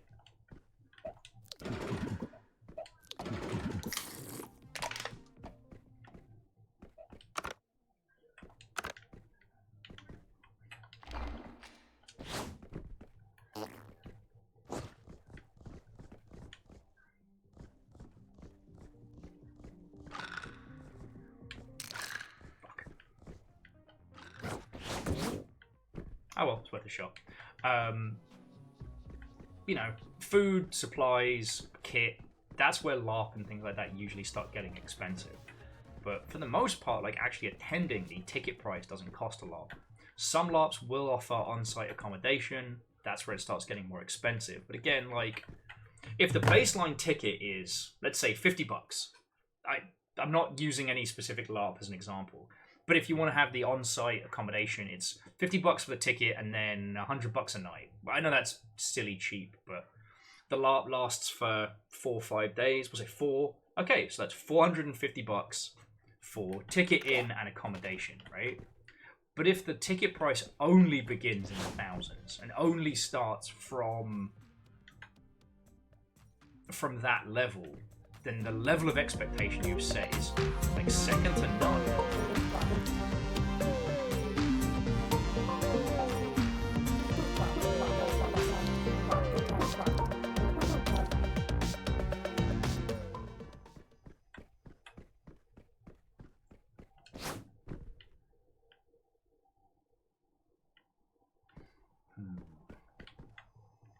Sudden music. That's what this whole game's about.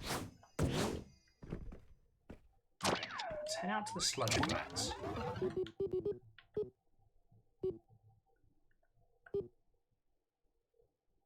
Because there's definitely places we've missed.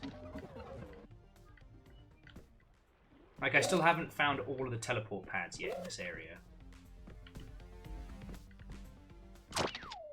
Sorry.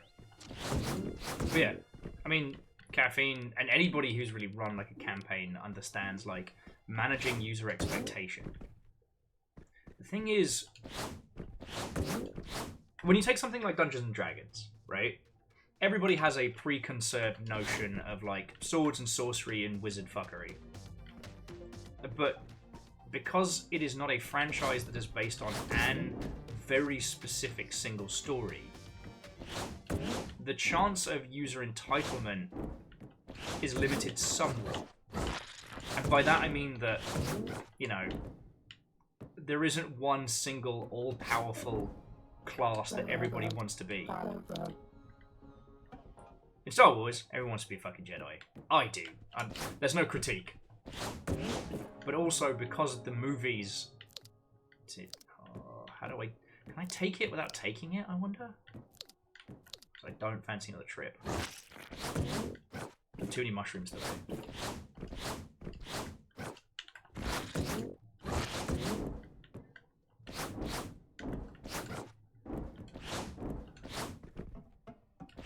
Okay.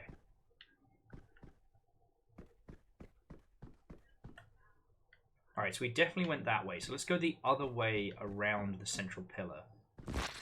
See what that gets us. Yeah. And yes, Caffeine, you're right, like, some players might not be expecting player consequence from their choices. He's got a little knife! Don't stab me, buddy! Don't stab me, bro! You live your best life. Yeah. And, like, if we're gonna bully the Star Wars experience specifically, you know, LARPing is not a mainstream concept. People are just getting down to role-playing and tabletop.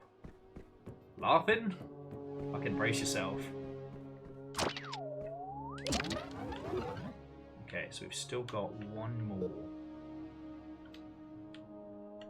To find the bomb factory. Grandma loves you. Okay, and in theory, so that's the big super stack. So let's keep exploring around this way.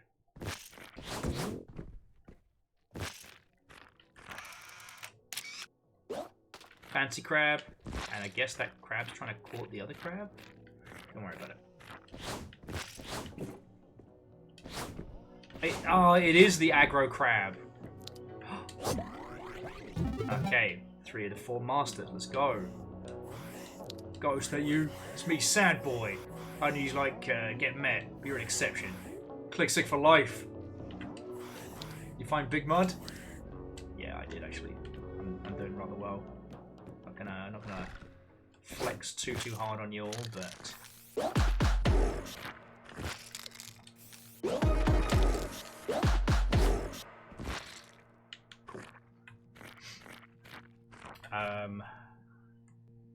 And Kathleen was saying, with a venue like the Star Wars Hotel, you also enter the issue of whale rolling in a payment and a premium experience that normal players can't help to afford. Yes. Now, I haven't gotten to that point on the video, but there is the concept of what they call the captain's table.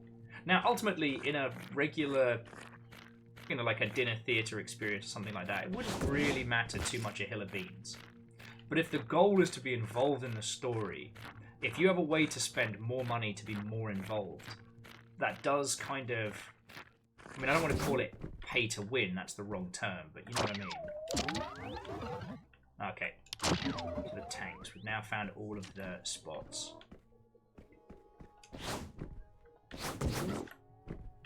Okay.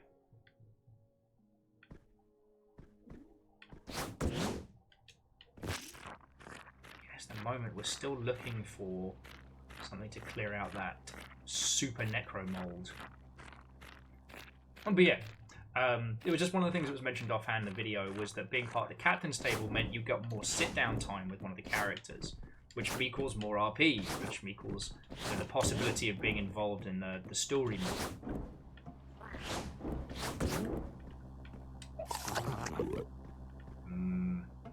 Thing I found on a smokestack.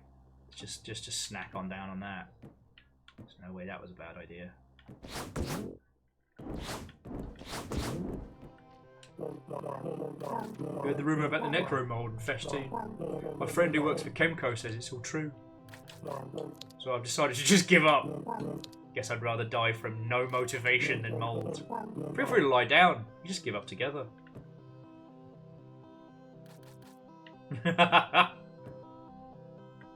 Well, so more than I've been kind of like chipping away at this, but I mean, Jenny's video is worth your time. You know, I've gotten a fair few hours into it, and I haven't regretted that time spent. What I'm trying to both bring to you all, and also like I say translate for myself, is like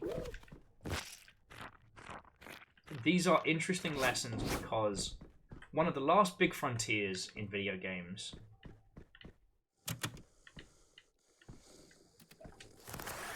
Stealing your shit. I don't know you, standing on you, stealing your shit. Sorry, that's my stealing song. So some of the last great frontiers in video games are interactive storytelling, and sorry, I need a better term for it, but live storytelling, and like large-scale multiplayer experiences. There's also, you know, like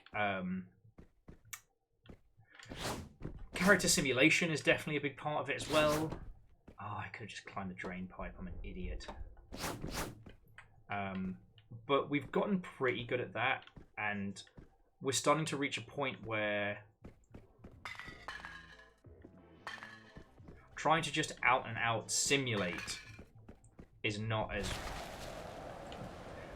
as valuable as like handwriting characters right now. You know what I mean? Like, we could work on simulation systems that allow us to have like language learning model characters, but ultimately that's a large amount of superfluous tech that goes way harder than we need it to. Whereas, you know, hey Pete.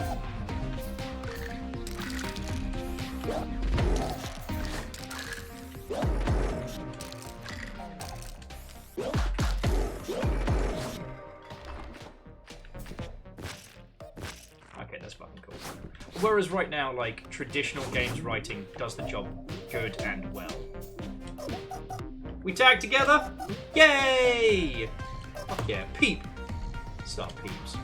I'm glad we got to tag together. You're a cool dude, Peep. Okay, eyeballs, which way do we go? Eyeballs say we go this way.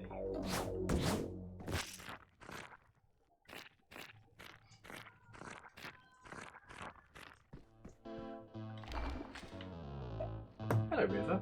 No, you can't have my burger pieces. You absolute terror.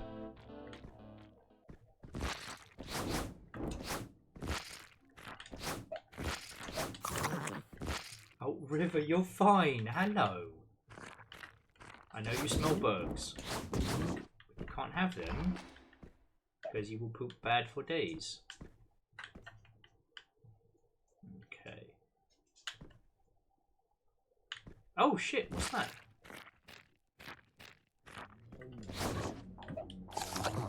Oh.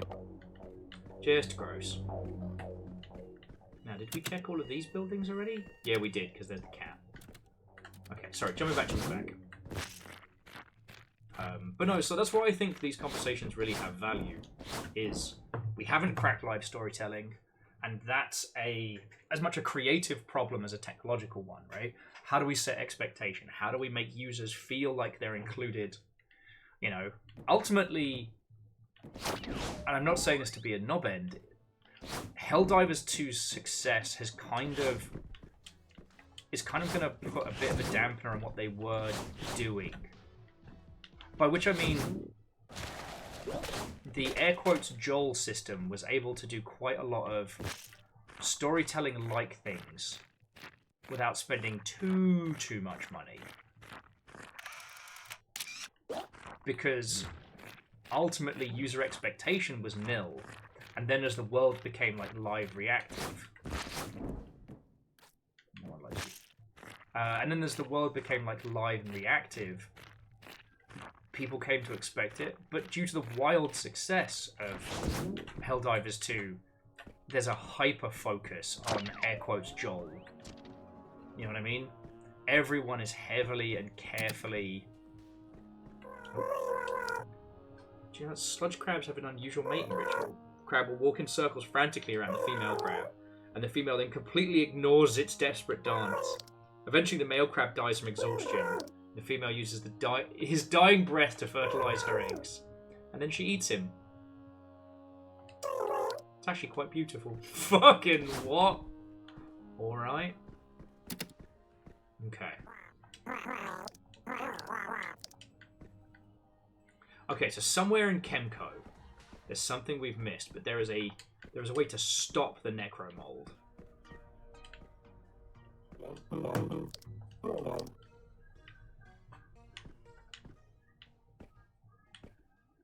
Grandma loves you. Okay. C222 says, yeah, just gotta hire the cast of Critical Role to voice the gods again. Whoa. I mean, the Blackout Club, for those that played it, was a massive success, but that kind of fell into the other swing of the spectrum, right? That being, users didn't know.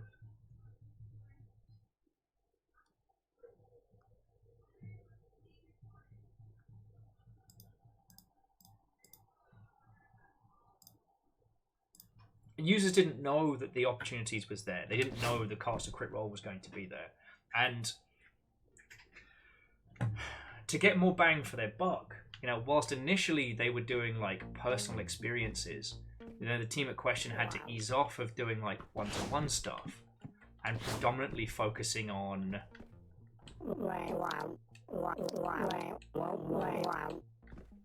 yeah, but I haven't found the bomb people yet. Sorry. This place is still sabotaged. Sorry.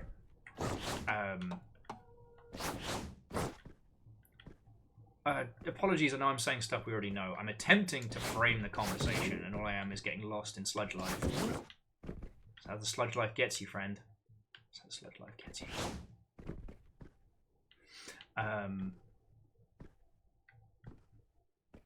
I think the thing that we all observed, though, was that I wonder if I should just head out into the great beyond.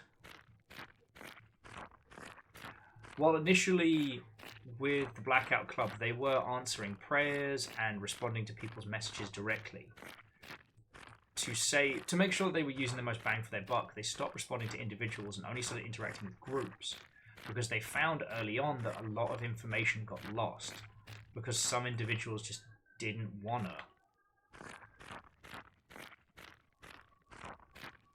And that's fine, I guess. You know?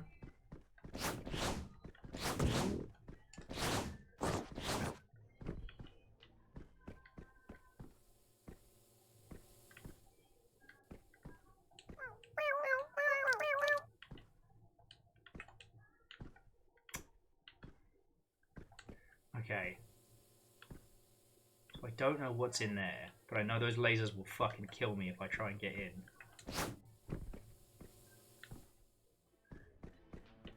Unless if there's some kind of like anti-laser cop shit.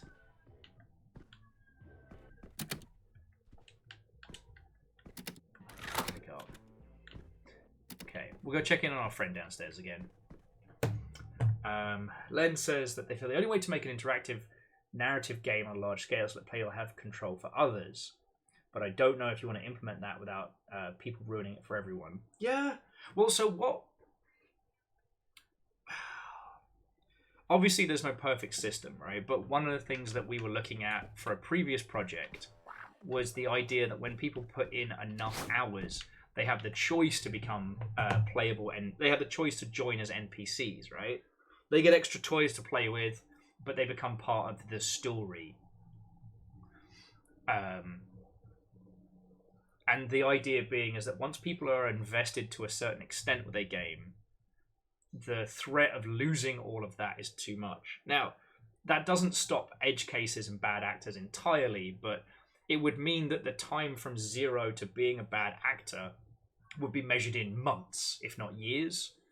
And so if someone really wanted to be a sleeper agent, like play your game sincerely and kindly for a whole ass year just to be a troll for 2 days, you know,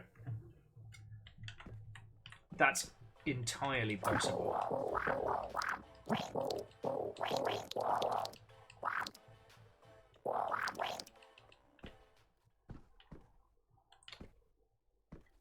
really did think, though, that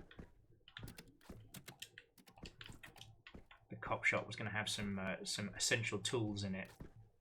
What am I missing in this world right now?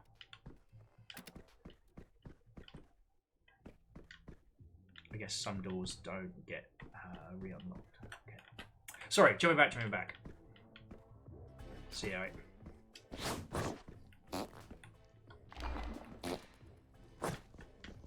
Hello. So this puts us here. Free slug. And we've got a drop point down that way.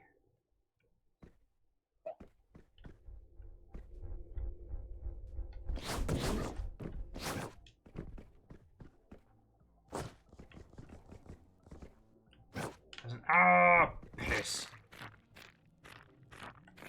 Ooh, what's that there, though? There's multiple ways to break into a base, or is it something more?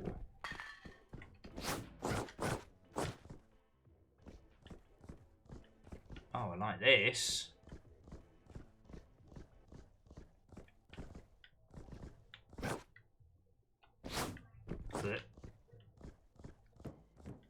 Just jump straight up the pisser if we want to sneak in. Okay. So this was just multiple ways that we could sneak into the cop shop. Alright. But yeah, so Morlin, that's one thing I toyed with on a previous project. Also, the reason why I think it would have worked with that project is that predominantly what users would have been asked to be is not villains, but threats. You know, admittedly, you know, no system, every system that you don't have to make is perfect, right? So it's easy for me to talk about, sorry, the baby boy's getting his feet cleaned. It's very easy for me to talk about this at great length because I don't have to and won't be able to make it. But, alright, eyeballs, show me the way. Just straight up it is. Back up into the central area. Poor boy. It's just, again, he's just getting his feet cleaned.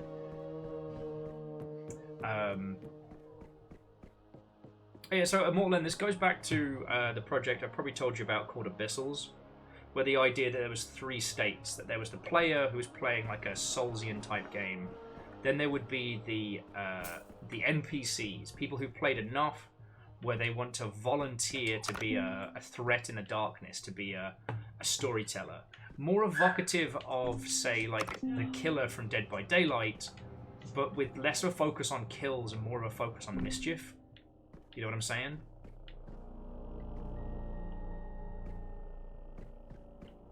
Like, that was ultimately what that character was supposed to be about. Alright. Got anything? Siggy states the world. Oh, it's you again. Message for you. Yo, Ghost, we move in this video, yo. Get your ass to the Blooniverse. Again, I don't speak rap, but it sounds like you're late for something important. That's a different timeline. Okay.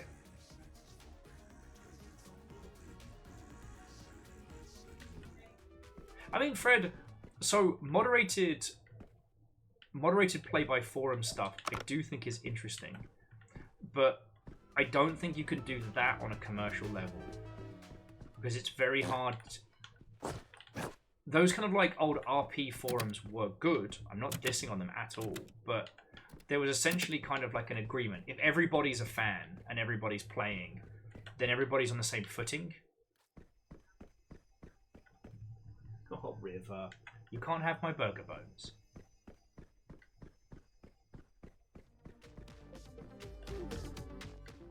Now, what's over there?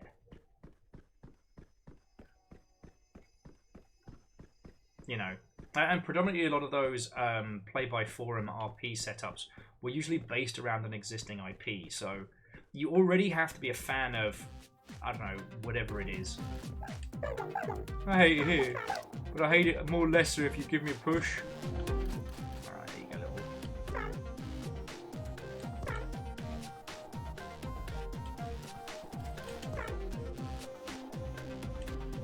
There's actually physics on this kid.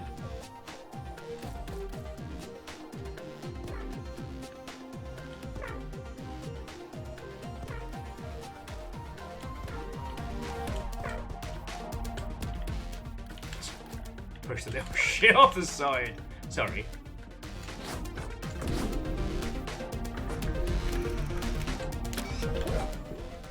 Good looking there, rat pigeon.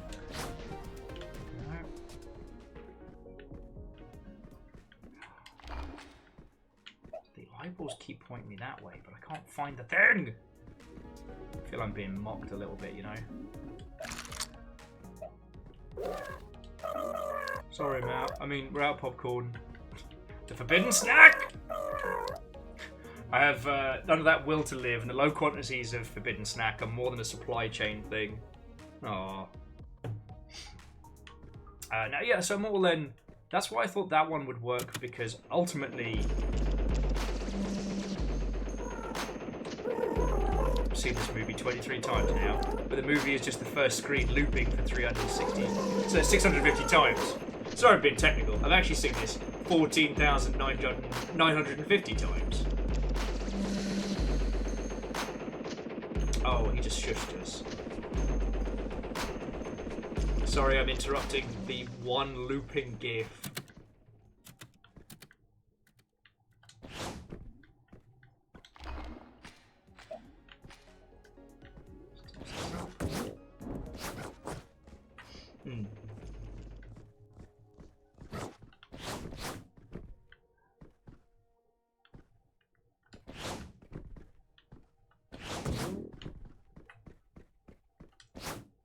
I wonder if there's a doohickey we just haven't found yet, you know?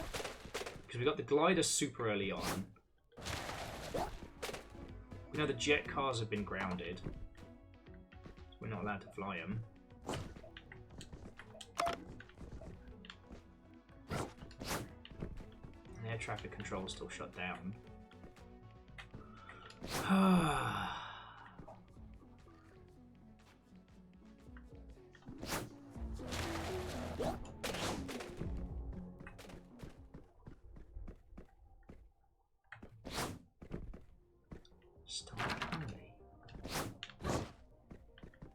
Here, so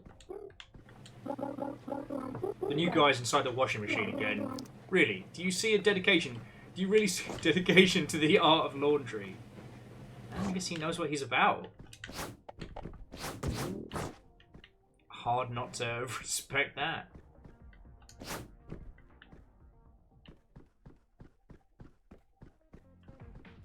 It's just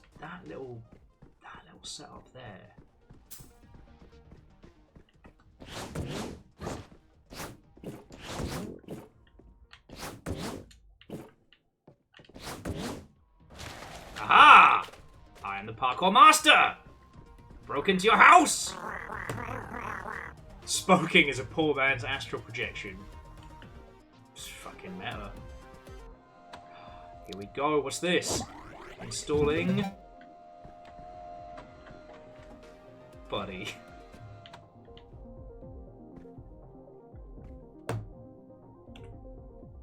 Okay, I've been taking photos of these because I feel like these little like instructions here and where we're supposed to be going. But let's see what we just picked up. Got the to-do list. Live Blunderverse. Grandma's Love, worth a shot. Necromole, don't try this at home. Complete the 10 photo prompts. No. Hit every zoom spot. Install every app. We're missing one. Warp Tech. Find every master. Give away 10 cigarettes. Crack Gamango. Do a kickflip. I don't do kickflip. Juggle the ball 20 times. Break into all the lockboxes. Okay.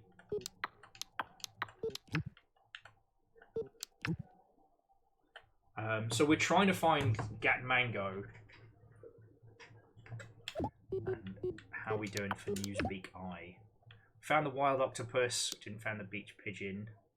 Hotel stalk. Danger crab. We did find the penguin friend. Okay. Stop playing me pop-ups. Hate it. But like, how would we have gotten the to-do list any earlier? Alright.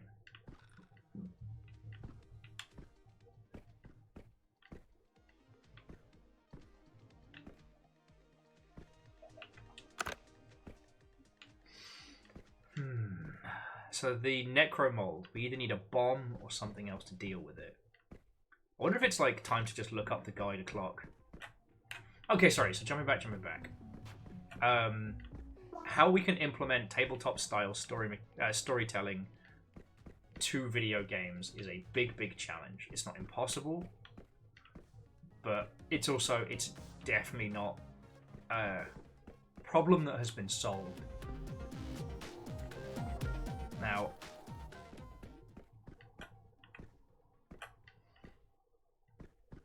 a lot of people pointed to, what was it, Neverwinter Nights, that had some really fascinating storytelling style mechanics built in, like make your own levels, tell your own stories type stuff. And those did slap. And a kind of a part of me thinks like, well, how could we implement more things like that? But that's 100% on the easier said than done-ometer. Don't worry. The hideous unending sludge broke my fall.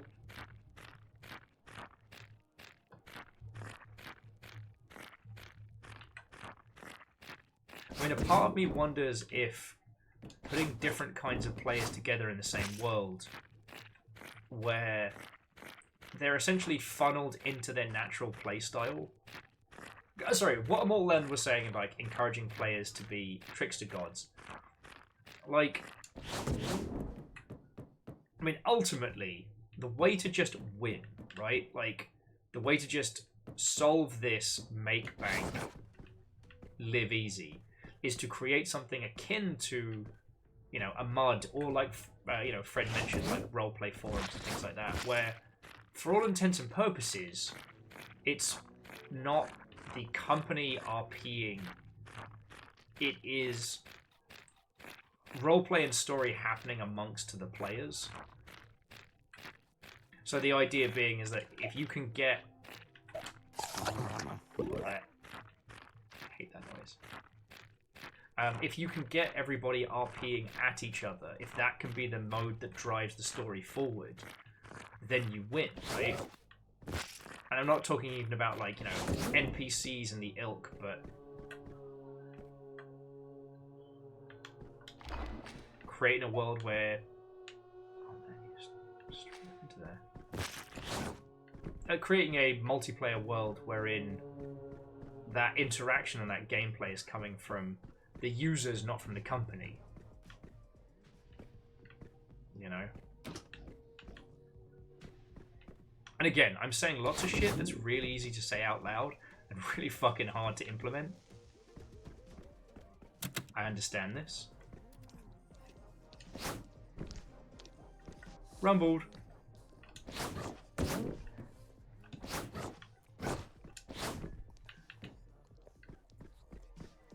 I wonder if everything's on fire. I ordered a burger when I was clean shaven. That was 3 days ago.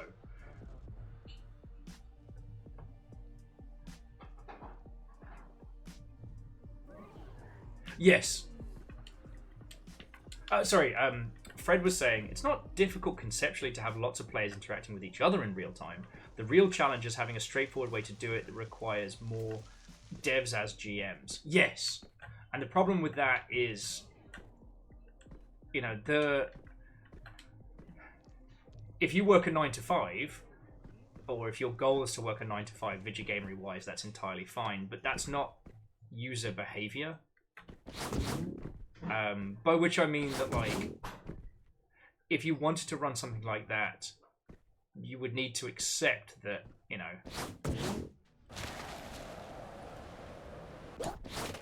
as a dev, you're going to be working essentially like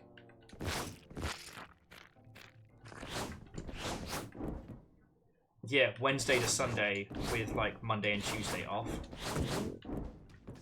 Now, depending on how the story is done, I mean, this is where, and friends, this is why I love talking about this, because right now we're not actually talking about a technical limitation.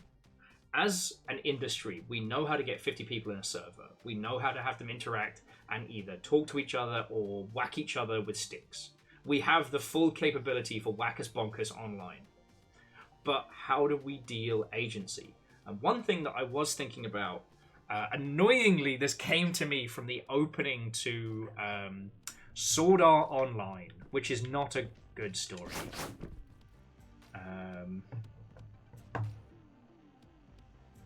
Let's see. They're dead. Good work, Caffeine. But see, here's the thing. At the beginning of Sword Art Online, the creator of the game shows up and he goes, "What up, fuckos? I just ruined your lives." And everyone's like, "Oh no, I don't want to talk about it." Okay, fine, I have a milk problem. Are you happy now? Started with normal cat milk, then it was dog and stork and croc. I just hope I haven't grown too tall to love. You're okay, mate. You're okay. But at the beginning of Sword Art Online, Matey Boy pops up, he does his big decree, and then everyone freaks the fuck out because, you know, they thought they were just signing up to play some fucking MMO and have a good weekend off. And what they end up doing, kitty, is being trapped in this experience. But one thing that struck me was the idea of, like, from the mountain messaging, not as a community management strategy, but as a gameplay narrative device. Very quickly, if you're not familiar with it, From the Mountain is different from like open development. So open development is, hi, I am a game dev. This is what's going on with development this week. Dave plugged his hamster into Unreal and it caused the entire build to shit itself and stuff the breadcrumbs in its cheeks. So we're going to be behind this month, but we're still trying. From the Mountain is where, rather than it being a back and forth, I say, right, here's the new patch. And you look at it and you go, fucking, this patch is terrible. I can't believe they put so many hamsters into it. And, you know, what the fuck is going on? Now, I don't respond to your comments about this, but I observe what you're saying and then I make changes quietly behind the scenes. And then, on the next patch, you're like, wow, I can't believe they fixed the hamster problem. right? So it's, I'm listening, but I'm not telling you I'm listening. And it feels like, it feels like the wizard comes down from the mountain to then lay before you the words of the developers before heading back up there. It's not a conversation you're kind of getting talked at, but you feel me, right? Okay. Also, if anyone wants to look up how we beat this mold problem, I'm more than happy to take suggestions, because it gives me a chance to stand here and have a natter. Now, if we combine this idea of community messaging with that storytelling idea, what if you build your world around this one central hub, this Brit Bank, this Ogrimmar / what have you, and then once a week, they could be the in-world developer, they could be the god, they could be the BBGE. Oh yeah, Lizzie. The Yaldum did pop around. Harmonious is the first person to sponsor the Le Marbles 24. They put in $50 so they can have a logo around the stream. It's going to be heckin' cool.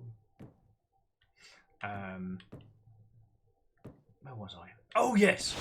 So essentially, we have this once a week communication that someone has to be there live, but it means the dev only has to kind of like appear once a week and go drop hints, drop clues, and then it becomes kind of like an ARG scramble between the players.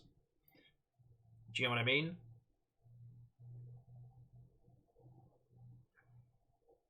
Yeah, Immortal End, essentially.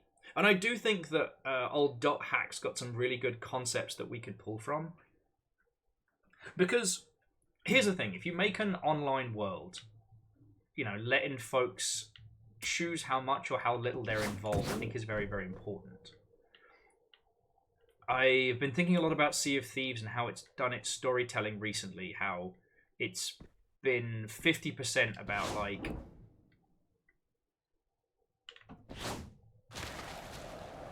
cracking and solving these,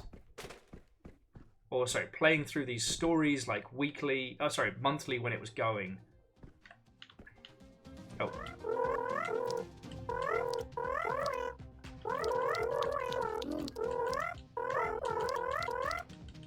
Okay.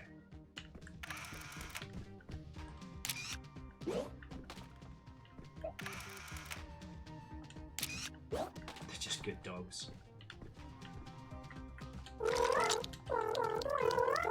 Okay, they're just telling us the stuff we already knew.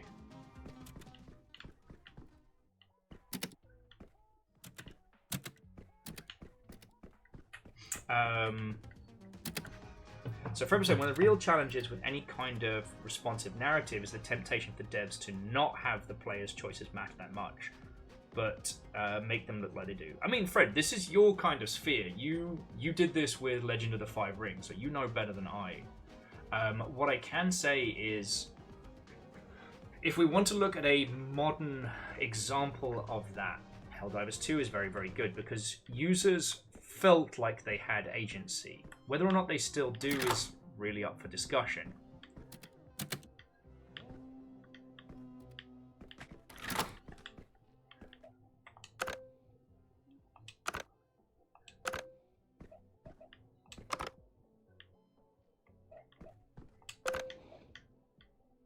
So we definitely opened something. Alright, let's explore this area because... Oh, yeah, the other button lets the birds out. Okay.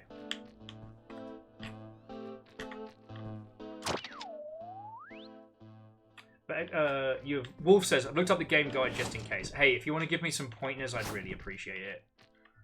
I don't know why my brain's not working at 100% today. It should be. I actually had fucking sleep and a burger.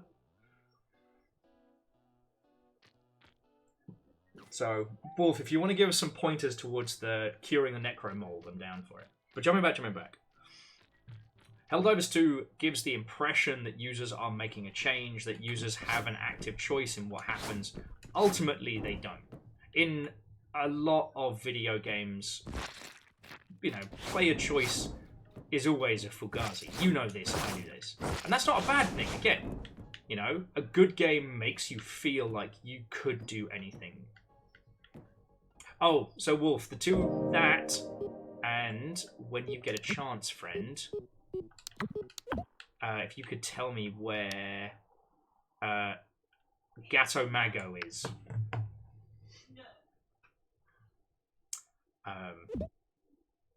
But if we're going to do this in a live storytelling environment, then players have got to have a way of feeling like they have a real agency.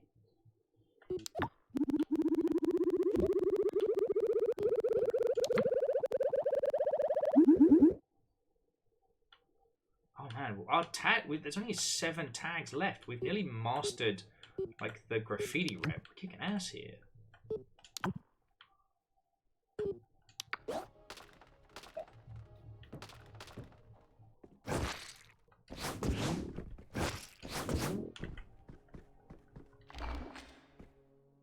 Okay. According to the eyeballs, next tag is this way.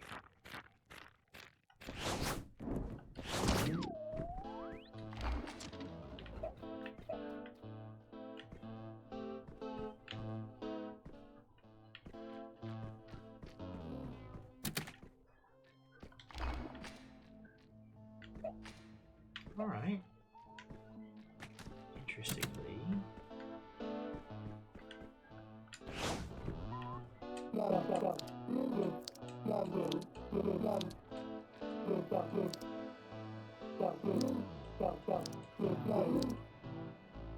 So Wolf, Gato Mago. We actually found the Gato Mago crack. You,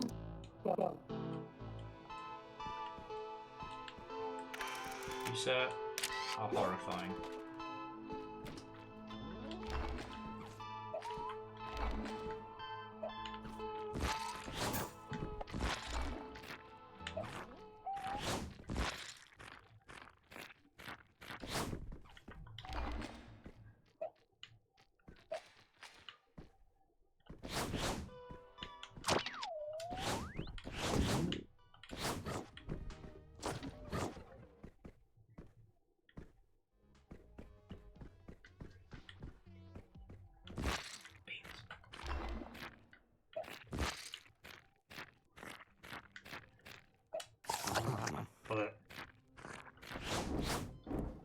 Room 403. Okay, so that'll probably be inside.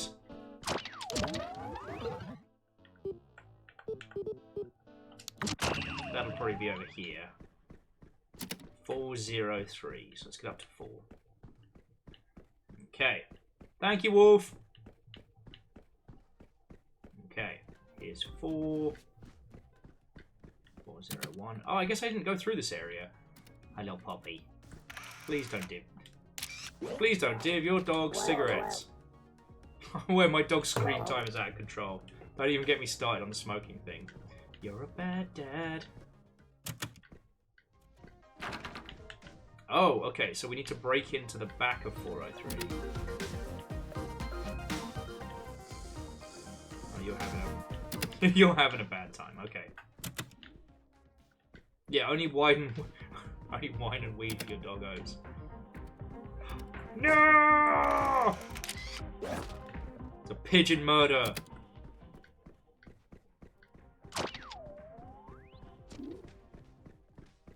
Oh. There we go.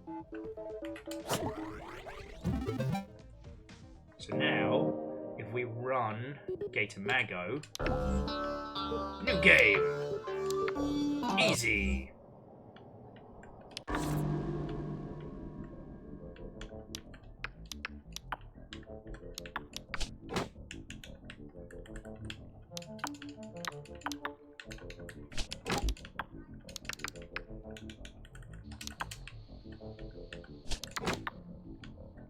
I don't know how to play this. Okay. But then we use the Gato Mago crack. Cracking. Boom! Done!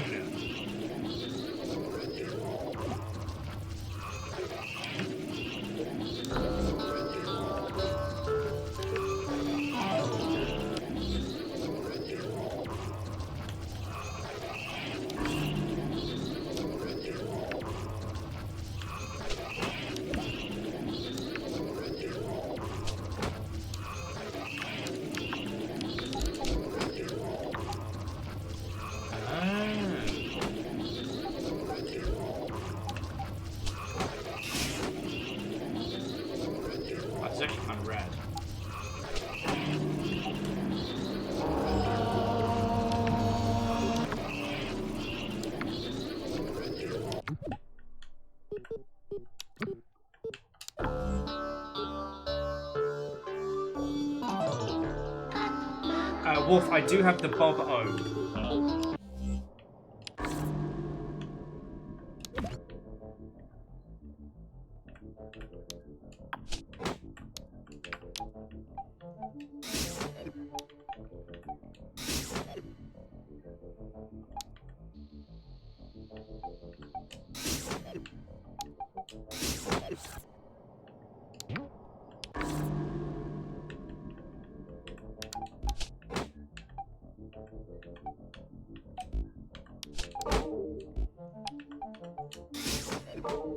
It's actually kind of cool.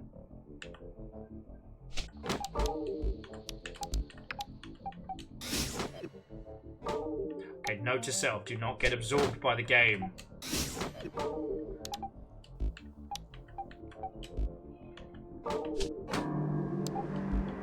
I don't even know what the Gatto crack got us. But hey, free video game.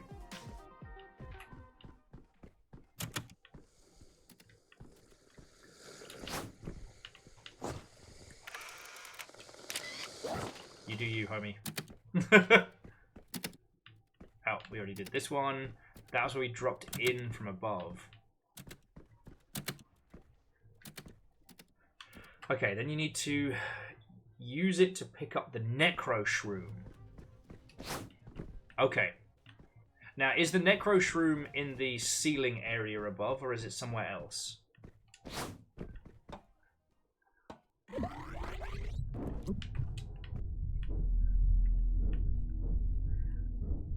So it is up here. Okay. Let's see if we can find it. Last time I got a little bit lost, but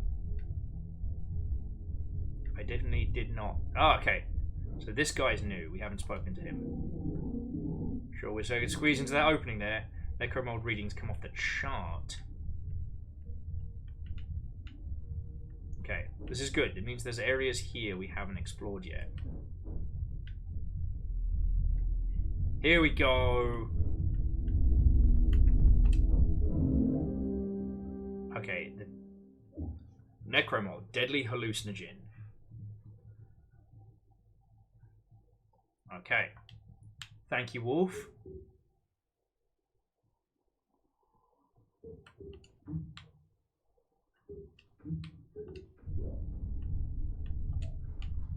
So now we have that. Let me guess. We go to Big Sludge Monster out in the boons, right? Or we bring it to the chemical people.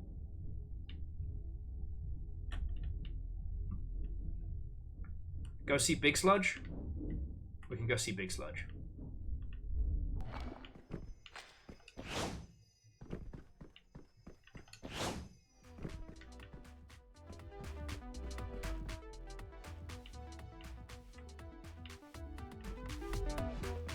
Be a teleporter up to the beach and we can just fucking fly off there.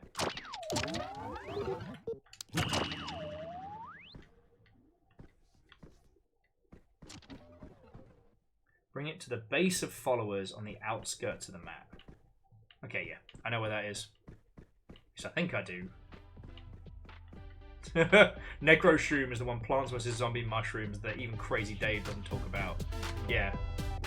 Also, the Necronoma Shroom would have been just as bad. Are you... Yo. If you give me a Siggy Sig, I'll tell you a secret. Sure. Thanks, babe. The secret is, I'm actually just ahead. AKA not buried. AKA I have no body. The beach is the only place where I can go where nobody stares or asks what happened to the rest of me. No, I won't tell you what happened. That's the secret. Alright, live your little decapitated best life, mate. Got shit to do.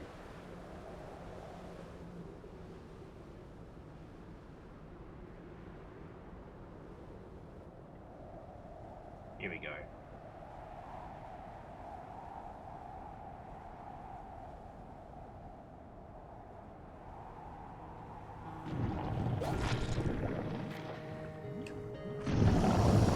Nim nim nim nim nim nim nim. Oh shit! Oh fuck!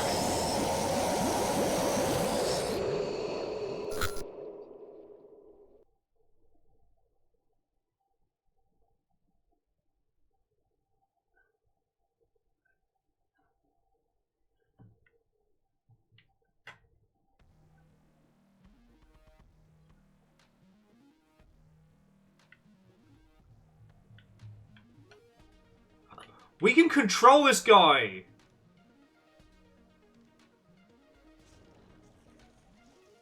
Na na na na na na na na na, this is delicious. Nom nom nom nom nom nom nom nom nom nom nom nom nom nom nom nom. No no no no no no no no no no no no no. Nim nim nim nim nim nim nim. Surprise! So Corpo City has just been eaten. So we didn't actually stop the Necro Shroom. Instead, we created a horrifying super kaiju glove monster. Are we the baddies? The guy didn't say shit about this. Oh, God.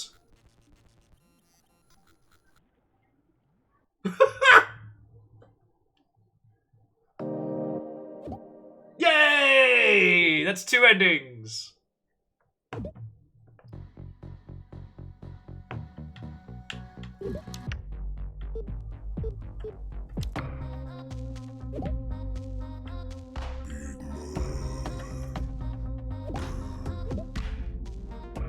It's not bad.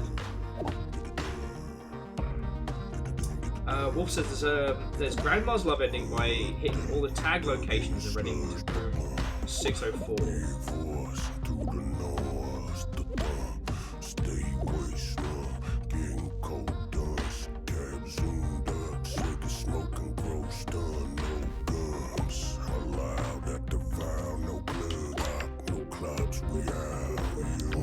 And these are the pictures that we took.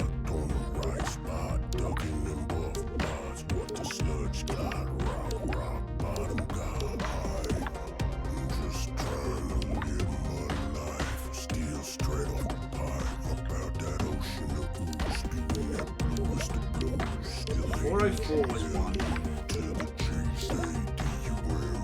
505. I think that's where we went for the Necro Shroom.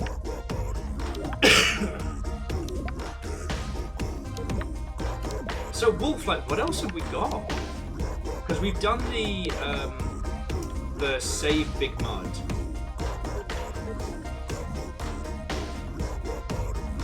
Yeah, live at the Ballooniverse.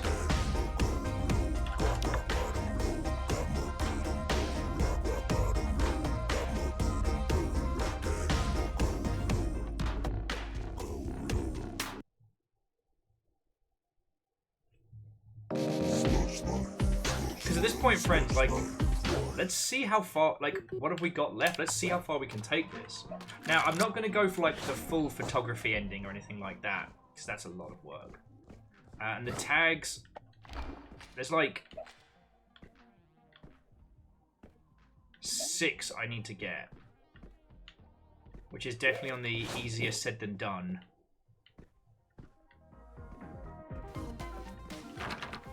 I'll actually check these other rooms because oh yeah, so that was photography guy. He was fun. Live the Vooniverse, Necromold, Grandma's Law are the 3 ending that it gives me. Oh shit. So alright, so we're going on a, I guess we're going on a tag hunt. Where the eyeballs say we should go. This way.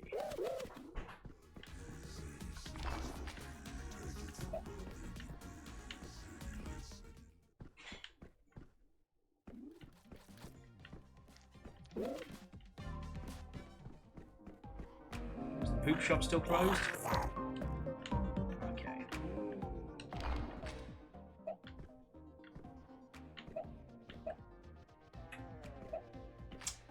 Wolf, I don't have all the items. So currently I'm still missing the mini launcher. But I got the Necro Shroom, Blavo, JJ's, Vandalize, the Warper, the Glider, and a camera, and excessive amounts of pop-ups.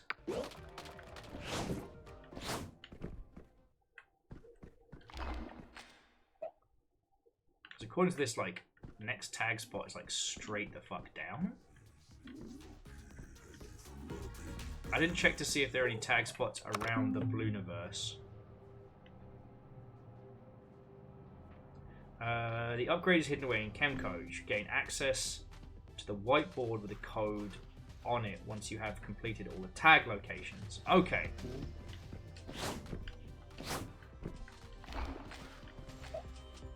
Oh yeah, no, there's nothing up here for us.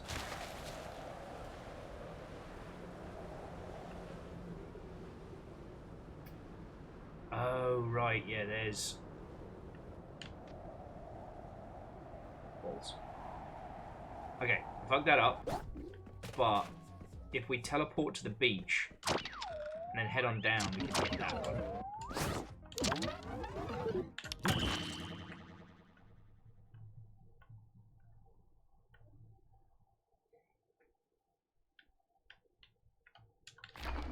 Oh, what the fuck?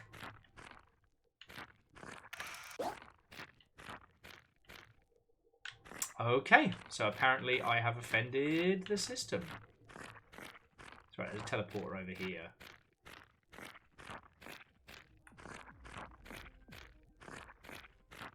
I definitely haven't been here.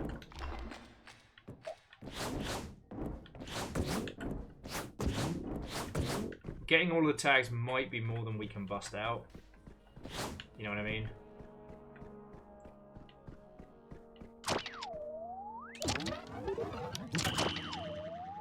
Okay, so we are here. And the cat is on this side.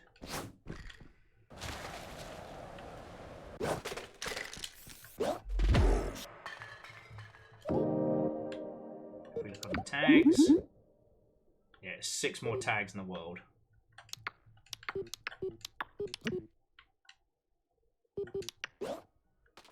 My laptop, no! Vandalize says this way.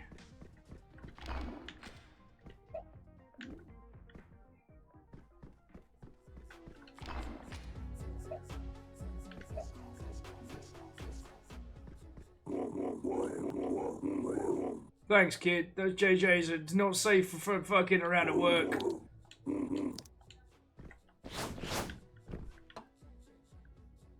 Well, hello there. What the fuck? You can not tell anyone I'm in here? Because I absolutely did not just break this elevator. But if you give me a ciggy cig, I'll tell you exactly how not to do it. Sure. Some lady made me. Some lady made me do it. When I said she made me, I mean she asked me nicely and paid me in ciggy cigs. And then she patted me on the head and said, "Grandma loves you." I tell you, ciggy ciggies lousy creeps. I mean, okay.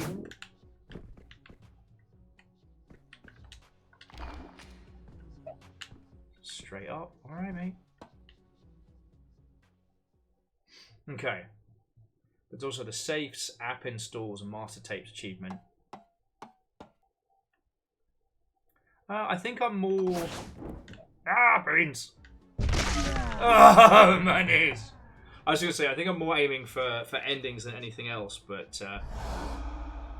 whew, getting all of the tag spots is easier said than done. Even with the eyeballs telling us where to go.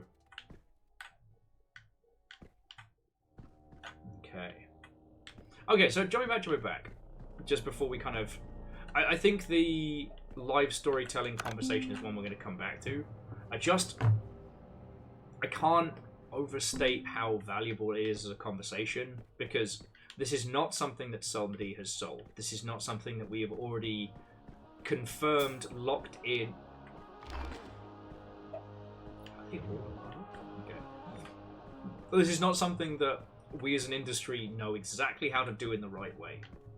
Your feels and your vibes on this one, your ideas are entirely valid, and any one of these conversations could be the one that hits upon the idea, right? You know, I understand anybody who's worked in a company has got like that whole No more meetings. Stop sending me meetings. This was a meeting that could have been an email. I'm not saying I disagree with those. It's just I do like the collaborative nature of making video games, and I do think that, especially with stuff like this, that we absolutely can break some ground, that we absolutely can provide useful information. We should have a meeting to discuss the complaints. We have too many meetings. Everybody has said that your company becomes too big when you have to have a meeting about meetings. That is when your company is no longer small. You can no longer think of it as a teeny tiny operation. And I wholeheartedly agree.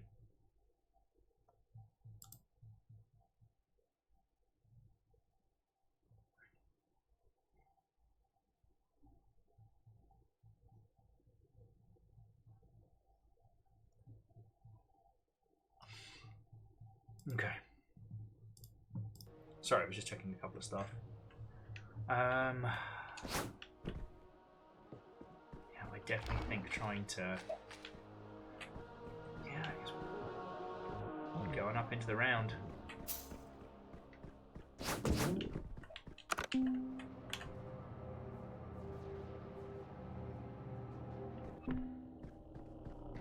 I wonder if that's why... Sorry, this is an aside to an aside, that Sludge Life 2 didn't make as much of an impact as Sludge Life. And I'm starting to think if I wonder if it was because, like, this one isn't as...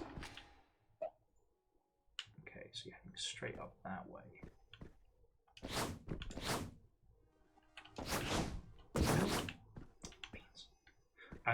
I'm starting to wonder if it was because, like, Sludge Life 1 had a much easier premise to it, you know what I mean? Alright. Saying straight up. Heh.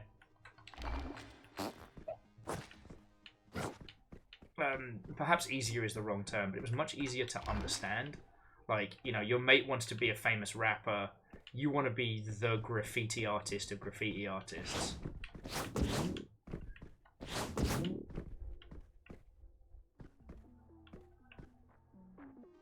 Beans. Fucking broke my knees again. Okay.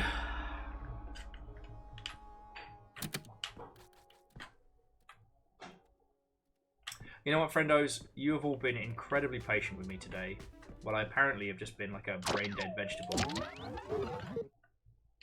So I'm going to take us up to the beach, and I think we're going to bring our adventures to a close. That does mean that if you choose to play through this, that does mean that you have the full graffiti ending to look forward to. And I don't know. I've had a fucking great time playing this, and I hope you've had at least a decent time watching. You know, capitalism sucks and it makes villains of us all. But don't give in to despair and get yours. I don't know. I don't know how y'all would classify this game. Actually, if you have any thoughts or feels on this game before we bring it to close, now's the time to bring it up. Because, hey, we're running way later than we usually do in the evening. You know, it's pretty quiet. There's only a handful of us. You have my undivided attention, as I should say. And we do have a whole ass week. So, only doing a 5-hour stream on a Tuesday is probably not a terrible thing.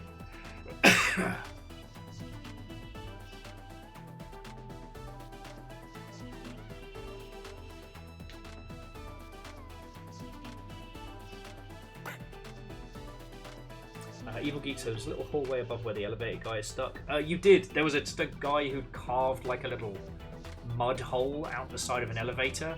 Don't ask me how that works. I'm just not going to think about it. Wolf said the guide doesn't give you the tag locations. Well, I mean, and that's understandable because we have the eyes which we pick up at the beginning, and the eyes are always looking towards the next tag spot, and that's real powerful.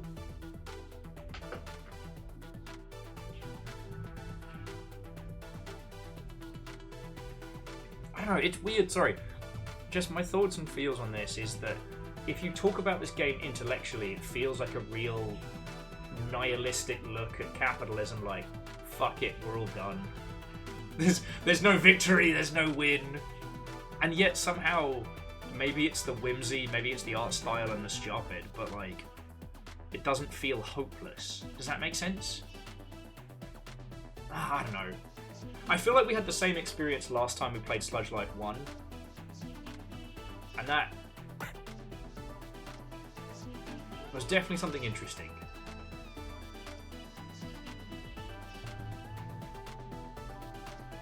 So yeah, friends, if you have anything if there's anything you'd like to say about this before we bring our adventures to a close, even if it's just for posterity, for future VOD watchers. That's right, VOD watchers. Don't think I forgot about you.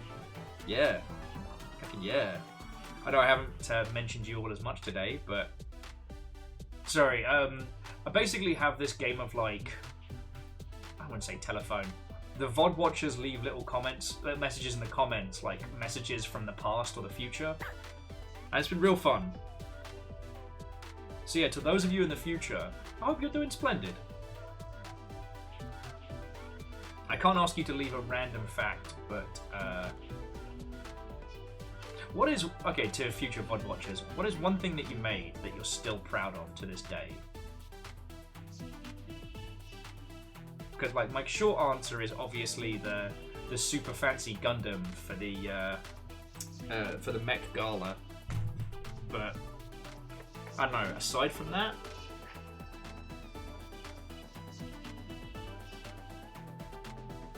a weird thing that springs to mind. I once painted somebody's shed. It took me 2 days. I'm still proud of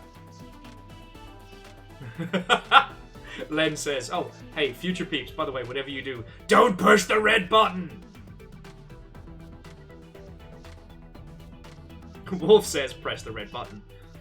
Okay, VOD watchers. I have 2 people in chat. One speaks only truth, the other lies. Which one is which? Tell me how you would work it out.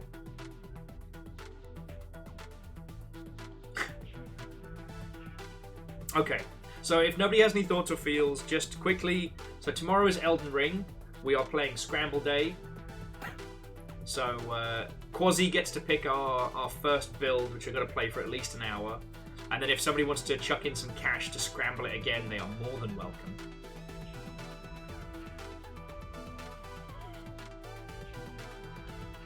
Orzine says, oh, to solve it, kill one of them and ask the other one if their friend is dead. What if they're not friends? Wolf says, press the blue and green buttons while you're at it. Evil Geek says, VOD watchers, just remember, you have to wake up! We miss you!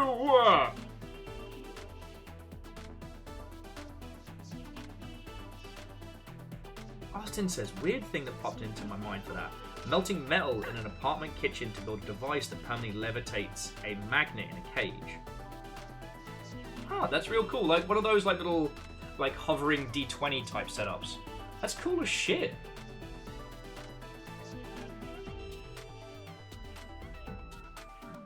But yes, and the rest of the week, Thursday is the Warhammer Skulls event, Friday is Sea of Thieves, and Saturday is the Le Marbles 24. So do not miss them, you fucking legends. Alright. Okay, so I'm going to roll credits, and then we're going to see if there's anybody we can raid into. But seriously, for all of you that have stayed super late, I know schedules have been thrown out of whack, and I know this has been a weird day of sorts. So I really appreciate it. Immortal End, the Le Marbles will be from 2 PM Pacific. So, fuck yes. Okay. So yeah, so do stick around, because I will find some lovely people for us to raid into. But, friends, I am nothing without you lot. Without you lot hanging out and watching and nattering and literally throwing cash at me to keep me alive, I wouldn't be here doing this. I know I say this every day, but it needs saying daily. Fucking thank you. I love doing this, and I promise to keep going until the wheels fall off. And to that end, to MDH Rights, Shackle Draconis, Mr. Squarepeg, Rhymes and Moose and Jester, whether you were gifted a sub or celebrating the full 67 months, you fucking legend, Harmonious, the first sponsor of the Le Marbles 24. Fuck yes, thank you. And to Eraman, Akira Zero, Some Numbers, Shackle Draconis, Bacon Avenger, Phyllis Sun, Dust in Your Eyes, Wolfgrad Vanderbeest, and J-Post, you threw bits in. And that's the big kicker that keeps this whole thing flowing, so thank you. Your moderator today was not just Caffeine and Lizzie T. Power, but also Rhymes and Moose. Congratulations on the home gig. Touch wood, touch wood. And yeah, I believe that is us. Forgive the break-in tunes. I'm just going to see who's kicking about right now.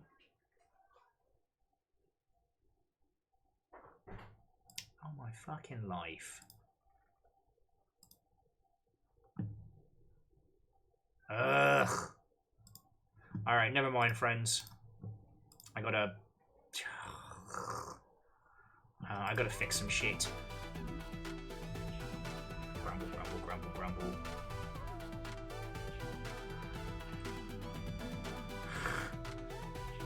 It's all going so perfectly. Okay, so friends, go find some lovely people on twitch.tv.